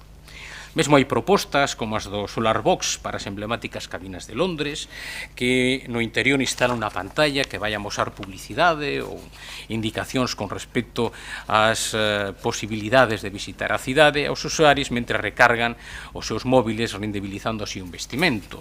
Mesmo que parece curioso, na nosa propia cidade podemos atopar en Montero Ríos unha cabina dun operador que non é Telefónica concretamente, que xunto á cabina clásica oferta tamén precisamente ese servicio gratis de wifi na rúa. De todos os xeitos, como moi ben establece a profesora Carlón Ruiz da Universidade Complutense de Madrid, que estudiou este problema, o certo é que, en calqueira caso, o obxectivo é garantir a existencia dunha oferta suficiente en todo o territorio nacional de teléfonos públicos de pago, situados no dominio público de uso público. Non podemos esquecer que a vixente Lei 32/2003 de 3 de novembro e o regulamento que a desenvolve a Carta dos Dereitos dos Usuarios dos Servicios de Comunicacións Electrónicas aprobada polo Real Decreto 899/2009 de 22 de maio, o que fan é transponer a vixente Directiva 2002/22. E, polo tanto, o que se trata en definitiva de facilitar o acceso ao servizo telefónico fixo disponible ao público a aqueles usuarios finais que de forma continuada ou esporádica queiran ou necesiten utilizar o servizo fora dos seus domicilios. Segundo a expresión do propio legislador, no artigo 22.1 letra C da Lei das Comunicacións, moi próxima do artigo 6 da directiva comentada, esta oferta debe satisfacer razoablemente as necesidades dos usuarios finais en cobertura xeográfica, en número de aparellos, accesibilidade destes teléfonos polos usuarios con discapacidades e calidad dos servizos. Imos ver que o que di en última instancia de cara a garantía última do cumprimento do que ata o de agora en este momento aínda é un elemento do Servicio Universal, o que di a Dirección Xeral de Telecomunicacións e Tecnoloxías da Información, que en definitiva a quen lle corresponde decidir. Esperando que decida a Dirección Xeral e se siga a cumprir o que marca a directiva, nos imos apoiar que se fague ese estudio para tentar que se estenda a posibilidade de que ben nas antigas cabinas ou ben compartindo as antigas cabinas e o Servizo Universal, pois se poida dar esas outras ofertas tecnolóxicas como, por exemplo, o servizo wifi gratuito. Moitas grazas. Moitas gracias, Paco. Jorge Duarte, a súa quenda. Bueno, boas tardes de todo de novo a todos e a todas. Cando falamos de cabinas, queda recordar aqueles tempos nos que había aquelas colas, no aquel Santiago estudiantil, con colas para chamar, pero bueno, o tempo tecnolóxico ten cambiado e evidentemente compartimos todo o que se expuso aquí e, polo tanto, nos compartimos no fondo o que di e creo que a non necesidade de mantela como servicio público a finais de 2016 fainos ter que dar un paso adiante. Fruto dese paso adiante vou ler un par de párrafos do convenio que temos cun operador pendente de asinar, pero no cal precisamente vai nesta liña de propoñer unha solución wifi gratuito temporal para peregrinos e turistas sempre que el Concello autorice a ocupación e utilización de dominio público necesario para ello. Solución wifi que deberá respetar la legislación existente en materia de identificación de usuarios de redes de comunicación electrónica. El operador se compromete a sí mismo a proponer ubicaciones específicas para equipos receptores de datos de sensores que puedan servir para desarrollar futuros proyectos relacionados con el concepto de ciudad inteligente. A petición de la Comisión de Dirección, el operador se compromete a establecer una plataforma receptora de datos de sensores de versión demostración que pueda ser utilizada por los servicios informáticos del Concello como entorno de desarrollo de aplicaciones. Compartimos a filosofía, estamos ahora mismo en negociacións con compañías de prestación de servicios telefónicos para poder precisamente establecer este punto porque é un camiño que creemos que non ten volta atrás. Por lo tanto, compartindo, sí que temos claro que hai que buscar solucións que non resulten onerosas aos cidadáns de Compostela e que ademais podan ser igualitarias entre todos os cidadáns e con esos dous objetivos seguiremos traballando. Neste caso, eu creo que a postura pode ser votar a favor da proposta. Algo que decir, señor Agustín Hernández? Señor secretario, entendo que por unanimidade. Pasaríamos ao punto número 15, que é a proposición do Grupo Municipal do Partido Popular para a mellora de información e acceso ao Bosque de Galicia, a Cidade da Cultura. Pues sí, boas tardes, compañeros e compañeiras. Señor alcalde, traemos ao pleno unha iniciativa para a mellora da información e acceso ao Monte Gallás, a Cidade da Cultura, ante o inminente remate posta a disposición do público por parte da Xunta de Galicia do Bosque de Galicia, pero tamén ante a evidencia de que a Cidade da Cultura é unha parte imprescindible, importante e absolutamente vinculada á cidade de Santiago de Compostela. Propoñémosle ao Concello a posta en marcha dun plan integral que contemple actuacións en diferentes ámbitos, no cultural, no tecnolóxico e tamén no da mobilidade. En primeiro lugar, incrementar as conexións por transporte público dende o centro urbano a Cidade da Cultura. Creemos que actualmente a situación que temos, que é con soamente unha liña diaria a Cidade da Cultura, que opera de luns a venres e os sábados pola mañán, cada hora a liña 9. Por outra parte, a liña C11 circular de Fontiñas opera só nalgúna frecuencia os sábados, domingos e festivos, pois esa oferta de transporte público creemos que non é a necesaria ni a suficiente tendo en conta o volume de persoas e de xente que acude e tamén que traballa na Cidade da Cultura. Por lo tanto, creemos que se podería aproveitar a nova definición de liñas de transporte público vinculada ao nova contratación do servizo de transporte público, puesto que o transporte público está prorrogado ata febreiro de 2017, para considerar a Cidade de Cultura como un núcleo de referencia na mobilidade urbana. Paralelamente, tamén se podería valorar novas posibilidades para establecer alguna parada de transporte discrecional que poidera mellorar a conexión coa Cidade da Cultura. Tamén creemos que outra das actuacións que se podería desenvolver é a millora da sinalización co anuncio de itinerarios de acceso peonil cara á Cidade de Cultura, neste caso aproveitando especialmente as sendas que están a piques de ser entregadas e rematadas para uso público por parte da Xunta de Galicia, as propias sendas que conforman o denominado Bosque de Galicia, que van significar a creación dunha importante rede de camiños que facilitará a accesibilidade ao Monte Gallais e, por outra, abrirá esa zona da cidade para actividades deportivas, de lecer e para que a xente poida estar en permanente contacto coa natureza. Consideramos positivo e necesario tamén a posta en marcha dunha aplicación móvil que sirva tamén como unha visita guiada a instalación, información ao respecto das súas actividades, do seu contorno, que conteña tamén a axenda de ocio e de cultura da Cidade da Cultura, unha aplicación pensada para mellorar a experiencia dos visitantes, para incrementar a información e que evidentemente debería ser en colaboración coa Cidade da Cultura e coa Xunta de Galicia. A iniciativa trata, en definitiva, de incidir nunha necesaria potenciación do Bosque de Galicia e da Cidade da Cultura, partindo da convicción de que non é un espazo máis da cidade, é un espazo singular, é un espazo que require unha posta en valor e un coñecemento por parte dos veciños e tamén dos turistas. En definitiva, o que pretendemos é aproveitar ese pulmón natural, ese pulmón cultural, esa zona deportiva que vai significar a apertura do parque público situado na ladera do Monte Gallais, 26 hectáreas de zona verde que van permitir incrementar sustancialmente a oferta de zona verde da nosa cidade, que vai estar conectada coas Brañas de Sar a través desa senda que foi posta en servizo fai uns días polo propio alcalde e a corporación, aproveitando ese obradoiro feito nos pasados meses, e, en definitiva, que vai permitir mellorar a accesibilidade da Cidade da Cultura co resto da cidade. En definitiva, pretendemos que os cidadáns, os veciños e os visitantes aproveiten o espazo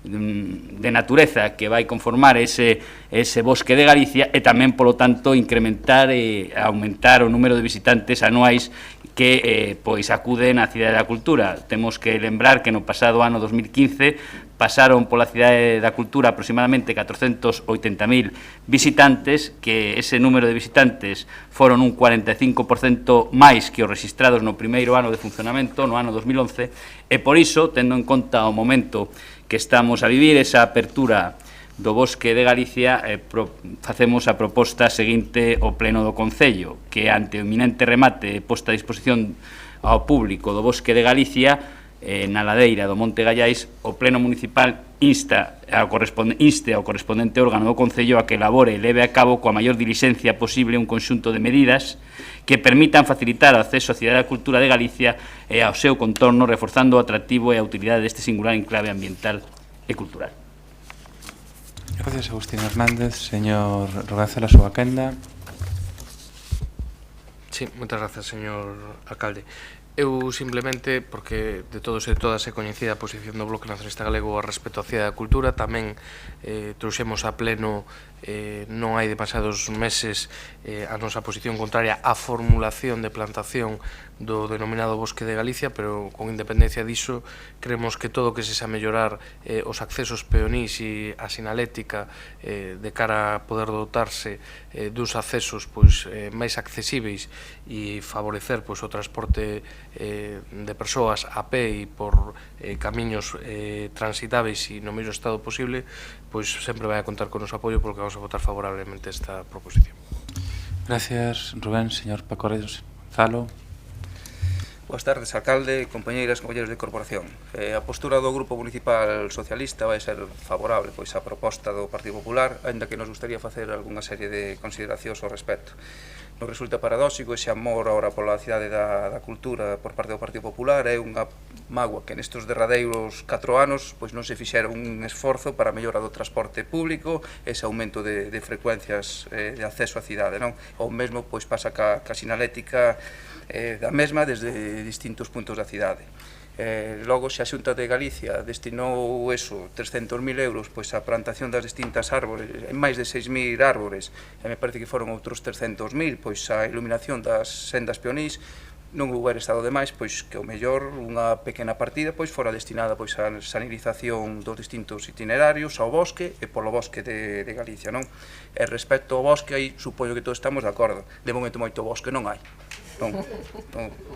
Supoño que o vai haber, pero de momento moito bosque non hai. Claro, eu non entendo moito depois de árbores, pero ata que medren os que hai actualmente, coidamos que temos tempo de abondo a que realmente vexamos un auténtico bosque de Galicia. Eso sí, de todos os xeitos, todo o que sexa divulgar, potenciar, divulgar, mellorar eses accesos, vai ser bo para a nosa cidade, e aí o noso voto favorable. Nada máis, moitas gracias. Gracias, Gonzalo. Marta Lois. Sí, moitas grazas. Dende o Goberno Municipal temos unha disposición activa a colaborar coa Cidade da Cultura co obxectivo de promocionala como un dos principais tamén atractivos da cidade. E baixo esta premisa existe nos últimos meses tamén unha relación fluida entre Turismo de Santiago e a Cidade da Cultura, con un intercambio de información, de ideas e de proxectos. Esta relación, por exemplo, permitiu que para a Semana Santa se asinase por primeira vez un convenio de colaboración específico para que o persoal da Cidade da Cultura puidese ter presencia propia na Oficina de Información de Turismo de Santiago, na Rúa de Vilar, co obxectivo de promocionar tanto a propia Cidade da Cultura en xeral como o que é a exposición Confío en Galicia en particular. Esta relación fluida tamén permitiu que o pasado 5 de abril o persoal técnico de Turismo de Santiago puidese visitar os futuros roteiros peonís do Bosque de Galicia acompañados por técnicos e técnicas da Cidade da Cultura. Esta visita permitiu que este persoal técnico de Turismo de Santiago coñecese de primeira man ese futuro, que coincido tamén co compañeiro do grupo do Partido Socialista, futuro Bosque de Galicia. A día de hoxe poderíamos chamarlle aínda futuro Bosque de Bonsais de Galicia e intercambiar ideas e experiencias con persoal da Cidade da Cultura.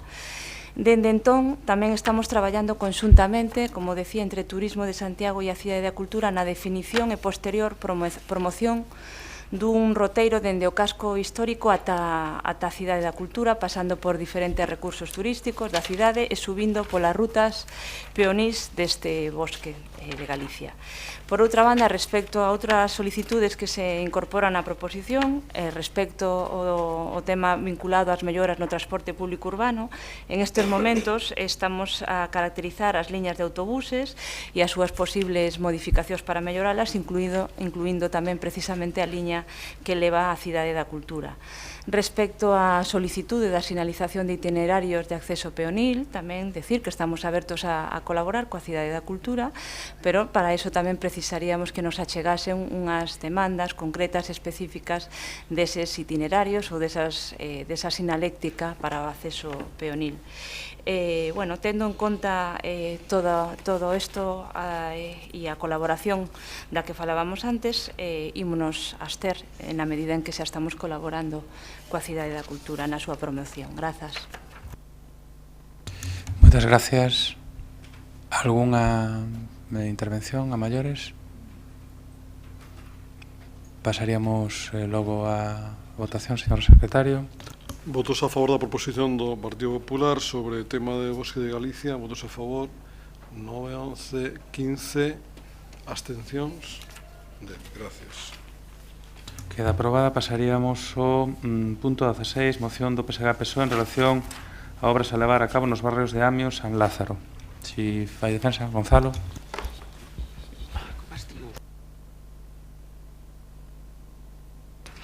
Boas tardes de novo. Non?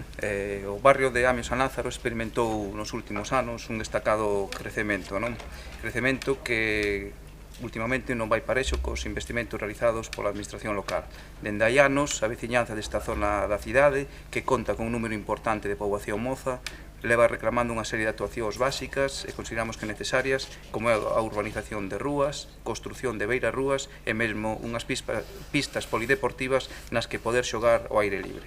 Ademais, non podemos esquecer que o barrio acolle un bo número de edificios administrativos e de institucións, como é o caso das Consellerías da Xunta de Galicia, Sergas, o IGAPE, os campos de fútbol de San Lázaro e dos Sergas, os sindicatos ou o Palacio de Congresos, o que supón que ao longo do día son moitas as persoas que transitan polas súas rúas.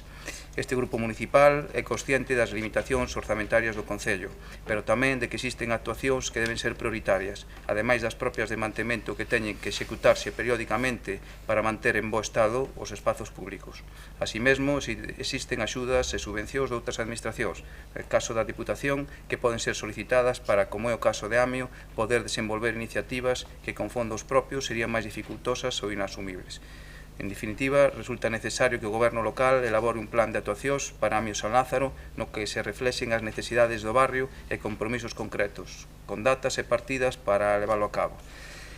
Por todo isto, o Grupo Municipal Socialista presenta ao Pleno da Corporación a seguinte proposición de resolución. Primeiro, pois que o Goberno local leve a cabo a construción da beira rúa de Amio no enlace entre o campo da festa e a vía de acceso ao polígono da Costa Vella. Esta actuación, demandada xa dende 2011, resulta de especial importancia e urxencia, dada a perigosidade que se xenera pola cantidade de xente que transita pola vía e o inxente tráfico e a velocidade que van os vehículos. Non? Segundo, que o Goberno local promova a urbanización da Rúa Cubelo entre a Praza da Muiña e Penamaría. Os terreos para esta actuación se están a disposición do Concello, polo que sería importante redactar este proxecto de urbanización. Terceiro, que o Concello execute urxentemente a reparación do muro de contención da ponte sobre o río de Porto de Medio, que está danado dende principios de febreiro. Cuarto, que o Goberno municipal arranxe a ponte de San Lázaro. Quinto, que se proceda ao regulamento de tráfico na Rúa da Muiña, que maila estar limitada a 30 km por hora, non se está a cumprir. Resulta de especial importancia facelo, por exemplo, a través dunhas bandas, porque nestas rúas están ubicadas escolas e parque infantil.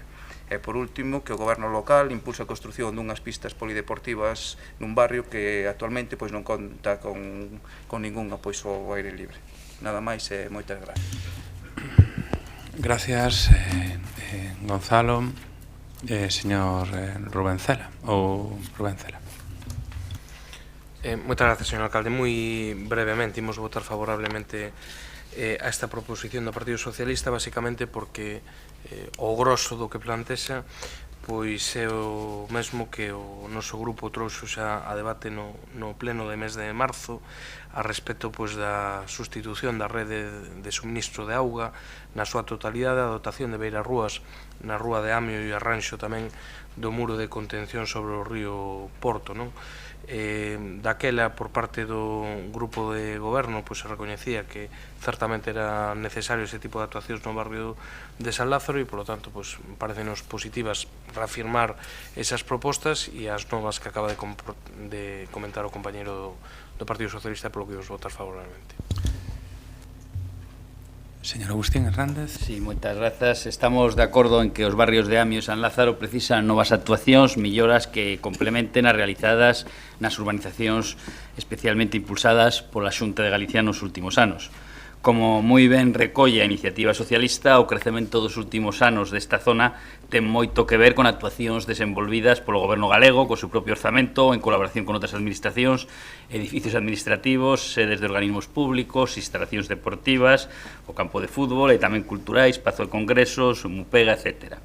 mención especial merece a actuación desenvolvida en Amio, con labores de urbanización e accesos vinculadas á execución do Parque Empresarial de Asionlla, comenzando en 2009, que, como saben, tivo un investimento total de 80 millóns de euros e que tivo tamén actuacións, por exemplo, na rúa Amio, nesa senda peonil, que, por certo, era a que se refería o señor concelleiro respecto desa zona onde existe un peligro para os peóns, pero tamén é certo que hai un hórreo, unha zona dun caño, pois unha problemática que non é fácil, pero obviamente creemos que é importante solventar. Tamén gustaríame lembrar que durante os anos 2012 e 2013 se realizaron algunhas actuacións por parte da administración local por importe duns 100.000 euros con actuacións puntuais. É evidente que son necesarias máis actuacións, é evidente que é necesario actuar na zona da Muiña para completar esa urbanización que amosa problemas pois como consecuencia do estupido da burbulla inmobiliaria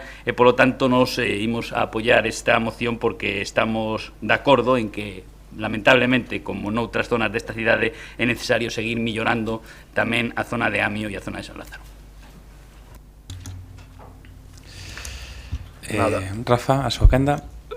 Bueno, boa tarde a todos e a todas, compañeiros e compañeiras de corporación. A nosa posición de voto vai ser a abstención. Estamos maioritariamente de acordo co que se está a poñer encima da mesa, basicamente a relación de peticións que ten a Asociación de Veciños e as te habendo o mismo orde. Con respecto a isto, hai unha serie de actuacións que xa aí, pois, o compañeiro de corporación Agustín avanzou que teñen unha serie de dificultades de execución, nin tan sequera é unha cuestión de, sobre todo, que ten que ver co tramo da Rúa Muiña, que é un tramo que ahora mismo, pois sí que é certo que necesitaría unha urbanización, pero ten aí, pois, hai uns problemas técnicos e de cesión que fai que se leve pois anos parada, non é unha cuestión de que paráramos nós. Con respecto ao resto de actuacións, pois na medida en que vayamos dispoñendo de disponibilidade orzamentaria, poidamos ir avanzando nas urbanizacións dos barrios, pois teremos en conta pois prácticamente todo o que ven aquí. Hai un par delas que executaremos en breve, como é a reparación da ponte, que non se fixo até de agora porque estábamos á espera de que baixara o cauce do río, pero farase nunhas semanas. Algo que engadir, Gonzalo? Algo que decir? Sí, Agustín Hernández. Sí, moitas gracias, señor alcalde. A verdade é que en relación con esta proposición e coa anterior, o fío do plantexado a principio deste pleno, gustaríame coñecer por parte do alcalde cal é o nivel de compromiso e cal é o resultado deste debate tan intenso, deste tempo dedicado por parte da corporación. Non fai falta que me interpele porque tiña previsto facer esa aclaración. Estou facendo uso da miña segunda quenda. Vale. Moi ben, dicir que o iba a facer. Gustaríame saber cal é o resultado desta votación a vista de que o grupo de goberno que ten a obriga de gobernar, de decidir e de levar os temas á Xunta de Goberno, abstívose, a corporación aproba tanto a primeira como a segunda proposición e, por tanto, gustaríame saber pois, o significado para que sirve todo este debate e o resultado final, se vai ter algún traslado ou o alcalde vai pasar olímpicamente do decidido democráticamente por esta corporación. Pois vou a contestar, señor Agustín Hernández. É dicir, a mí non me importa intentar explicarlle o que é a cuestión competencial das administracións locais. Outra cousa que vostede xoga a facer política demagóxicamente. Se vostedes entenderan que aquí hai unha serie de competencias de pleno que tamén poden vencellar o que é a execución de obras públicas a través do documento orzamentario, pois no momento do debate orzamentario terían priorizado unhas obras sobre outras e iso é competencia do pleno. Aprobar sistemáticamente mocións de melloras en barrio sin consignación orzamentaria, que é competencia plenaria, expresa unha vontade, pero evidentemente a nós non nos vencella dentro das competencias. Nós podemos tomalo, xa nos gustaría a nós. A mí o que me pasa é que me parece un xogo perigoso e eu prefiro incluso marcar posicións de abstención para que logo non digan que non temos unha app de conexión ca cidade da cultura ou para que logo digan non, é que non executaron esas obras. Home, todos sabemos como se executan as obras. Ten que haber consignación orzamentaria, ten que haber proxecto, ten que estar nos propios orzamentos municipais ou nos plans. Por exemplo, que esta estas obras podan ir incluído en outro plan porque así o acordou a corporación? Sí. Que pode haber remanentes que se poden incorporar? Sí. Agora, que do obrigado cumprimento, un posicionamento que eu respeto no simbólico de necesidades para a execución do que son competencias de grupo de goberno, eu non me sinto vencellado a ese nivel, porque, entre outras cosas, se cada pleno aprobamos actuacións millonarias ou actuacións de centos de miles de euros, aquí simbólicamente a petición eu tamén podo pedir. Todas as semanas vou a asociacións de veciños onde nos entregan dosieres con necesidades das obras, moitos deles dende 2009-10. Hai unha mesa que cubriría de necesidades de dosieres de obras en todos os barrios, para dotar aquí acordos. E a min gustaríame facelos todos. Todos. E se queren, traemos todos os dosieres e decimos, debatimos aquí e vamos a facelo todo. Pero estaría xogando, a min pareceme, a xerar falsas expectativas e a unha cuestión que entra no competencial. Claro que sí. Claro que sí, e eu así o expreso. O sea, acabamos de dar os debates orzamentarios, marcar as obras, facer engádegas sustitucións. Vimos a pleno e dicimos hai que facer tal obra, tal obra, tal obra, tal obra. Estou de acordo totalmente co señor Gonzalo Muiño. Hai que facelas. Pero síntese vostede de obrigado cumprimento? Na medida das posibilidades, entendo como a cuestión de execución de goberno e tamén que a corporación está vencellada nas cuestións competenciais, como son os propios orzamentos ou determinados plans supramunicipais que podan debaterse aquí, ou búsqueda de fondos europeos, ou captación de fondos europeos que se están a debatir. Sí, co entendo. Eu dou esta explicación porque estaba pensando, xusto antes, no da debate, entendo que son posicionamentos que expresan a vontade política dos grupos. Agora, que me obrigan competencialmente? Non. Eu entendo que non. Porque senón, entón, entramos nunha cuestión que nos volvemos ao inicio da legislatura. É vostede un dictador porque non deixa debatir aquelas cousas que non son competencia de pleno. E claro, non era caprichoso o señor secretario informara desas cuestións, porque evidentemente buscamos unha fórmula intermedia, non debatamos de todo, instemos dentro das competencias de cada quen e entendamos como unha posición democrática que ademais sirve este pleno para debatir. Agora, que iso de obrigado cumplimento? Home, pois os orzamentos son de obrigado cumplimento, determinados acordos son de obrigado cumplimento, e apuntar este pleno.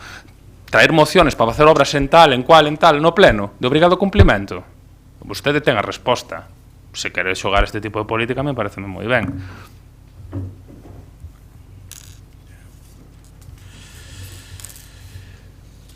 Pasamos a votar, señor secretario.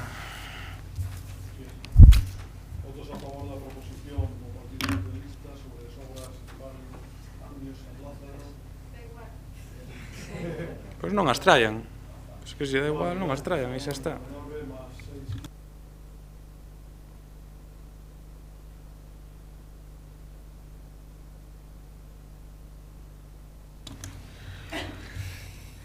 O punto 17 é a designación dun ou dunha concelleira no pleno da Mancomunidade da comarca de Compostela.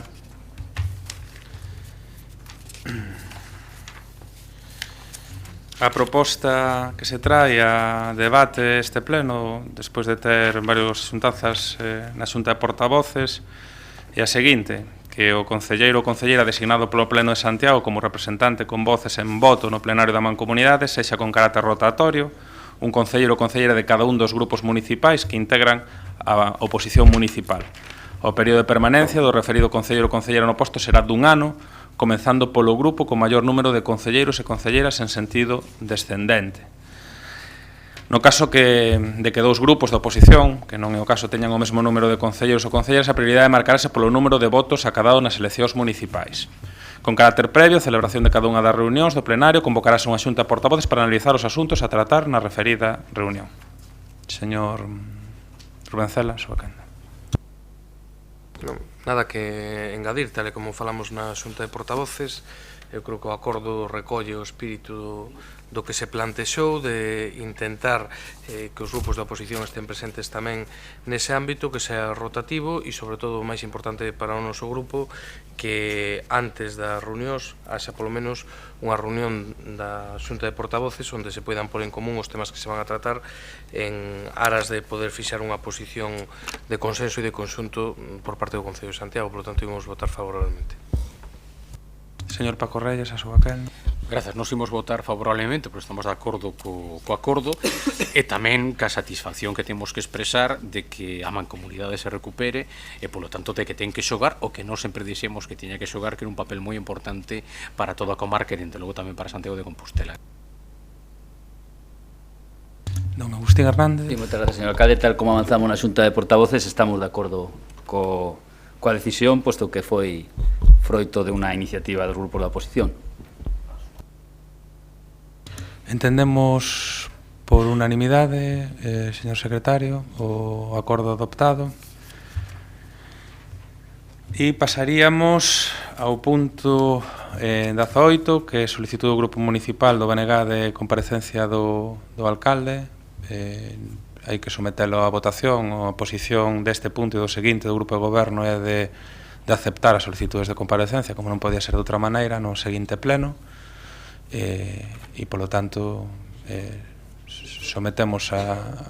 Bueno, en principio, non sei se conchega a aceptación da solicitude. Eso sí, unha aceptación, pois ese pasaría para o mes que vamos, para o pleno seguinte. Bueno, pode haber unha motivación, caso se quere, pero sin entrar no debate, claro.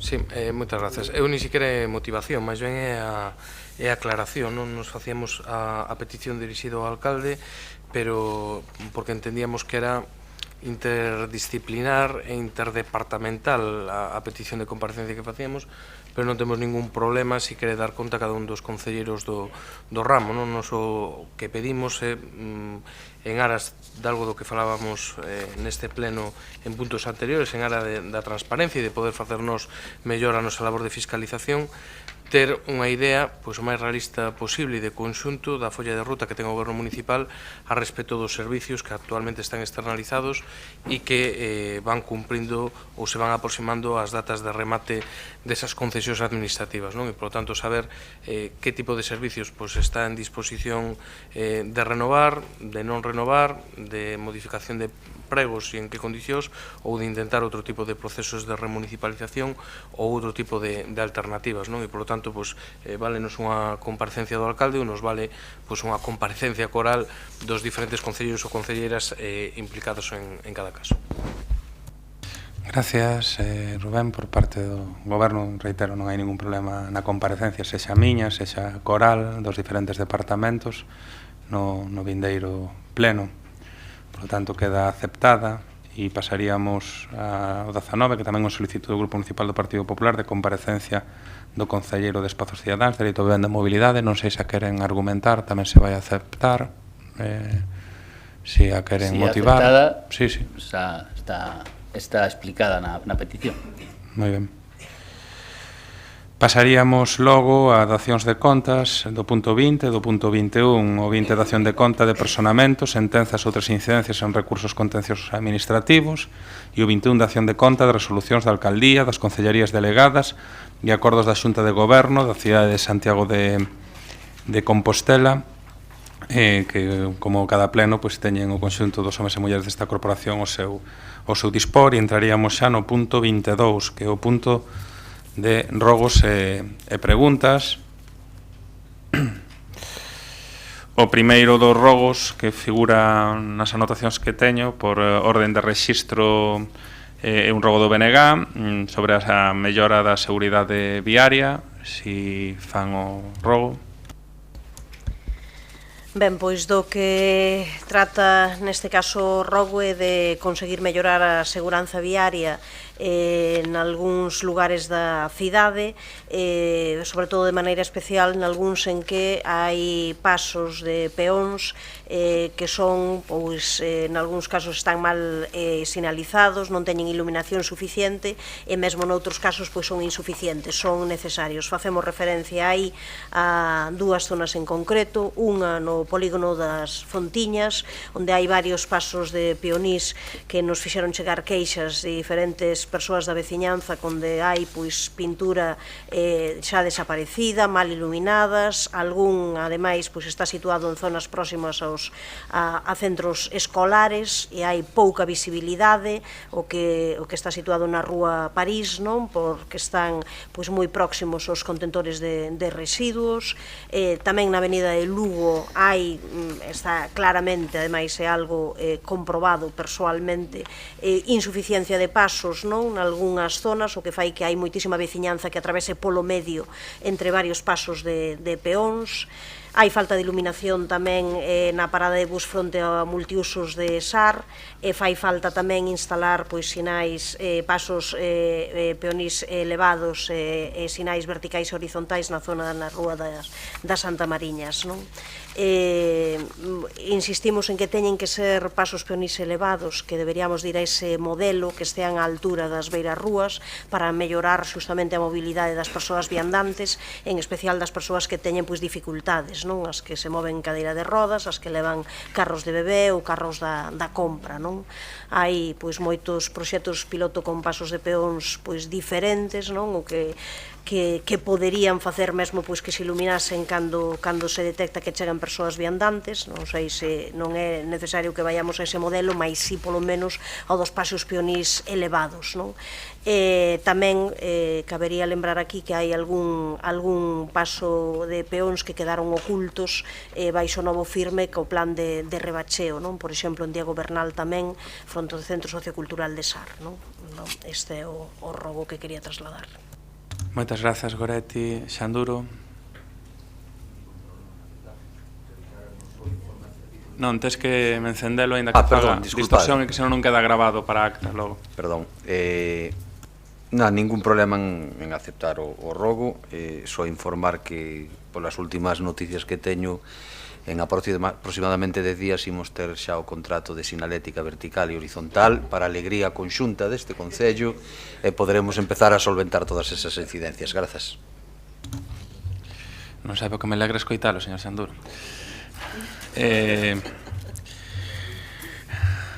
O seguinte rogo, un rogo do PP sobre unha placa informativa na Perona. Entendo que María Corral ou o señor... no, como facías estos. Vale. Gracias, señor alcalde. Para todas aquelas persoas que a mediados dos anos 40 eran nenas ou nenos en Santiago, eran mozos a visita da coñecida como Evita Duarte ou Evita Perón, deixou unha fonda pegada, non? Todos eles lamentan que a praca conmemorativa daquela visita se perdese. Para vostede faraslle gracia, hai xente maior e xente de idade que para a cual aquela visita, máis alá da valoración política que se poda facer da señora Duarte, aquela visita deixou unha pegada, porque eles percibían aquelo como unha visita benefactora, non? Lamento que vostede non entenda os sentimentos da xente maior. E moita xente maior, bota de menos esa praca, e por outra banda, hai que lembrar tamén que a propia Concellería de Acción Cultural programou unha serie de visitas e de itinerarios culturais que pasan precisamente por esa árbore que perdeu a praca, non? E por outra parte, falamos tamén dun árbore senlleira e sería bo dar unha información tamén sobre o valor natural da árbore, iniciativa que se pode estender a outras árbores. Nada máis, grazas. Xanduro. Atenderemos a petición do señor Brunete. Paréceme a caída, señor Brunete. De feito, foi unha das preguntas que entraban no cuestionario da campaña electoral. Donde está? Que era a Perona?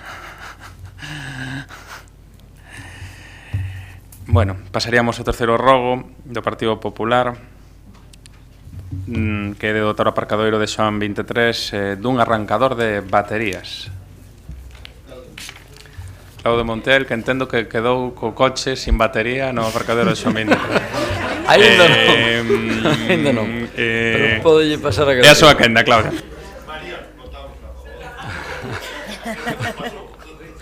Boas tardes a todos. A empresa municipal Tusa xestiona directamente, ademais do servicio de transporte na nosa cidade, varias instalacións destinadas ao aparcamento público, entre elas o aparcadoiro de Xoán 23, situado na principal zona de acceso rodado ao núcleo histórico. A pesar de ofrecer varios servicios complementarios a insente cantidad de persoas, veciñas e visitantes que ao longo do ano empregan as súas instalacións, polas informacións de que dispoñemos non conta cun servicio que consideramos importante e necesario, e do que podería dispoñer cun costo moi asequible, xa que no mercado se poden atopar por menos dun centenar de euros.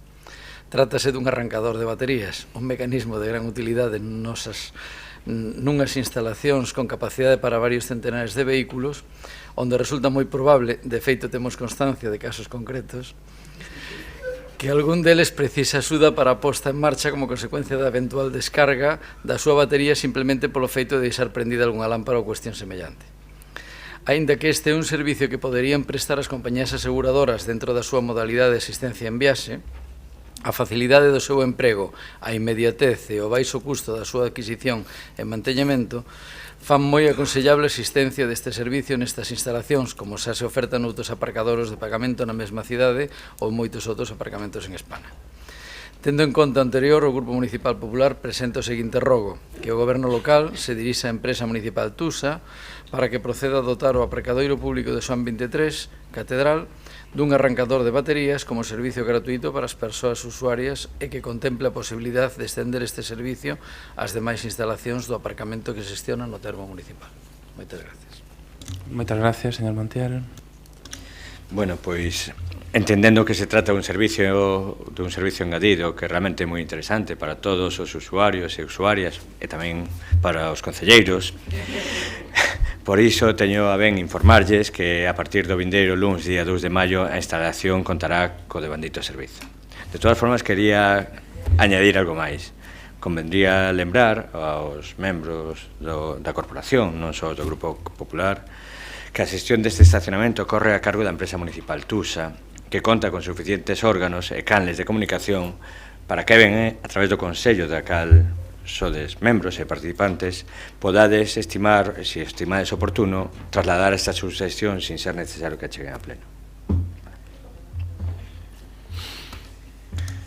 Pasaríamos a un rogo que do BNG para realizar traballos de prevención de incendios. Moitas grazas, señor alcalde. Para a prevención de incendios forestais existen traballos, como todos e todas saben, que se deben facer na primavera, algúns incluso no inverno, para contribuir a reducir o risco de lume na temporada estival, non? Como a necesidade de rozar os terreos de titularidade municipal cubertos de maleza e darlle facilidades e indicacións á veciñanza sobre a responsabilidade de controlar a vegetación próxima ás vivendas, non? Santiago de Compostela requiere unha atención especial para evitar os lumes do verán. Hai que ter en conta que está declarada zona de alto risco no Plan de Prevención e Defensa contra os Incendios Forestais de Galiza, non? Así, faise imprescindível actuar con medidas de prevención nos montes de titularidade municipal e da Xunta de Galiza, como pode ser a Aba do Pedroso ou a Selva Negra, non? Zonas especialmente castigadas polos incendios forestais nos últimos anos, non?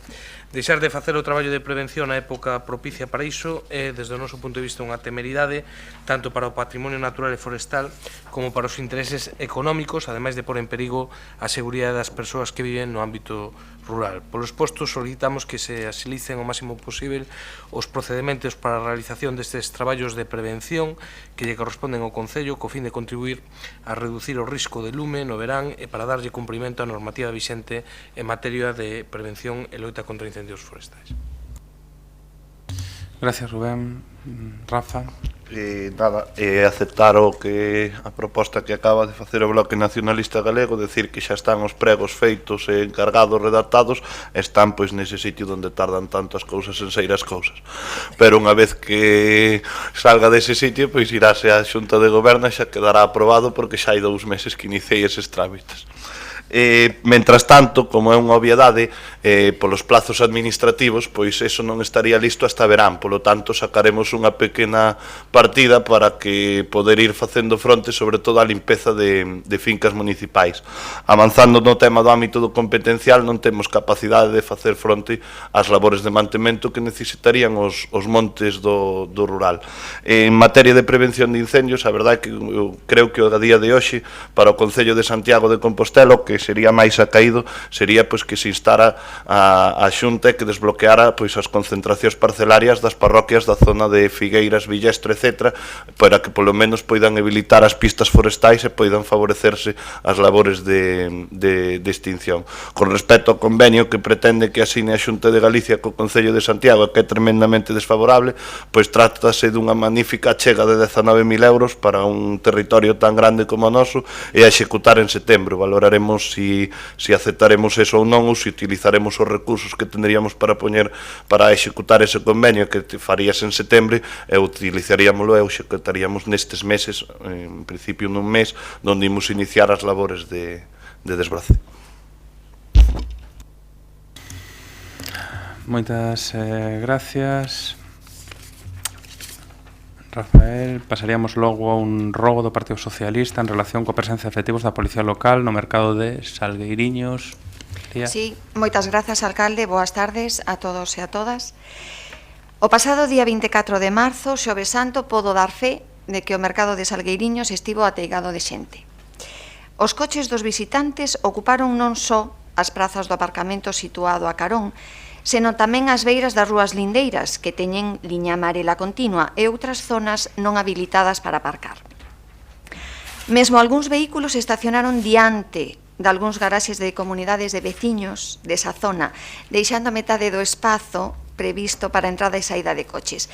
Malia esta situación, non percibimos durante varias horas ao longo da mañá que a Policía Local tivera unha intervención para reconducir ou sancionar ditos comportamentos. Ademais, na esplanada de Salgueiriños soe aparecer con certa asiduidade, como mínimo semanalmente, lixo procedente do consumo de comida rápida dun local próximo que os seus clientes, nomeadamente mozos, comen sen baixarse dos seus coches. Ditos restos, tanto orgánicos como inorgánicos, quedan ás veces durante días espallados no chan nun recuncho, en concreto na esplanada de Salgueiriños, sen ninguén que os recolla, aínda que é certo que hai unha papeleira xusto ao lado, e o incivismo destes mozos, evidentemente. Bueno, por todo isto, o rogo que facemos é o seguinte. Primeiro, que o Goberno local coordine coa Policía Local a presenza dun número suficiente de efectivos no mercado de Salgueiriños para vixiar que, de feito efectivo, se cumpren as normas de tráfico. En segundo lugar, que se garanta que as brigadas de limpeza revisen a esplanada de Salgueiriños e as zonas axardinadas próximas non só as tardes dos xoves, senón ao longo da semana despois da celebración do mercado. Gracias. Moitas gracias, María. Xan, Duro. Ben, todos os xoves hai no mercado de Salgueiriños por norma unha patrulla máis un oficial con reforzos puntuais en función do que se necesite ou das incidencias que poida haber. É curioso, pero a miña concellaría o único que chegaron foron queixas da xente sobre o uso abusivo da grúa municipal no entorno de Salgueiriños o día do mercadillo. Debemos de ter carles de información distintas. E sobre o que é a limpeza de Salgueiriños, sabe que unha zona de limpeza que non é de barrido diario a gases os xoves. Tamén as únicas queixas que recibimos sobre ese establecemento comercial que di que o McDonald's que está na Plaza de España viron da parte das cancelas, que tamén no mirador que hai arriba acumulan moito lixo, e de feito temos un reforzo continuamente vixiando eso. Trasladarei aos servicios de limpeza municipais a necesidade de Salgueiriños, pero manteremos o mesmo dispositivo policial que temos hasta agora, porque non percibo que haxa necesidade de reforzar. Gracias, Xan. Salteime sin querer un rogo do BNG para que se mellore o servicio de transporte urbano e se limpen, reparen e repoñan marquesinas. Gorete. Sí, o rogo ten dúas partes, non? Por un lado, referíase a mellora do servicio de transporte urbano na liña 7, non? Na que vai a Sara, Angrois e Arins, e xa sabemos que desde onte a mañá esa cuestión xa ficou solucionada, aínda así igual habería que pensar en algún momento se ese percorrido casi circular, non no referido ás frecuencias, que sí que xa está solucionado, se é o máis acaído, non? Pola duración da viaxe. De todas as maneiras, querome centrar aquí na cuestión das marquesiñas, non? Da necesidade de reparar, repoñer e limpar as marquesiñas, non? segundo os propios datos facilitados pola empresa Portusa, non? Sobre limpeza e reparación das marquesiñas do rural, dos 14.000 euros que aparecían nos orzamentos de 2015, só se executaron 3.000 euros. Parece que iso, pois, un pouco que se debe a que non eran necesarios, que non había que actuar, non? Sobre tantas marquesiñas, que se houbera unha limpeza integral con anterioridade, mas o certo é que nós detectamos moitas marquesiñas no rural e nas proximidades do núcleo urbano en mal estado, outras sen uso, como a da Volta do Castro, que xa denunciamos no seu día, e, ademais, no pleno de decembro, por unha iniciativa levada polo BNG, aprobouse un programa municipal para a instalación e adecuación de marquesiñas. O certo é que de momento non se avanzou niso, e non só non se avanzou, senón que mesmo se retiraron algunhas, non? Por exemplo, no lugar de Quintáns, na parroquia de Carballal, na estrada que une o aeroporto con Sigüeiro, retirouse nos últimos días unha marquesiña que era empregada habitualmente pola rapazada, non? Que usa o transporte escolar, non? Por iso nós pensamos que é necesario limpar, reparar e repoñer marquesiñas que son absolutamente necesarias, non? E queríamos, pois, rogar que se faga isto na medida de posible, pois o máis axiña, non? Jorge Duarte. Para nós, para a Sociedade Municipal Tusa, tamén é un tema importante a conservación das marquesiñas no rural. E, de feito, a min sorprendeume que non se agotaran os fondos destinados, porque este ano foron 17 as actuacións no que vai de ano que cubriron todas as demandas que había e todas as que se detectaron nas dúas inspeccións que se realizan anualmente. Estas actuacións van dende a limpeza ata a reposición de cristais e reposición das mesmas. Na actualidade hai unha marquesiña pendente de reparación que é a que está no lugar de Pardiñas. Como decía, dende a Sociedade Municipal realízase dúas inspeccións anuais no mes de maio e xuño e outra no mes de outubro-novembro.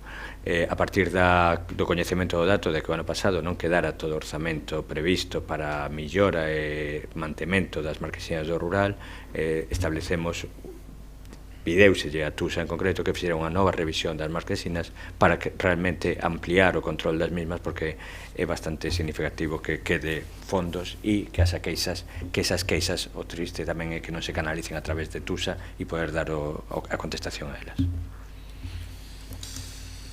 Moitas gracias, Jorge. Pasaríamos logo a un rogo do Partido Socialista para xestións ante o Ministerio de Fomento para arranxar a situación de perigosidade da estrada alternativa a Ponte Marzán.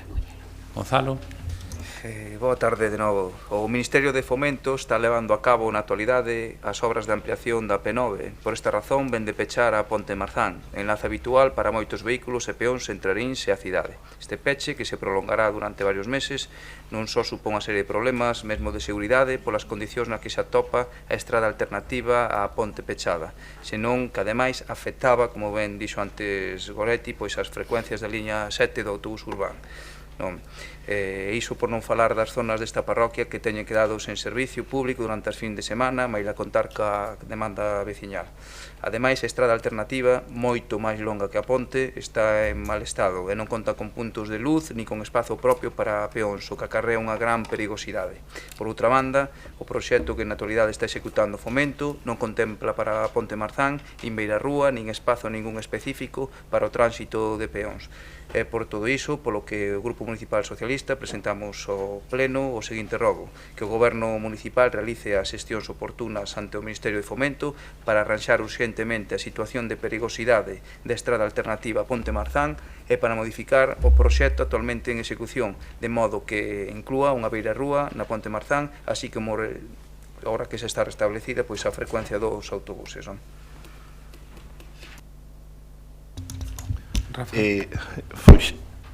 Nada, decir que xa se fixo esa xestión, que só por unha cuestión de cordialidade daremos un tempo razonable para que poidan intentar facelo, e senón pois miraremos como facelo, pero vamos, xa estiven ali co xa estivemos ali varias veces co director de obra, non só eso, sino no tramo este que dos abetos, decir que esta obra pois require un protocolo previo por parte do Concello que foi asinado antes, que está generando bastantes problemáticas esta obra, e que, bueno, como lles comentei, se deixan ben e a finalizan ben e deixan pois esas zonas, pois conseguiremos que o cabreo que ahora mismo ten parte da veciñanza e que é moi razonable, pois quede mitigado.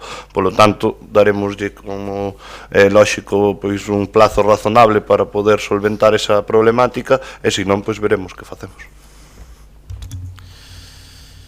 Gracias, Rafa. Preguntas para a resposta oral no pleno. Pregunta do Partido Popular sobre a postura do Concello de non persoarse no recurso contencioso que afecta o servicio entre Santiago e os Tilos. Que vai facer? Claudio. Boas tardes de novo.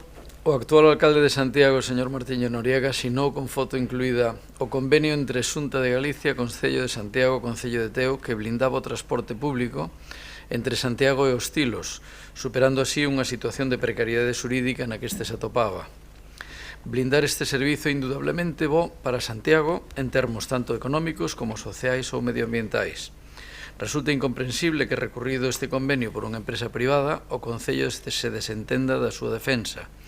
Persoarse en dito procedemento permite defender mellor ese convenio e, de non facelo, poderíase pensar que o alcalde estase a subordinar os intereses desta empresa recurrente. Así as cousas, fago a seguinte pregunta. Reconsiderou ou ten pensado reconsiderar o alcalde a postura de non persoarse o Concello no recurso contencioso administrativo promovido por unha empresa privada contra o convenio que garante o servicio público de transporte colectivo urbano entre Santiago e os Tilos? Moitas gracias. Vai a contestar Jorge, pero Claudio, por alusións, eu creo que non há lugar, non? É dicir, un posicionamento nese sentido, vencellalo a unha cuestión de favoritismo sobre unha concesionaria, eu non me sinto reflectido, polo menos, nin na alusión. Pero, bueno, Jorge, contesta. Bueno, o Concello non reconsiderou esa postura e, de feito, había motivos que estudados ca asesoría xurídica para tomar esa decisión de non recurrir no seu momento. O artigo 27.8 do Estatuto de Autonomía atribúe á Xunta de Galicia competencia exclusiva sobre o transporte público de viaxeiros. No seu desenvolvemento, aprobouse a Lei 696 de 6 de xullo de coordinación dos servizos urbanos e interurbanos por Estrada de Galicia. Nesta exposición prevese a coordinación desta problemática a través de plans comarcais ou metropolitanos. Para a solución dos problemas non é allea a cuestión das concesións, cuxa competencia, por certo, é da Xunta e que a día de hoxe está, por sentenza, anulado o convenio polo que se prorrogaban as concesións. Por lo tanto, vou enumerar os motivos que pusemos nos momentos sobre a mesa. A través da mancomunidade da comarca de Compostela tratouse dende hai máis de 10 anos de conseguir unha actuación coordinada, sendo infructuosa esta xestión por parte da Xunta. O presente Goberno continuou colaborando nunha fórmula que, baixo as indicacións da Xunta, puidera solucionar a problemática dos usuarios residentes nos silos, aínda que, como decía, deberíamos haber ido a un plan metropolitano de transporte que houbera resolto situacións como esta. A Xunta, no seu momento, presentou un documento pechado para ser aceptados polos 2 municipios afectados. O devandito documento, e seguindo as indicacións dos técnicos, tentamos facer algún cambio derivado sobre todo dun problema que tiña, que era o non recoñecemento das competencias exclusivas da Xunta para evitar problemas se se plantearan determinadas incidencias. É un servizo que ten que prestar a Xunta e iso era o que se quería engadir no convenio. As observacións foron recitadas pola Xunta, polo que o clausulado do documento converteuse virtualmente nunha adhesión, optándose para a súa aprobación como mal menor para evitar máis demoras na solución dos problemas da cidadanía. Aprobado o convenio, se presentaron reclamacións por parte de transportistas concesionarios en vía administrativa e as devanditas alegacións foron trasladadas á Xunta de Galicia. Contra a súa desestimación e por parte da entidade mercantil Castromil, interpúsose un recurso contencioso administrativo contra a Xunta de Galicia, xa que é quen posúa as competencias nesta materia. A cuestión controvertida radica esencialmente nos aspectos que sobre as concesións dos transportes exente a Xunta de Galicia e que, por certo, agora está anulada a prórroga. Como decíamos, o pasado ano, en decembro do pasado ano, xa estaba sinalada para fallo a sentenza do Tribunal Supremo recaída o día de 14 de marzo pasado despois dun recurso da Comisión Nacional de Competencia e o fallo do Tribunal Supremo foi a anulación da prórroga das concesións administrativas sobre o transporte que xa finalizaran dende hai máis de 6 anos. Vai rematando. Vale. En decembro do ano pasado recíbese na asesoría xurídica o emprazamento como interesado pola Xunta de Galicia no recurso planteado pola entidade mercantil. De acordo co disposto no artigo 9, concédese un prazo de 9 días para que o Concello se persone como condemandado se o estima oportuno. Porén, dito prazo é só aceleratario, é dicir, poderíase personar máis tarde, incluso neste momento, mas decidimos non facelo e por algúns motivos. Despois de estudiar a conveniencia, os motivos para non facelo, poderíamos resumilos en: punto primeiro, o asunto entendemos que debe estar perfectamente defendido polos letrados da Xunta que coñecen perfectamente a defensa das competencias da Xunta, que son da Xunta. O convenio ten no fondo un contenido de adhesión sin que o Concello participara máis alá do seu acatamento, amosando a súa boa vontade para a solución da problemática e dende a confianza lexítima de que a Xunta actuaba correctamente no exercicio das súas competencias, pero non incluía aquelas condicións que este Concello poñía no convenio. Digamos que a cuestión complícase máis xurídicamente unha vez que se anularon as concesións otorgadas pola Xunta e non temos coñecemento a día 12 despois de intentalo repetidas veces, a última hoxe na reunión sobre o Consorcio Metropolitano, sobre a Comisión de Seguimento Metropolitano, cal é a opinión da Xunta sobre os expedientes de concesión. E, por último, como calquer outro servicio, o de asesoramento xurídico, este Concello ten que pagalo. E entendemos que hai que saber en que gastamos as cousas e es que non. E entendemos que a Xunta ten que ser suficientemente competente para defenderse nun tema como este. Outra pregunta oral do Partido Popular sobre o pago das facturas á empresa Ser Unión a un prazo superior ao que a empresa viña facturando. Entendo que un precio superior. Teño aquí na nota un prazo, pero é un prezo. Señor Brunete. Alcalde. Como sabido, a Xunta Local de Goberno aprobou este mes un recoñecemento extrajudicial de crédito en favor da empresa Ser Unión pola prestación sen contrato do servicio de comedores escolares entre mediados de novembro e o 31 de xaneiro de 2016 e iso fixo por un prezo unitario superior nun 130% que viña facturando a empresa. Tal recoñecemento extrajudicial foi aprobado malia a existencia dun reparo suspensivo no que a intervención advirte literalmente que se descoñecen as causas da diferenza entre o prezo do contrato menor e o prezo da prestación posterior. Isto é, o goberno local fai un uso presumiblemente arbitrario dos fondos públicos para incrementar a facturación dunha empresa privada, sen explicar a sorprendente causa dese incremento. Afirmou o alcalde ante os medios que ese incremento vai destinado a mellorar as condicións laborais dos traballadores, concretamente dunha media hora que reclamaban.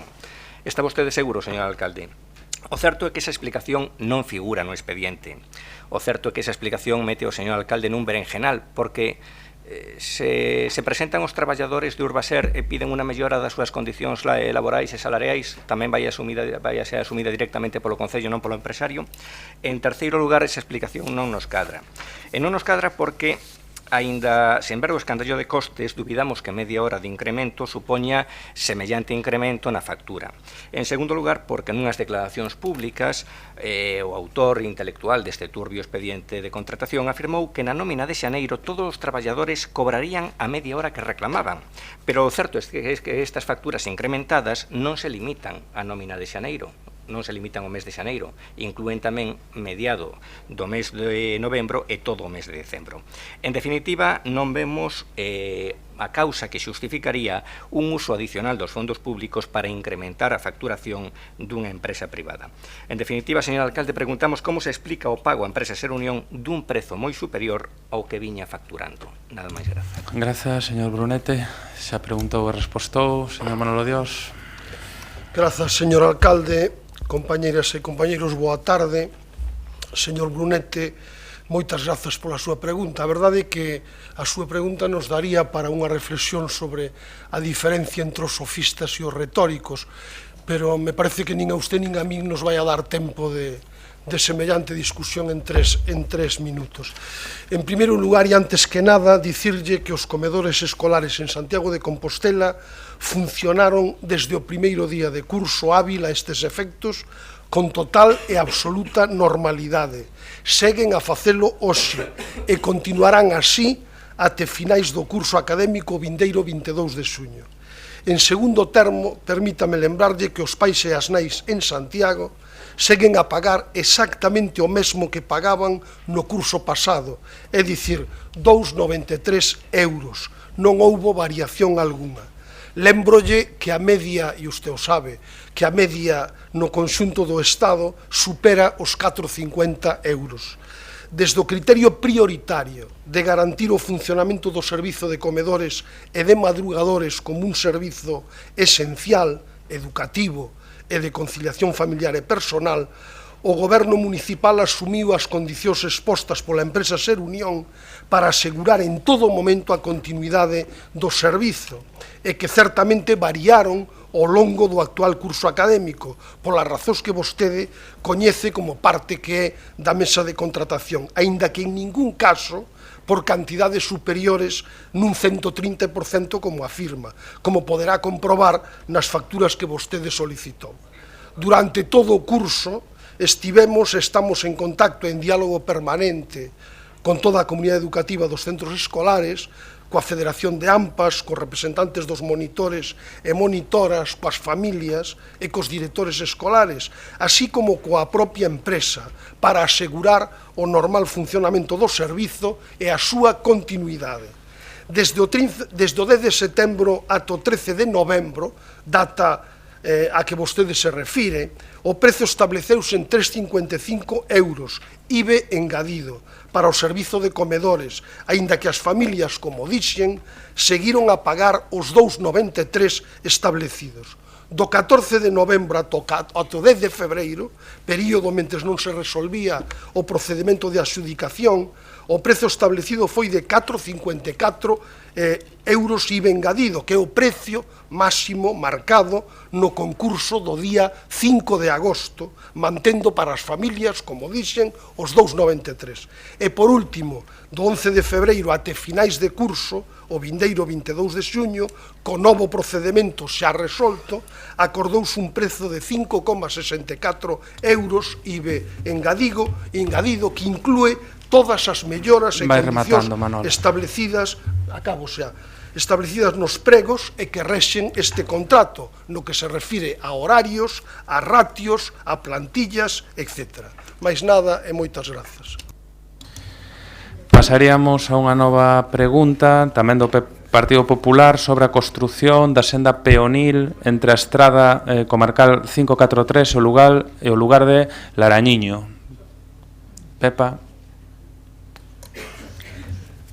Alcalde, compañeiras e compañeiros de Corporación, boa tarde.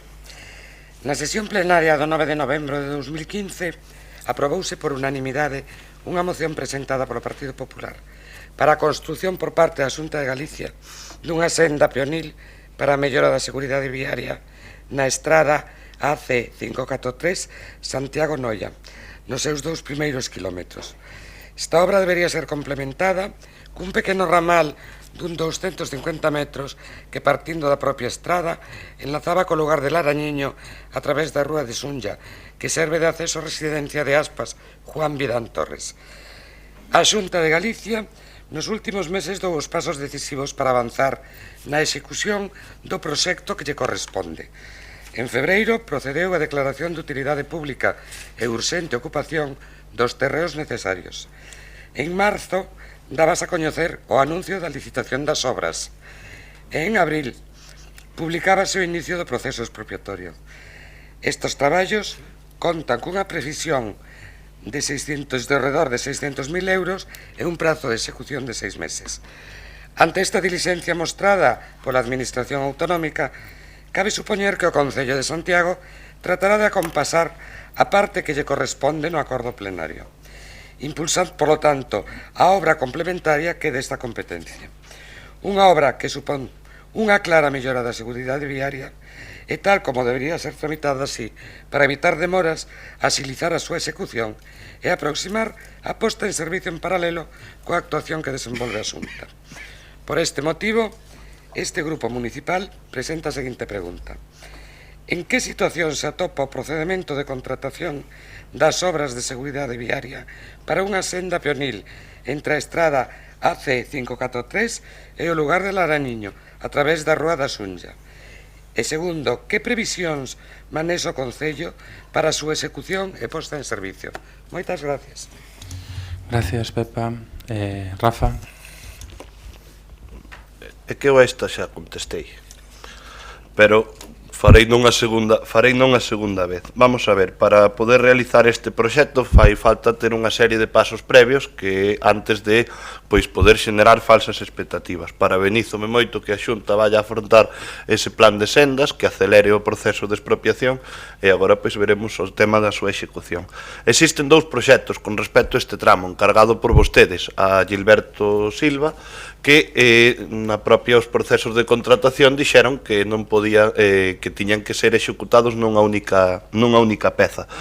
Preguntado abaixo, pois non se procedeu ao proceso de cesión de terrenos prescindible para facer esa actuación, que poideron facer vostedes hai moitos meses, xa que foron vostedes quenes encargaron este proxecto. Hasta que teñamos eses pasos dados, e xa así nos comprometimos coa veciñanza, e en principio non vamos a encontrar problemas para a cesión de terrenos, e unha vez que xa temos encargado o proxecto, tal e como dixen no pasado mes de novembro, meterémolo como obra prioritaria para a parroquia de Laraño nas vindeiras convocatorias de plans de obras que vayan a sacar, igual que dixen no mes de novembro. Gracias, Rafael. Pregunta tamén oral do Partido Popular sobre a concesión dos postos libres existentes na nave 5 da Praza de Abastos. Sí, moitas grazas, señor alcalde. A verdade é que gobernar en minoría ten o inconvinte, o digo entrecomillado, de que tes que aceptar o que resulta da maioría, obviamente se tes conviccións democráticas e non autoritarias.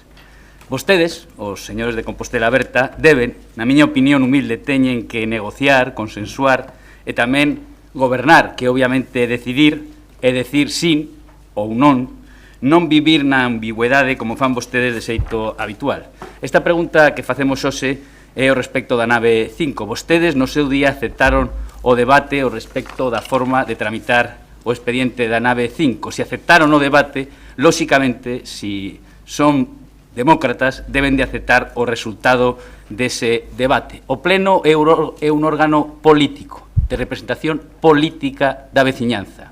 O que aprobamos neste Pleno foi unha audiencia do prego na información pública, como paso previo á súa aprobación. Participación, sinal de identidade de Compostela Aberta. Non aprobamos a modificación do órgano que aproba ese prego. Non aprobamos unha modificación das competencias. Non significaba unha chega económica. Simplemente vinculaba políticamente o cumprimento dun trámite que incrementaba a participación. As formas, lóxicamente, foron absolutamente impresentables. Pero tamén, señor alcalde, o fondo tamén é absolutamente impresentable. Supoño que vostede coñecerá o informe da interventora que precisamente reflicte a ausencia desa audiencia precisamente a cooperativa. Esta pregunta foi formulada o día 15 de abril. Lóxicamente, hoxe xa sabemos o que fixeron vostedes ao respecto dese acordo, incumpriron o acordado. Obviamente, vostedes non respetan o que acordamos neste pleno, pasaron, e leo textualmente o que recolle o seu programa, do empoderamento do pleno ao enterramento do pleno. Lóxicamente, se o alcalde autoriza e bendice esta ceremonia, nós non imos permitir ninguna exequia, non imos participar, imos seguir loitando para que se respete a vontade da maioría, a vontade do pleno, e, polo tanto, despois de anunciar o que anunciamos a principio deste pleno, imos retirar esta pregunta e imos abandonar este pleno. E nós imos a ter 10 minutos de descanso.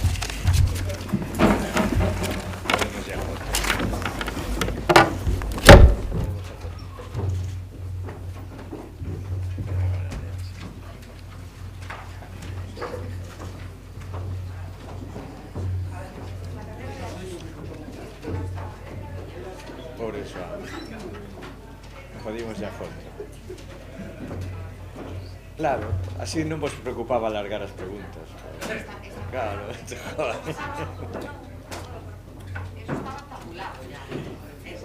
E o alcalde jodeulle a foto a Xoan Soler.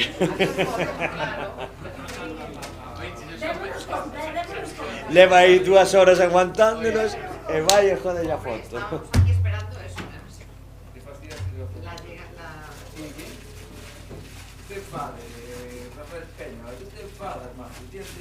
Enfadouse.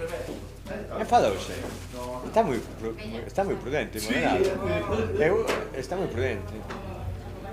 Pero eu, a verdade é que a das propostas de amaño do rural, non? Calquer día ven unha proposta de invertir 2 millóns de euros e vota que sí. Non fixen un copia de pega. Son subsidios que me dixeron por Dios, non van igual. Non van igual. Pues van moi parecidas.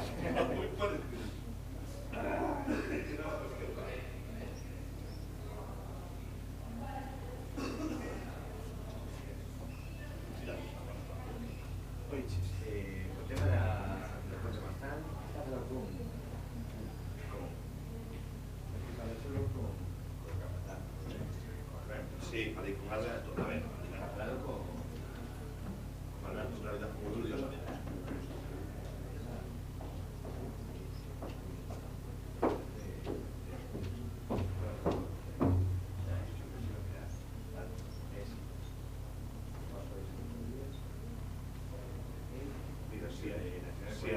si anchean o paso, si anchean a entrada, que era de...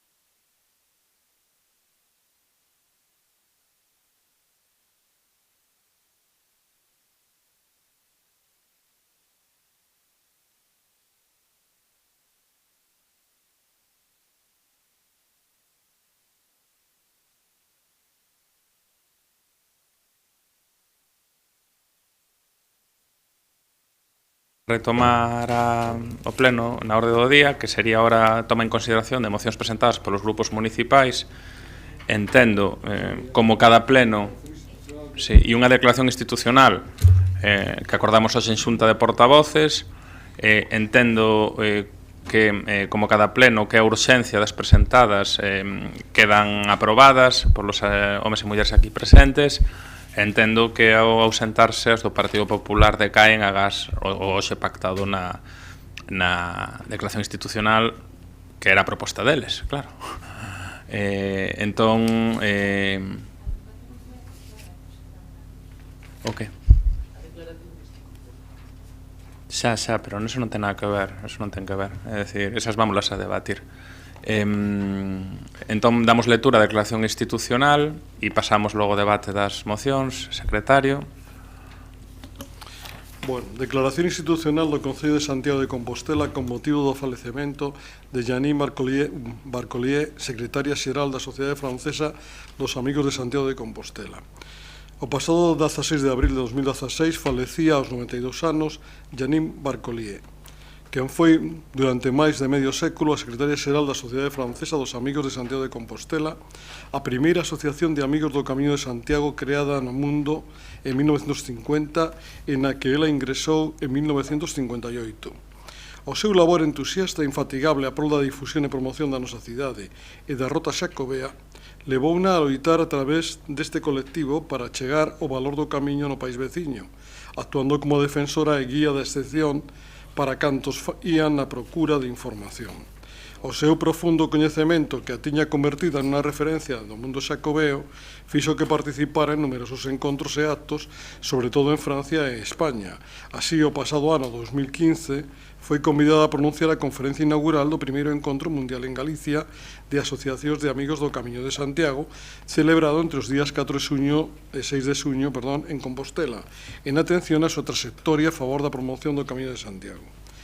Posteriormente retornaría a nosa cidade para a celebración do Jour de la France en agosto pasado.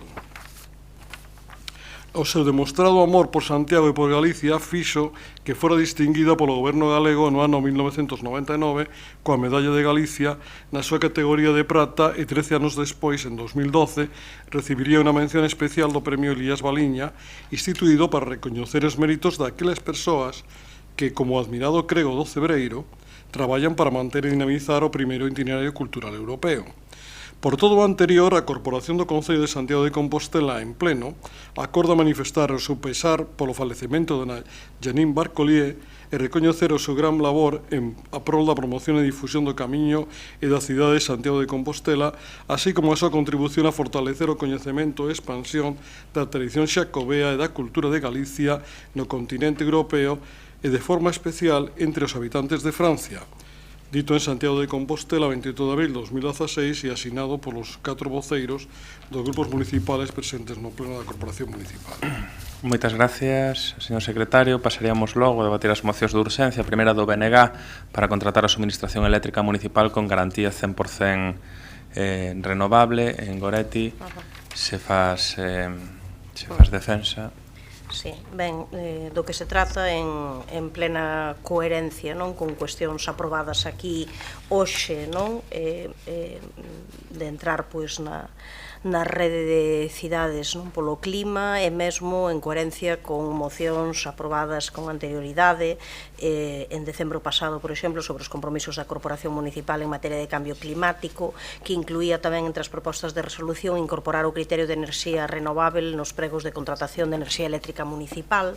Estou segura de que o Grupo de Goberno coincide na necesidade de transitar cara a outro modelo enerxético, un modelo enerxético pois que é cimentado pois no aforro, na eficiencia, nas enerxías renováveis, e sabemos tamén que existen no país pois cooperativas que xeran enerxía de xeito limpo, de xeito sostível, que son ademais que fan un uso social da enerxía, un modelo alternativo que compre como administración pois dar exemplo e apoiar, non? Por iso, non, que propomos dunha maneira clara, non, ademais nestes momentos que xa se iniciou o expediente de contratación da suministración de enerxía eléctrica, é un momento xusto de tomalo en serio e estudar esa posibilidade de darse de alta como socios dunha cooperativa galega de enerxía verde e contratar a suministración eléctrica a través dunha cooperativa dese tipo, como xa levan facendo algúns concellos, non? Concellos das proximidades, como por exemplo o de Rianxo, e ademais algo que non implica novas instalacións, nin enganches, senón que simplemente utilizando a rede eléctrica existente pode facerse e podemos comezar a dar exemplo tamén e transitar cara a outro modelo, non? Eso é o que solicitamos e entendemos que debía de ter tamén a unanimidade neste caso das forzas presentes. Señor Paco Reyes. Gracias, señor alcalde. Bueno, nos imos votar a favor desta moción. O que pasa é que temos que aclarar tres cousas, non? A primeira delas é uniformizar o que entendemos neste pleno por enerxía limpa. Quero dicir, todos estamos de acordo que enerxía limpa van ser as enerxías renovables, a solar, a eólica, a biomasa, a mini hidráulica, a xeotérmica. Pero a pregunta é, incluímos outras opcións como o biogás procedente de residuos ou enerxía obtida mediante a produción simultánea de enerxía e calor, e dicir, a coxeneración? Si subsidiariamente non. Fago a pregunta porque, por exemplo, Greenpeace, eles o que plantean é que estas últimas sí, pero subsidiariamente. Por lo tanto, temos que saber nese sentido. O segundo tema a aclarar é que, claro, a única distribuidora de enerxía eléctrica que temos en España é a rede eléctrica española, non? Que é a que ten a toda a rede distribuída por las torres de alta tensión, non? Ao longo de todo o territorio. Claro, o que sí que acontece é que un lle pode comprar a unha distribuidora neste caso, sen unha comercializadora de enerxía, lle podes comprar enerxía verde. Entón, esta comercializadora comprará, se non é produtora e se a produce, pois unha enerxía que estea certificada como verde. Isto se vai incorporar, obviamente, á rede. Claro, o que é imposible saber, eso tamén o temos que saber, o temos que decir, é se os electróns que estás consumindo son verdes ou non. Eso é imposible. Porque, claro, se verte toda a enerxía á mesma rede, tanto a limpa como a non limpa. Por lo tanto, ti podes tentar de comprar a limpa, pero non sabes nunca se a que consumes é a limpa ou non. Eso é imposible, a lo menos neste momento.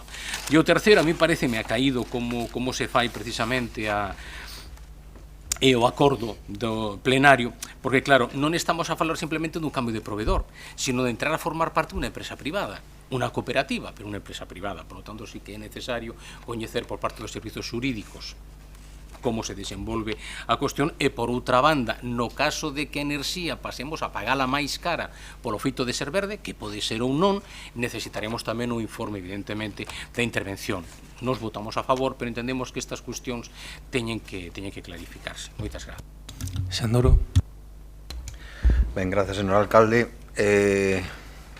Evidentemente, eu personalmente, o Constituto do Grupo Municipal, ten como obxectivo chegar a consumir neste concello un 100% de enerxía renovável. De feito, hai 3 meses, se non lembro mal a data, sentámonos con a nosa enerxía a falar deste tema, non que se plantexaban as dúas situacións. Evidentemente, o concello como tal non pode ser socio dunha cooperativa, porque entendo que é legalmente imposible, e eles non tiñan claro nese momento canta enerxía podían garantir ao concello.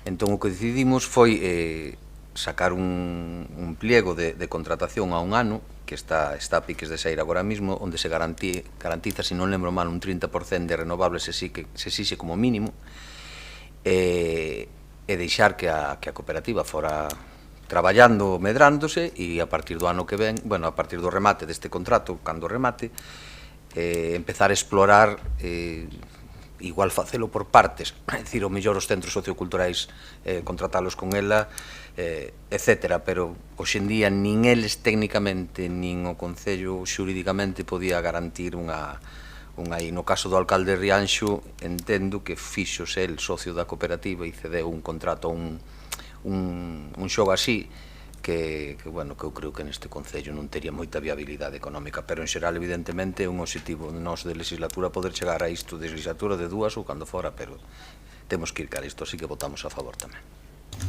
Goretti, queres engadir algo? Agradezo o apoio, entendo que é lógico ir dando pasos pouco a pouco, e de aí que se puxese tamén estudar a posibilidade de contratar, pero os camiños tamén, pois, alégrome de que xa estean iniciado, non, e que haxa polo menos unha porcentaxe que poidamos comezar a traballar con ela. Entendo, secretario, que por unanimidade e pasaríamos a seguinte moción do BNG para dotar a cidade de contedores accesibles. Rubén.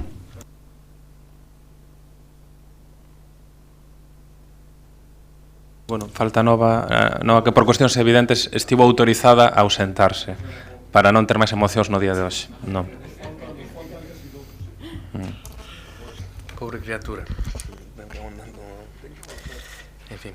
Bueno, moi boa noite outra vez. Esta moción do Bloque Nacionalista Galego ten que ver co que poderíamos denominar cousas miúdas, pero cousas miúdas que desde o noso punto de vista tamén fan cidade, non? Unha cidade nosa que sempre se caracterizou pola limpeza das súas prazas, das súas rúas, e por amosar unha faciana neste momento, pois, desgrazadamente, de baixo nivel, nada propio dunha cidade acolledora e dunha cidade que é patrimonio da humanidade, non?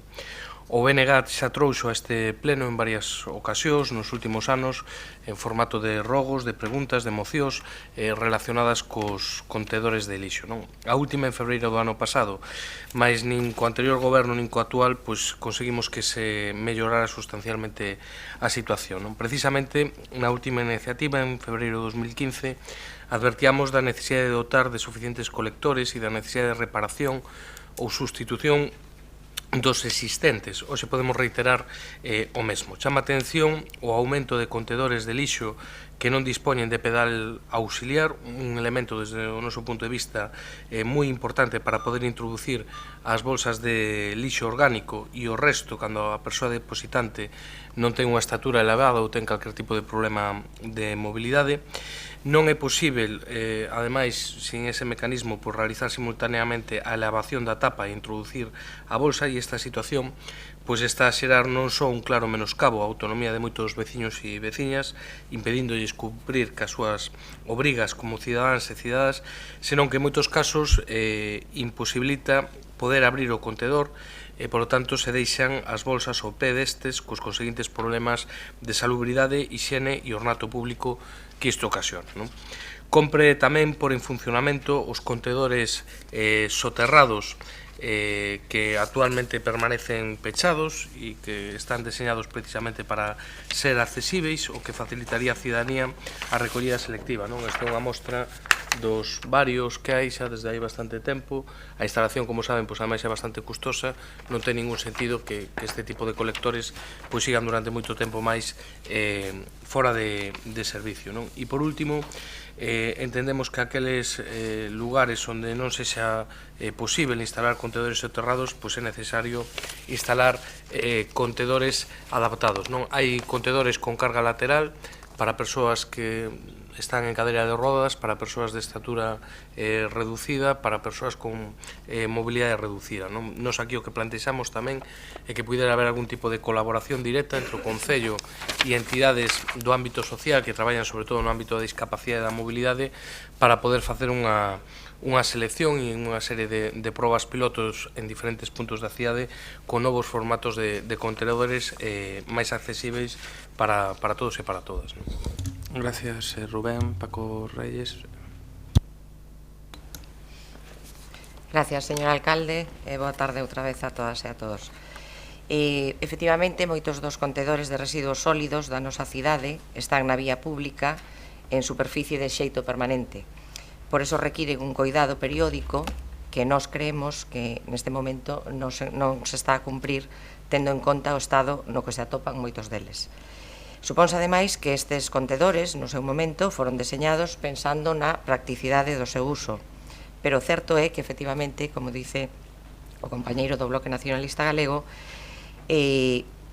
son de dificultosa utilización para diferentes colectivos da nosa veciñanza, tales como as persoas de idade avanzada ou persoas con diversidade funcional.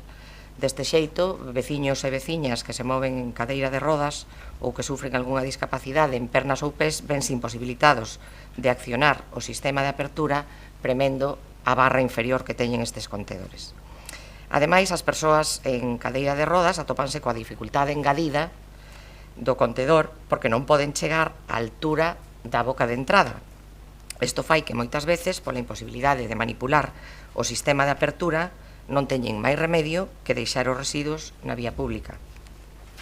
Polo tanto, nos creemos que a nos obriga a adoptar medidas positivas para reducir estas desventaxas estructurais e dar un trato apropiado ás veciñas e aos veciños que teñen estas dificultades. Por todo isto, o Grupo Municipal Socialista vai estar de acordo para que se introduzan as melloras que sean necesarias que se adapten á realidade dos diferentes colectivos da nosa veciñanza.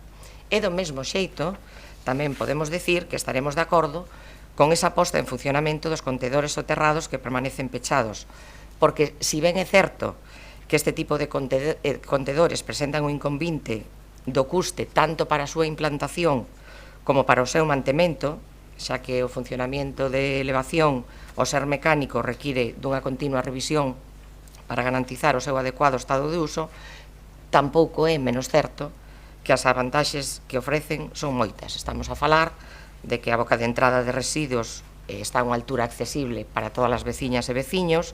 Estou a falar tamén de que as tapas son livianas e, por tanto, poden ser manipuladas sin esforzo, teñen, por suposto, un menor impacto estético que xeneran os residuos na rúa e, como non, hai unha reducción de cheiros importantes que saen á superficie.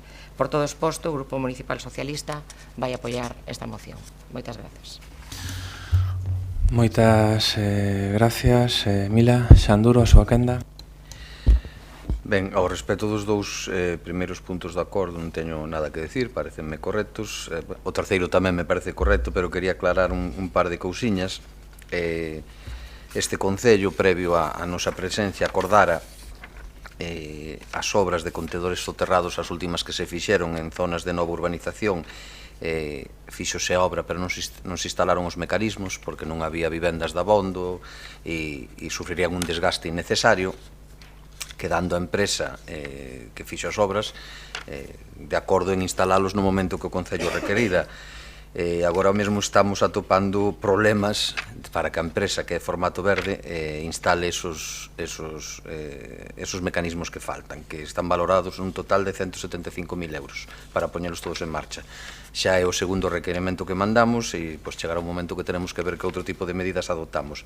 E sí que só hai dous contenedores, un na Rúa Olvido e outro en Victoria Kent, que son de mecanismos dunha empresa que quebrou. Era un deseño propio, quebrou a empresa, non hai repostos, non hai nada que facer, e vai nos custar ao redor de 45.000 euros repoñelo, que no momento que estén os orzamentos en marcha farémoslo de contado. E os outros, insisto, a vontade de poñelos en marcha, pero a obriga de poñelos en marcha é a empresa que para eso recibiu o pago pola obra.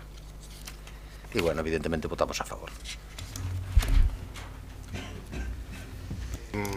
Sin ánimo de alongar, que xa non son horas, non? Pero, bueno, certamente, na medida das posibilidades, eu son consciente de que en ámbitos como en Roxos, como nas Cancelas, pois hubo problemas dos que facía referencia ao Concelleiro, na medida das posibilidades que se poñan a funcionar, entre outras cousas, porque ao final son recursos públicos, costa moito dinheiro ese tipo de contenedores e que non ten ningún sentido de telos pechados, entre outras cousas, polo que digo, porque a xente, ademais, utilizaos para poñer o lixo fora. E despois, co outro tipo de contenedores, eu a verdad que non coñecía, nin teño visto demasiados destes, non? Pero, bueno, un formato deste tipo, ou incluso deste, non? Con entrada lateral, o que sí que permite eso, pois, unha cadeira de rodas ou xente que non teña mobilidade, para persoas que teñen unha estatura reducida e non hai pedal, pois facer cunha man, levantar a tapa e con outra man facer o exercicio e meter o lixo, pois é moi complicado, non? Entonces, eu sei que iso leva o seu tempo, pero polo menos cando se vayan renovando este tipo de contenedores, pois ter en conta este tipo de cuestións e agradecer o voto favorable dos outros grupos. Entendemos, señor secretario, que por unanimidade queda aprobada a moción, pasando a outra moción do BNG, que ten que ver sobre a limpeza e recollida de lixo na cidade histórica e que está vencellada a comparecencia de Ricardo Méndez Crespo do Comité de Empresa ao inicio do pleno. O que non sei é a cuestión da emenda de adición do Partido Popular, se hai que debatila ou non hai que debatila.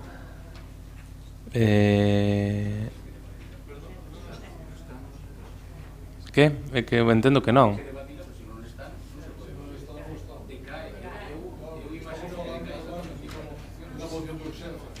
Permitides... Concello dixo que retiraban todas as súas... Dixo que as mocións eu entendo que decaen tamén. Non están presentes e non están presentes. Non falamos do punto de vista xurídico. En calquera caso, depende de que nos aceptáramos, nos vamos a defender a nosa emenda original.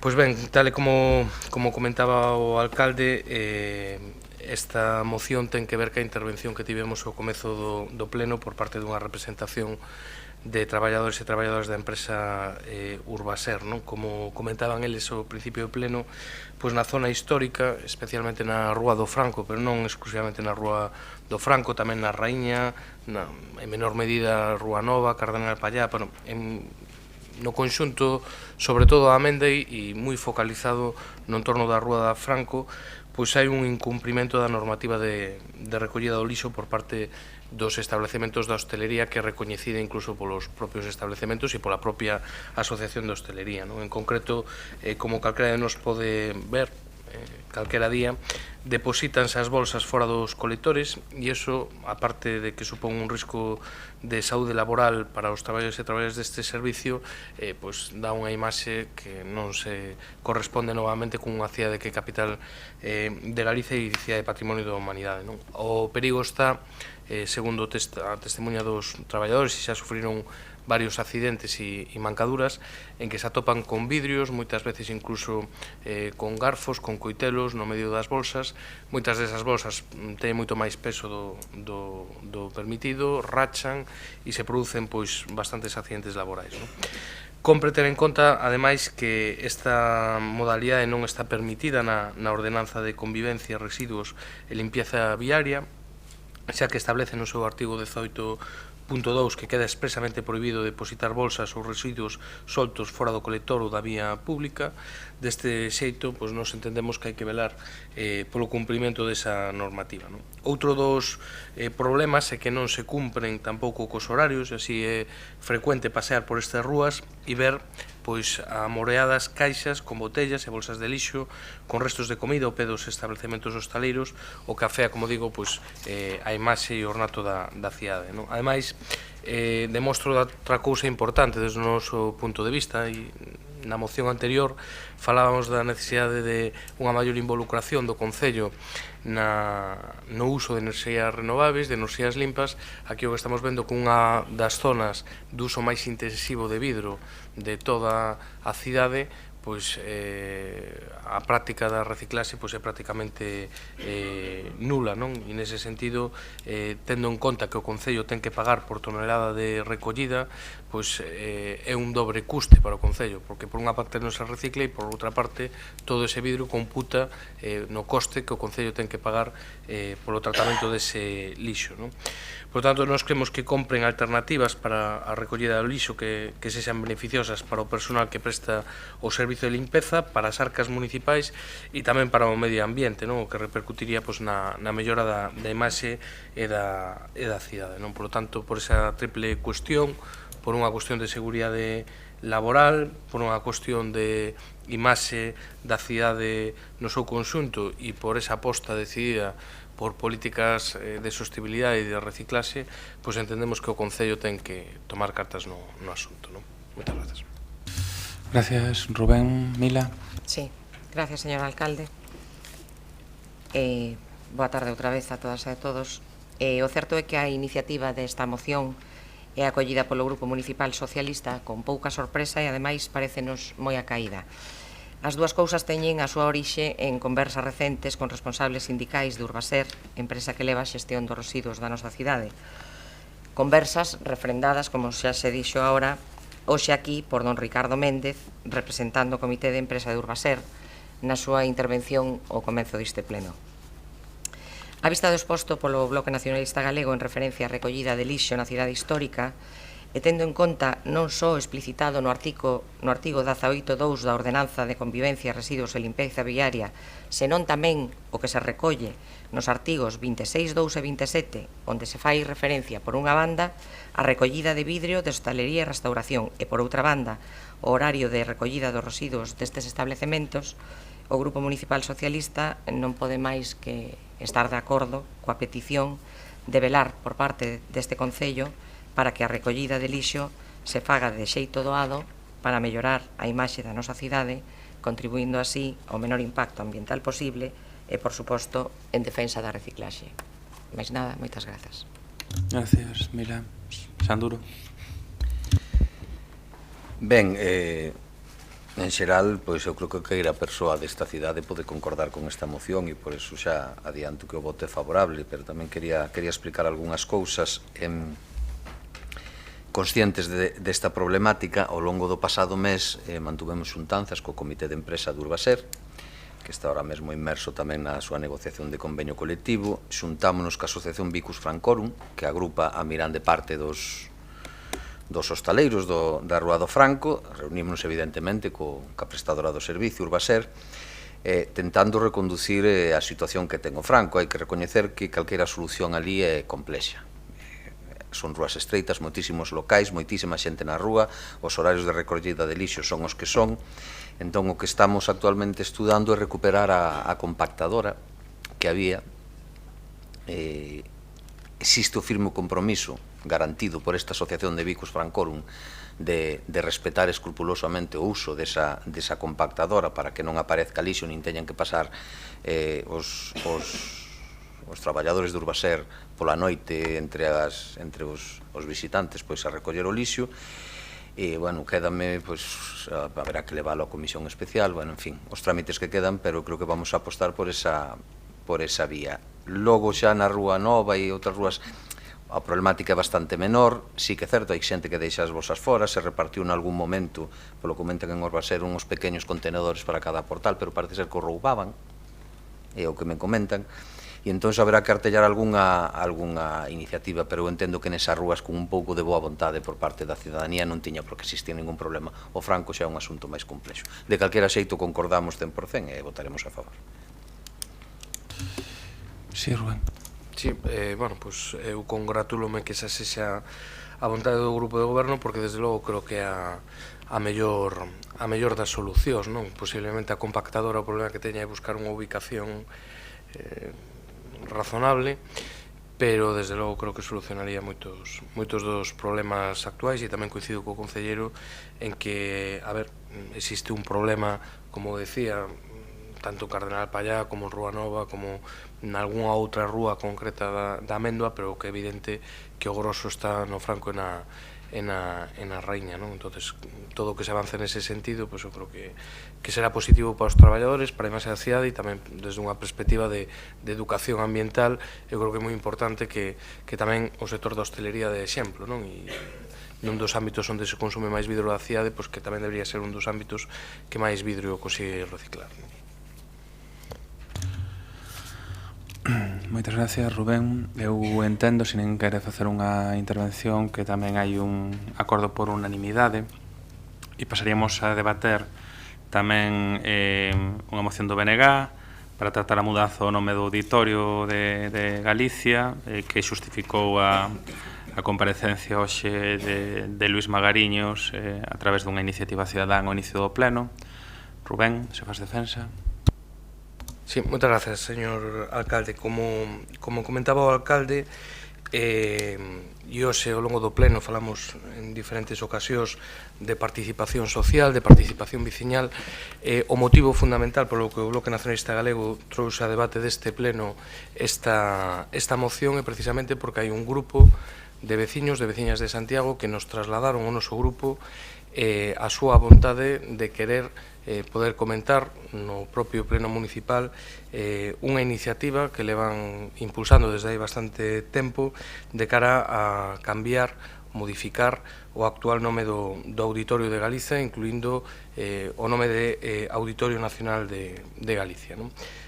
Como digo, creo que, e o temos reiterado en moitas ocasións, creo que temos que revisar os mecanismos de participación da veciñanza no pleno, que teñen que ser máis flexibles, que habería que garantizar mecanismos para que veciños e veciñas que teñen propostas que facer este pleno non necesiten que previamente haxa un grupo que introduzca un punto na orde do día, e que, por lo tanto, haxa máis facilidades para que veciños e veciñas poidan vir aquí, como viñeron eles, a trasladarnos calquera cuestión. En calquera caso, para nós é un placer poder servir de altofalante de calquera iniciativa veciñal e neste caso, ademais, porque somos coincidentes ca mesma. Constanos o traballo e o esforzo dese grupo promotor por trasladar e dar coñecemento desta iniciativa ao conxunto dos grupos municipais con representación no pleno municipal e nos o que entendíamos é que se debía dar a posibilidade de que pudieran falar e que, se así o entendía o pleno,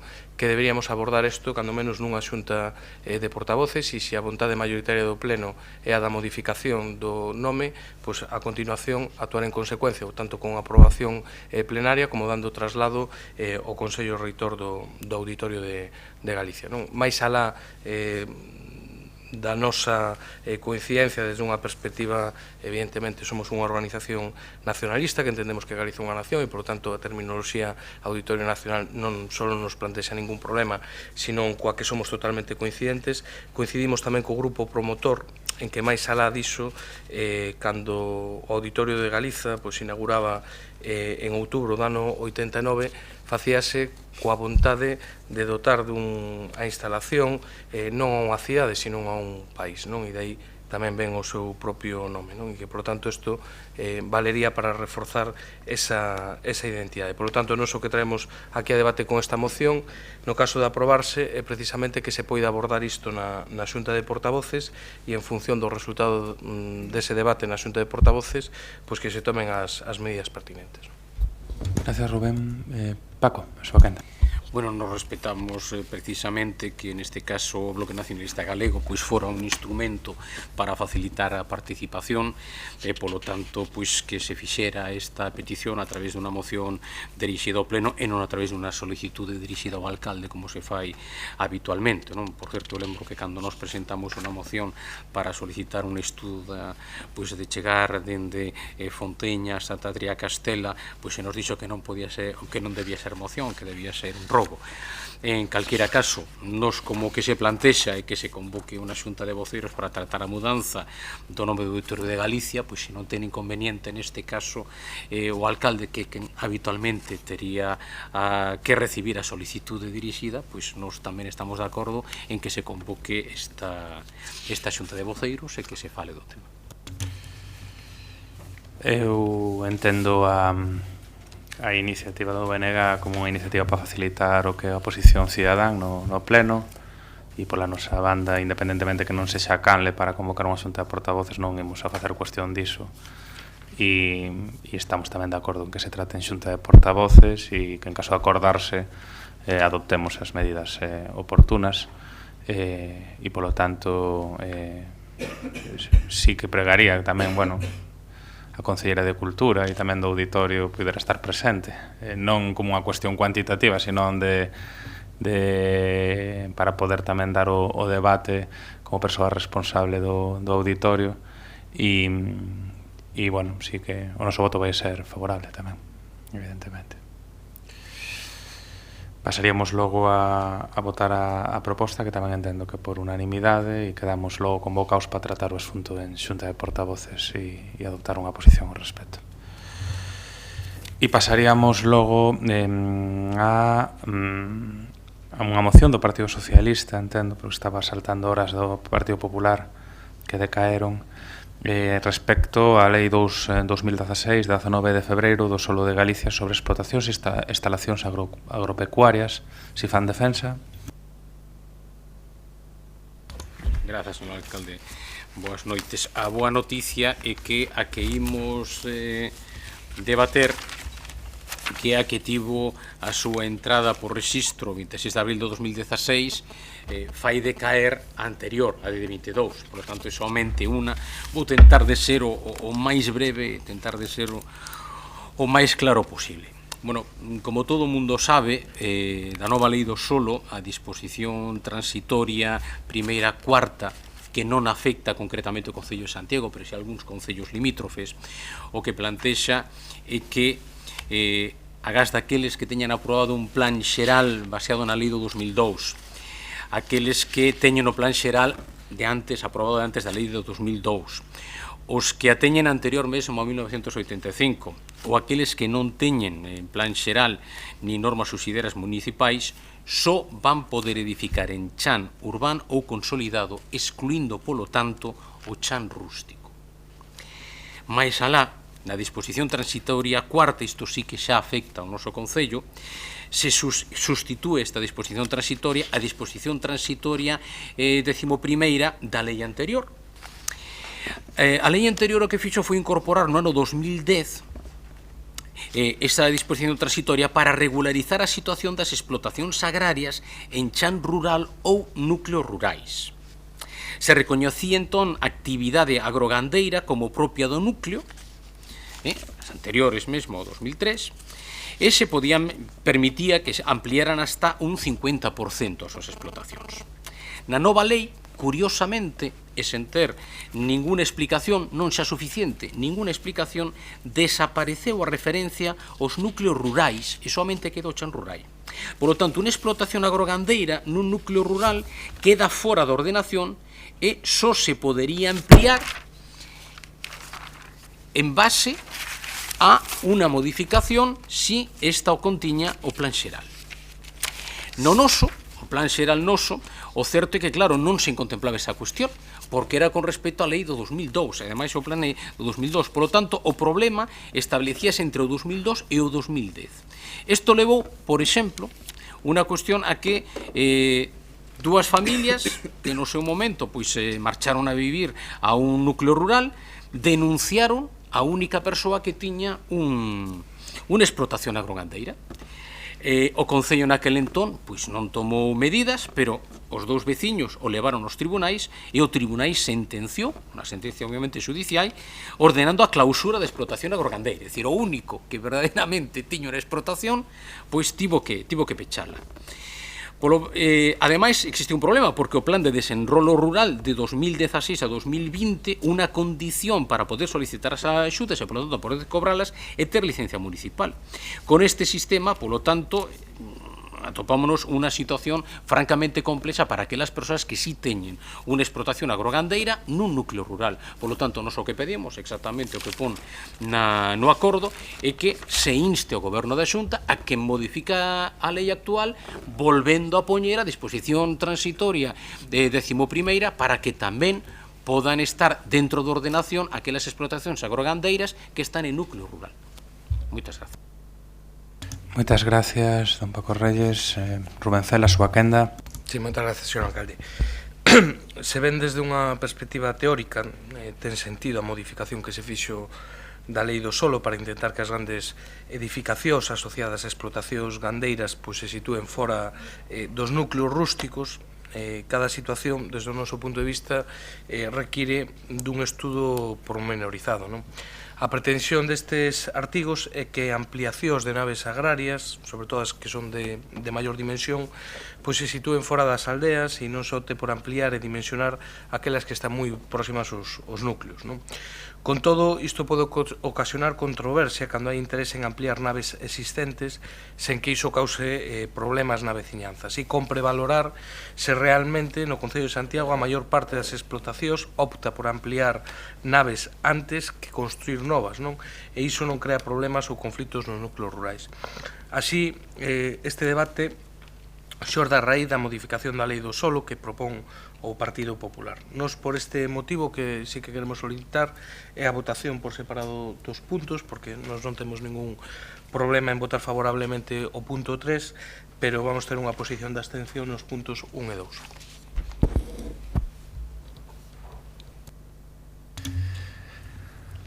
A túa quenda, Jorge Duarte.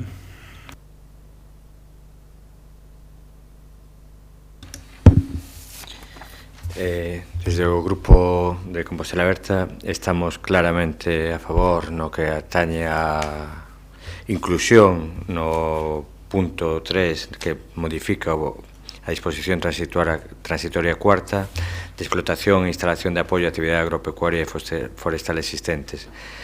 de tal forma que se inclúa en solo o núcleo rural, porque entendemos que a casuística pode ser moi especial.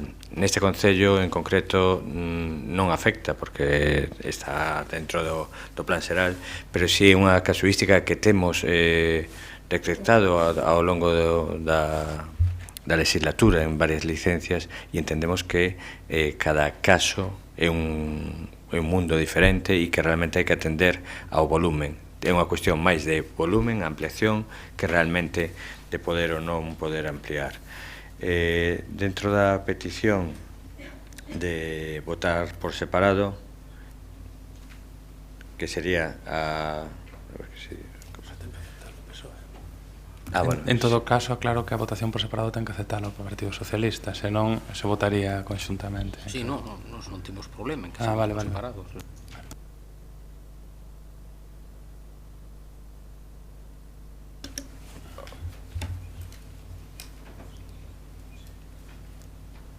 No punto primeiro, modificase a letra A do punto cuarto da disposición transitoria primeira, que queda como segue: no solo urbano únicamente se podería edificar nos terreos que merecen a condición de solo urbano consolidado. Nos non llevemos ningún problema. E no punto 2, que non sei se me falta, este, non?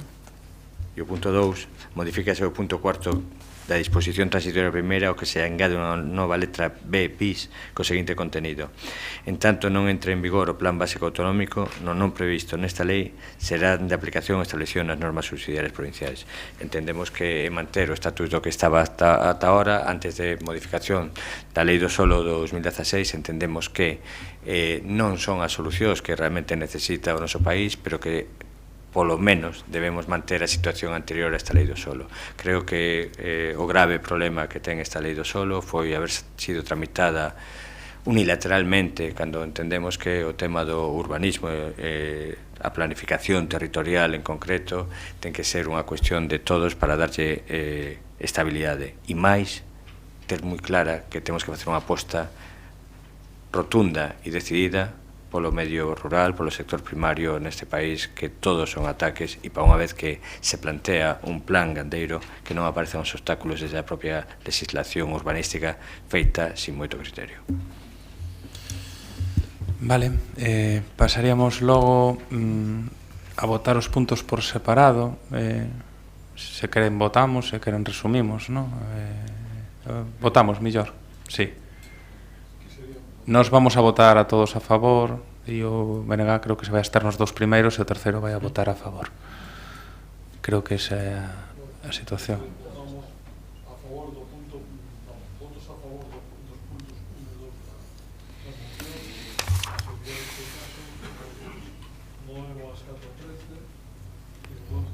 E dúas abstencións. Gracias, señor secretario. Pasaríamos logo unha moción de Compostela aberta en apoio ás peticións da plataforma de vítimas do Albia 04155 que vai a defender María Rozas.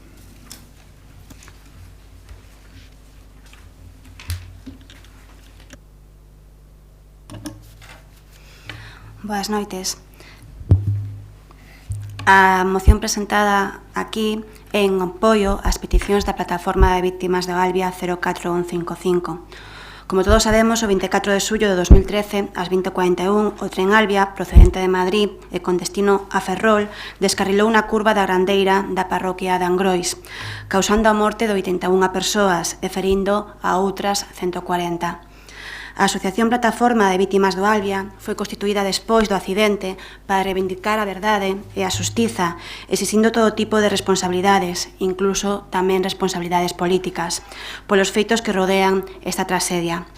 O cumprimento destes obxectivos melloraría a seguridade, tanto nos transportes como na acción da Administración, e evitaría que, nun futuro, repitíranse feitos similares. Dende a súa constitución, a plataforma denunciou o maltrato e o esquecemento por parte das institucións públicas e dos seus responsables, que...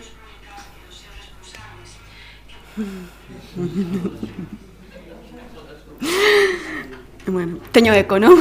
Vas con retraso, María. Que condenaron ao olvido o accidente...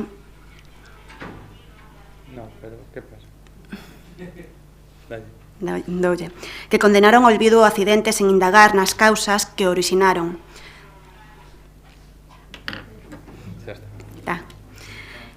E máis en concreto, as institucións galegas, que teñen unha especial débeda coas vítimas, porque se ben é certo que os veciños de Angrois, os veciños e as veciñas de Angrois, de Compostela e de toda Galicia, souberon estar á altura naquela data, non sucedeu o mesmo coas institucións. A marxe das investigacións judiciais e das responsabilidades penais que podan derivarse delas, as vítimas sempre reivindicaron a apertura dunha comisión de investigación parlamentaria para depurar todo tipo de responsabilidades administrativas e políticas. Tamén denunciaron a falta de independencia da Comisión de Accidentes Ferroviarias, pese ás obrigas da normativa europea. As vítimas do accidente do Albia levan anos exixindo que se dean explicacións pola falta de seguridade da parte do trazado na cal se produceu o sinistro e que se asuman responsabilidades por parte dos responsables. Para lograr isto, están a presentar mocións, resolucións nas que se inspira esta mesma iniciativa. Pouco a pouco, esta presión parecía que comezaba a dar tímidos froitos. A proposta da Comisión de Investigación Parlamentaria, bloqueada en ocasións anteriores, debatíase hoxe na sesión do Congreso dos Deputados, mais, novamente, foi bloqueada cos votos do Partido Popular e do Partido Socialista. Xa non saberemos que posición adoptaría o Partido Popular de Compostela, que abandonou o pleno, mas esperamos que o Partido Socialista compostelá se posicione a favor desta moción. A Plataforma de Vítimas do Albia denunciou en retiradas ocasións a falta de sensibilidade das institucións ante a traxedia ferroviaria, máis grave de toda a democracia española. Con esta moción non se pode reparar o dano que estas persoas sufriron, non se fai xustiza, nin se esclarece a verdade do sucedido, pero cando menos tentamos que se comece a recoñecer a dignidade do sufrimento das vítimas. O Concello de Santiago de Compostela débelle, cando menos, esta satisfacción a todas as persoas que altruistamente socorreron aquel día que debeu ser o da festa grande da nosa cidade e que se convertou na nosa peor traxedia.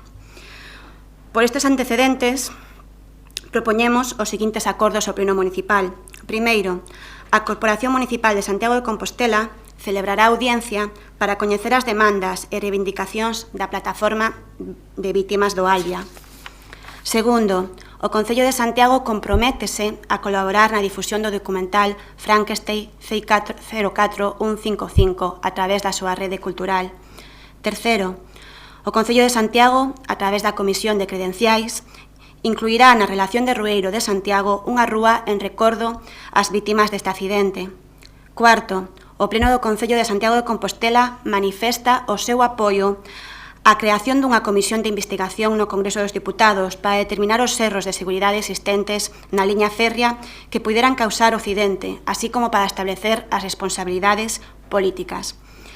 Quinto, o Pleno do Concello de Santiago insta ao Goberno do Estado a creación dunha comisión de técnicos e expertos independentes que investiguen o ocorrido e a que os resultados da súa investigación sexan feitos públicos. E, por último, sexto, o Pleno do Concello de Santiago de Compostela solicita á Comisión Europea que faga público o informe que sobre este accidente elaborou a Axencia Ferroviaria Europea.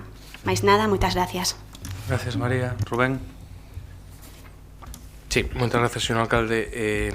Brevemente, porque xa é un pouco tarde, pero creo que o tema merece, polo menos, comentar un par de cousas, non? A primeira delas, que nestes últimos 3 anos o Bloque Nacionalista Galego trouxo, eu xa perdi a conta, en bastantes ocasións este tema ao Pleno Municipal, non? Como a todas as institucións que nos foi posible, non? Demandando unha comisión de investigación tanto no Parlamento de Galiza como no Congreso dos Diputados, sempre co boicot e co bloqueo por parte, tanto neste caso do Partido Popular como do Partido Socialista, así como temos trasladado a última vez, pois hai escasas semanas, a través da nosa compañera Ana Miranda, a diferentes peticións no ámbito de Estrasburgo, sobre todo no que ten que ver co comisario de transportes, por certo, con bastante máis receptividade que os representantes do goberno español, non? Eu creo que non Santiago, sino o conxunto de Galiza e do Estado teñen unha débeda que é absolutamente impagável cas víctimas e cas familias, cos amigos e cos seres queridos das 81 persoas que deixaron a vida na curva da Grandeira, non? E como comentaba a concelleira, eso non ten reparación posible, non? Sin embargo, eu creo que sí que hai dúas cousas que se poden facer, que nos levamos moito tempo demandando e que non se teñen materializado, non? E as dúas cousas que se poden facer é, primeiro, que se coñeza toda a verdade, e agora se facía referencia a un documental que aporta bastante desa verdade, pero polo menos que os familiares poidan coñecer exactamente que foi o que pasou e por que pasou, e en segundo lugar, que se depuren responsabilidades, non? E esas responsabilidades teñen un ámbito xurídico que sabimos até onde chega, por desgraza, desde o meu punto de vista, e teñen un ámbito político, non? Entón, nese sentido, son dúas cuestións nas que o avance é moi limitado. Eu, desde logo, creo que non hai ninguna razón que justifique que non se permita a realización dunha comisión de investigación habendo 80 e pico mortes en riba da mesa, non? E hai unha terceira cuestión que tampouco é menor e que mostra tamén a responsabilidade moitas veces dos responsables das administracións públicas, non? E é facer todo o posible para que algo así non volva a pasar, non?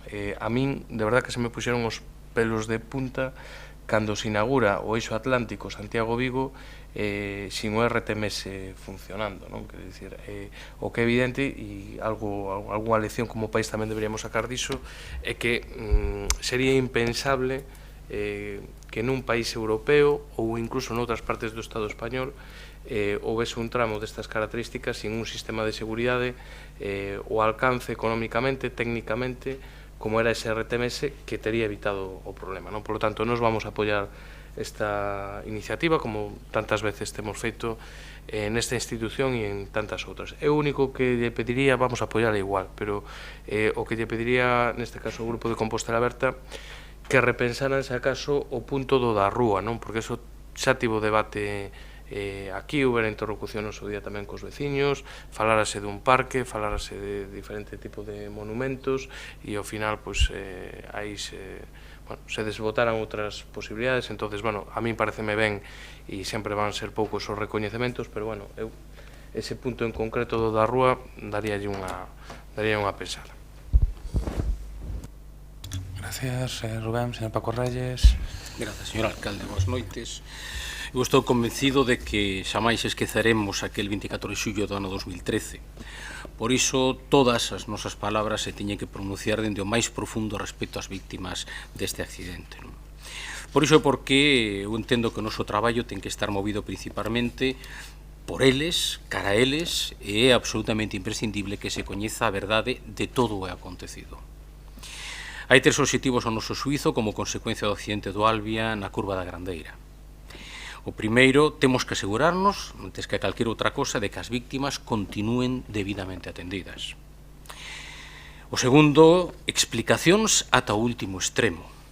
E o terceiro, imos aprender e imos mellorar para que isto non volva a acontecer nunca. Requírense, obviamente, explicacións concretas sobre as condicións de seguridade nas que se prestaba o servizo ferroviario Madrid-Ferrol no que se produciu o fatal accidente. A primeira pregunta é obrigatoria, derivada do que acabo de comentar. Cumpríanse as normas no funcionamento dese servizo? Estaban certificadas a infraestructura, a sinalización, a curva? Estaba debidamente acreditado o material móvil? O Albia 730 estaba acreditado, pasar os controis? Cumpríanse as normas o 24 de xullo? Isto é importante que todos os cidadáns o saiban. Nos entendemos que a seguridade ferroviaria en xeral no noso país, e dende logo nese tramo en particular, polo que eu paso con moita frecuenza, é discutible e con toda a seguridade perfectible. Pero trátase dunha seguridade conforme a norma, trátase dunha seguridade garantista, trátase dunha seguridade homologada, razoable. Temos probablemente que revisar criterios, normas e aprender do sucedido para mellorar e previr, co fin de que isto, dende logo, non volva nunca a suceder. Nos o que solicitaríamos a Compostela Aberta, que quen presenta a moción, sería a votación por separado dos puntos.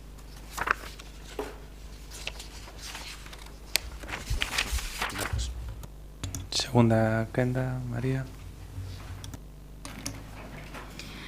En relación á petición do bloque, sobre o punto número 3 de incluir unha rúa no Rueiro de Compostela en recordo das vítimas, a moción, tal como está presentada, foi consensuada ca Asociación de Vítimas do Albia, así que pola parte de Compostela Aberta non querríamos modificarla, non? Polo menos sen o seu consentimento, pero tamén tendo en conta que a decisión de incluílo no Rueiro é unha decisión da Comisión de Credenciais, onde todos os grupos están representados, non? Non temos ningún problema en votar os puntos por separado. Pasamos, sí, se queres decir algo. En calquera caso, nos evidentemente non vamos ter ningún problema con que se adique unha rúa, con que se adique un monumento, con que se adique un parque e todo o que se faga en recordo das vítimas e en intentar reparar parte do que aconteceu, polo menos para familiares e amigos e achegados, non sempre vamos a votar favorablemente. Se iso está consensuado coas vítimas, cas familiares e ca asociación, non vamos a por ningún problema. O único que trataba de dicir é que este foi un tema moi sensible e que aquí neste mesmo pleno deu para moito debate no seu día e se intentou tratar cun cuidado exquisito, non? Entonces, se por parte do goberno iso está consensuado e falado, nos non vamos a por ningún problema. Sí, sí. Non, simplemente adiantar que nos imos votar a favor do acordo 1, do acordo 2, do acordo 3 e do acordo 6, e que imos votar en contra do acordo 4 e do acordo 5 por entender que a competencia para estes dous puntos está noutra sede. Mais nada, moitas.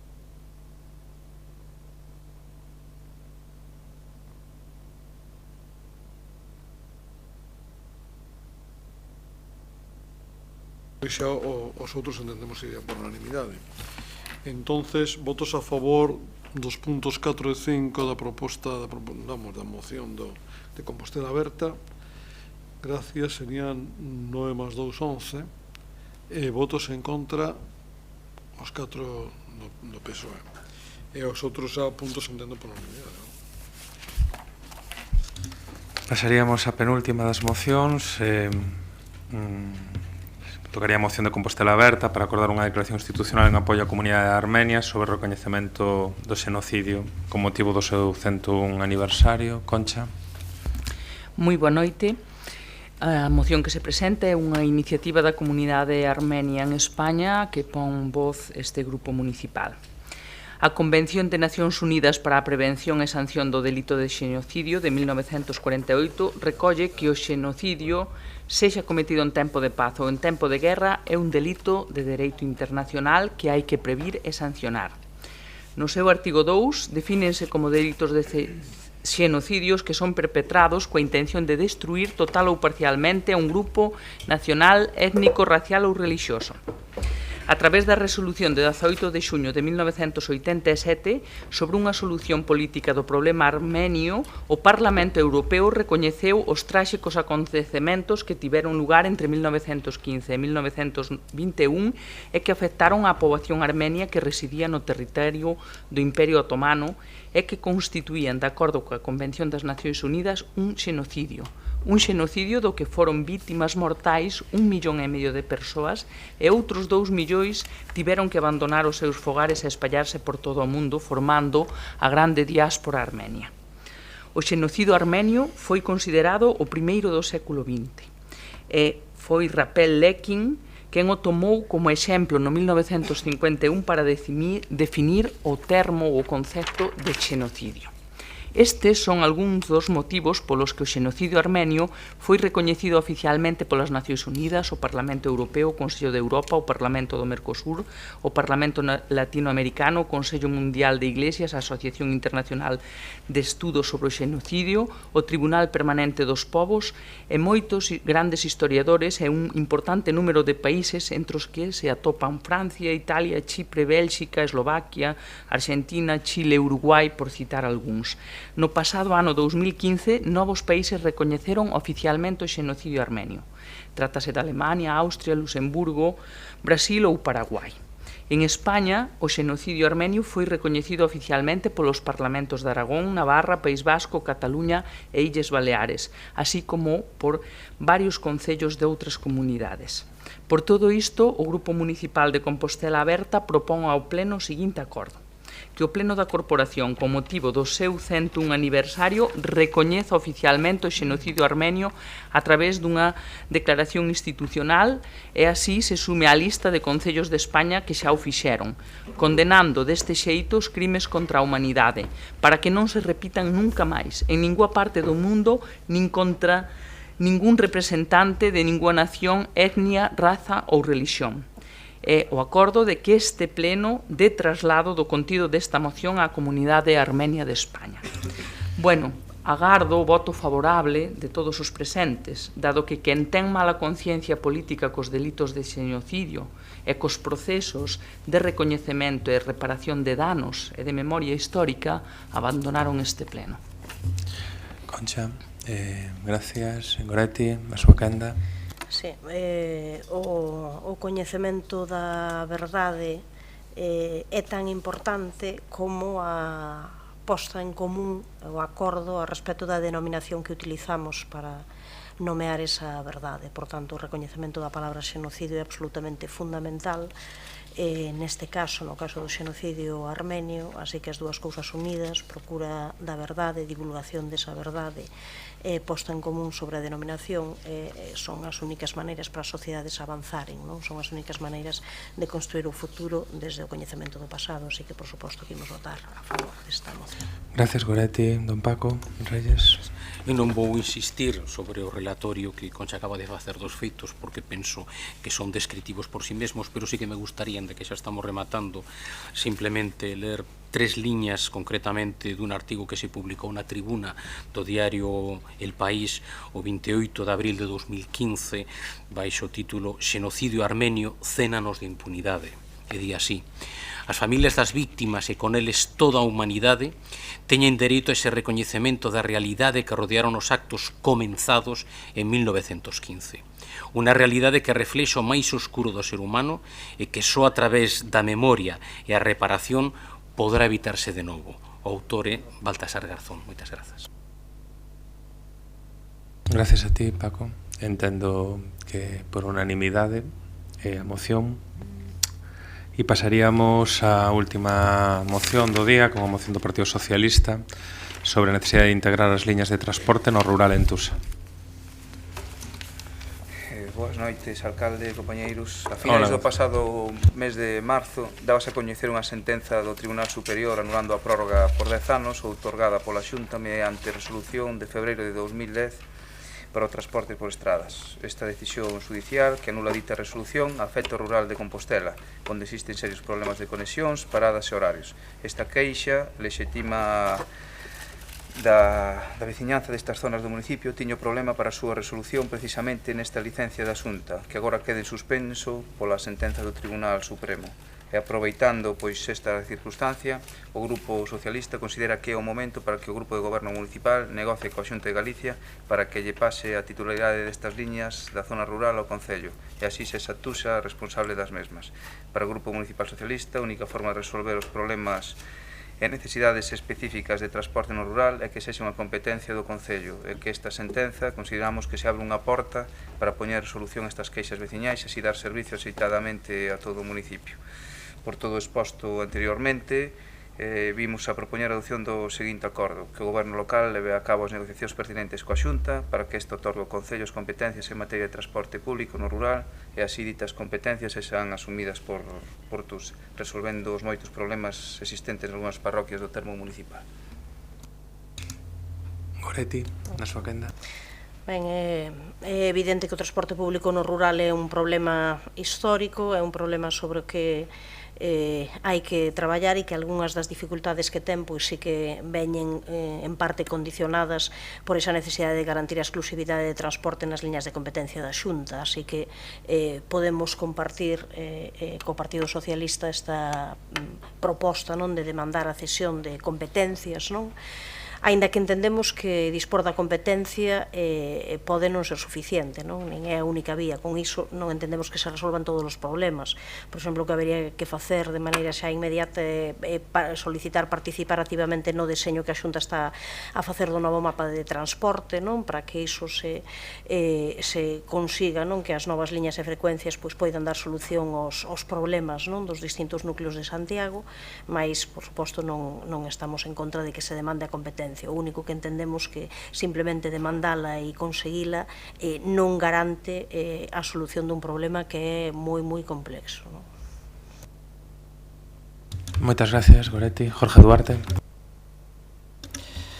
Bueno, pois sobre a moción que presenta o Grupo Socialista temos unha coincidencia bastante clara e de feito entendemos que realmente a sentencia do Supremo supón unha oportunidade. Esta mesma mañán estuvemos na Comisión de Seguimento do Transporte Público Metropolitano da área de Compostela. Nesa mesma reunión expusémoslle claramente a Dirección Xeral de Mobilidade que necesitamos coñecer cal é a opinión da Dirección Xeral de Mobilidade sobre algo que moitos concellos da nosa contorna e nós mesmos entendemos que é unha oportunidade e non un problema. Ante elo, a Xunta o único que fixo foi recurrir á sentencia do Supremo e incapacitar a vía para tomar decisións que podan abrir as liñas de transporte público municipais e tamén metropolitanas de cara a esa millora no medio rural. Nesta mesma reunión, hoxe, tamén plantexamos a necesidade de crear un consorcio metropolitano do transporte no cal o Concello de Santiago e os concellos das áreas limítrofes, aproveitando esta sentencia, podamos diseñar de novo a rede de transporte metropolitano para facela eficiente para a xente do rural e tamén do noso concello. O Concello nestes meses ten traballado noutra liña específica que é a liña de Tes máis Bus, na cal cabe a posibilidade de que nas áreas rurais do noso Concello puiderase compatibilizar o transporte escolar sempre cando teña asistencia, ou o transporte escolar de primaria con acompañantes, ca recollida de pasaxeiros, porque ademais dase, non sei se a casualidade, non vamos a dar liando as cousas, pero que os concesionarios do transporte público desas áreas, en concreto 4 áreas na nosa cidade, a zona norte, que a concesionaria era Caravansa, a zona de a Peregrina con Aucasa, a zona de Villestro e a zona de Arins con outras 3 concesionarias, para que se pudera facer esa cooperación interadministrativa e que esos autobuses que estaban prestando o servicio, que son as mismas empresas os que prestan o servicio escolar que os que prestan a concesión, poder incluir e dar mellor servicio rural. Por qué? Porque realmente non temos máis ferramenta que apostar pola que naquel momento era a atadura de donde hai unha concesión, o transporte público municipal non pode estender o seu servicio. Temos moi claro que o problema do transporte público no rural é un dos máis graves para poder cumprir un dos compromisos de Compostela Aberta de intentar igualar, reequilibrar os servicios á poboación entre o rural e a cidade. Por lo tanto, no rediseño no que estamos a traballar das liñas de transporte, na caracterización de liñas de transporte que no próximo mes presentaremos para intentar avanzar, consensuar e dialogar con todas as asociacións de veciños do rural e o resto da cidadanía, apostamos por modelizalo, caracterizalo, diseñalo, entendendo que non deberíamos ser cautivos desta concesión. Por lo tanto, facemos unha aposta moi clara nese novo modelo de transporte público por diseñar as liñas que realmente necesita a xente o marxe dos intereses dos concesionarios, porque entendemos que é unha oportunidade que non podemos desbotar. Por lo tanto, estas dúas cousas foron transmitidas hoxe con claridade despois de haber recibido, como decía anteriormente, o rechazo por parte da Consellería de Educación a implantar de educación a compartir a experiencia de T+B no cal a xente do rural, aldeas como la Mascal, bueno, toda a zona norte, na cal podría ser claramente unha solución aceitada para dar ese transporte ca cooperación interadministrativa para facer unha xestión máis eficiente para os cidadáns. Entendíamos que non había ningún motivo, aínda así, a Xunta de Galicia contestou que non o iba a facer sin aportar máis argumentos. Por lo tanto, desde esta Concellaría de Mobilidade dimos todos os pasos tanto no metropolitano como na recuperación da capacidade de decidir as líneas de transporte no rural, e a nosa aposta é moi clara, entendendo que a sentenza abre unha oportunidade e non, como di a Xunta, que lle crea un problema. Por lo tanto, temos unha aposta moi clara por rediseñar as líneas de transporte, apostando claramente por mellorar o servizo no rural. Algo que engadir, señores? Pois entendemos a prova por unanimidade, agradecemos a presencia, a paciencia e o debate e levantamos a sesión.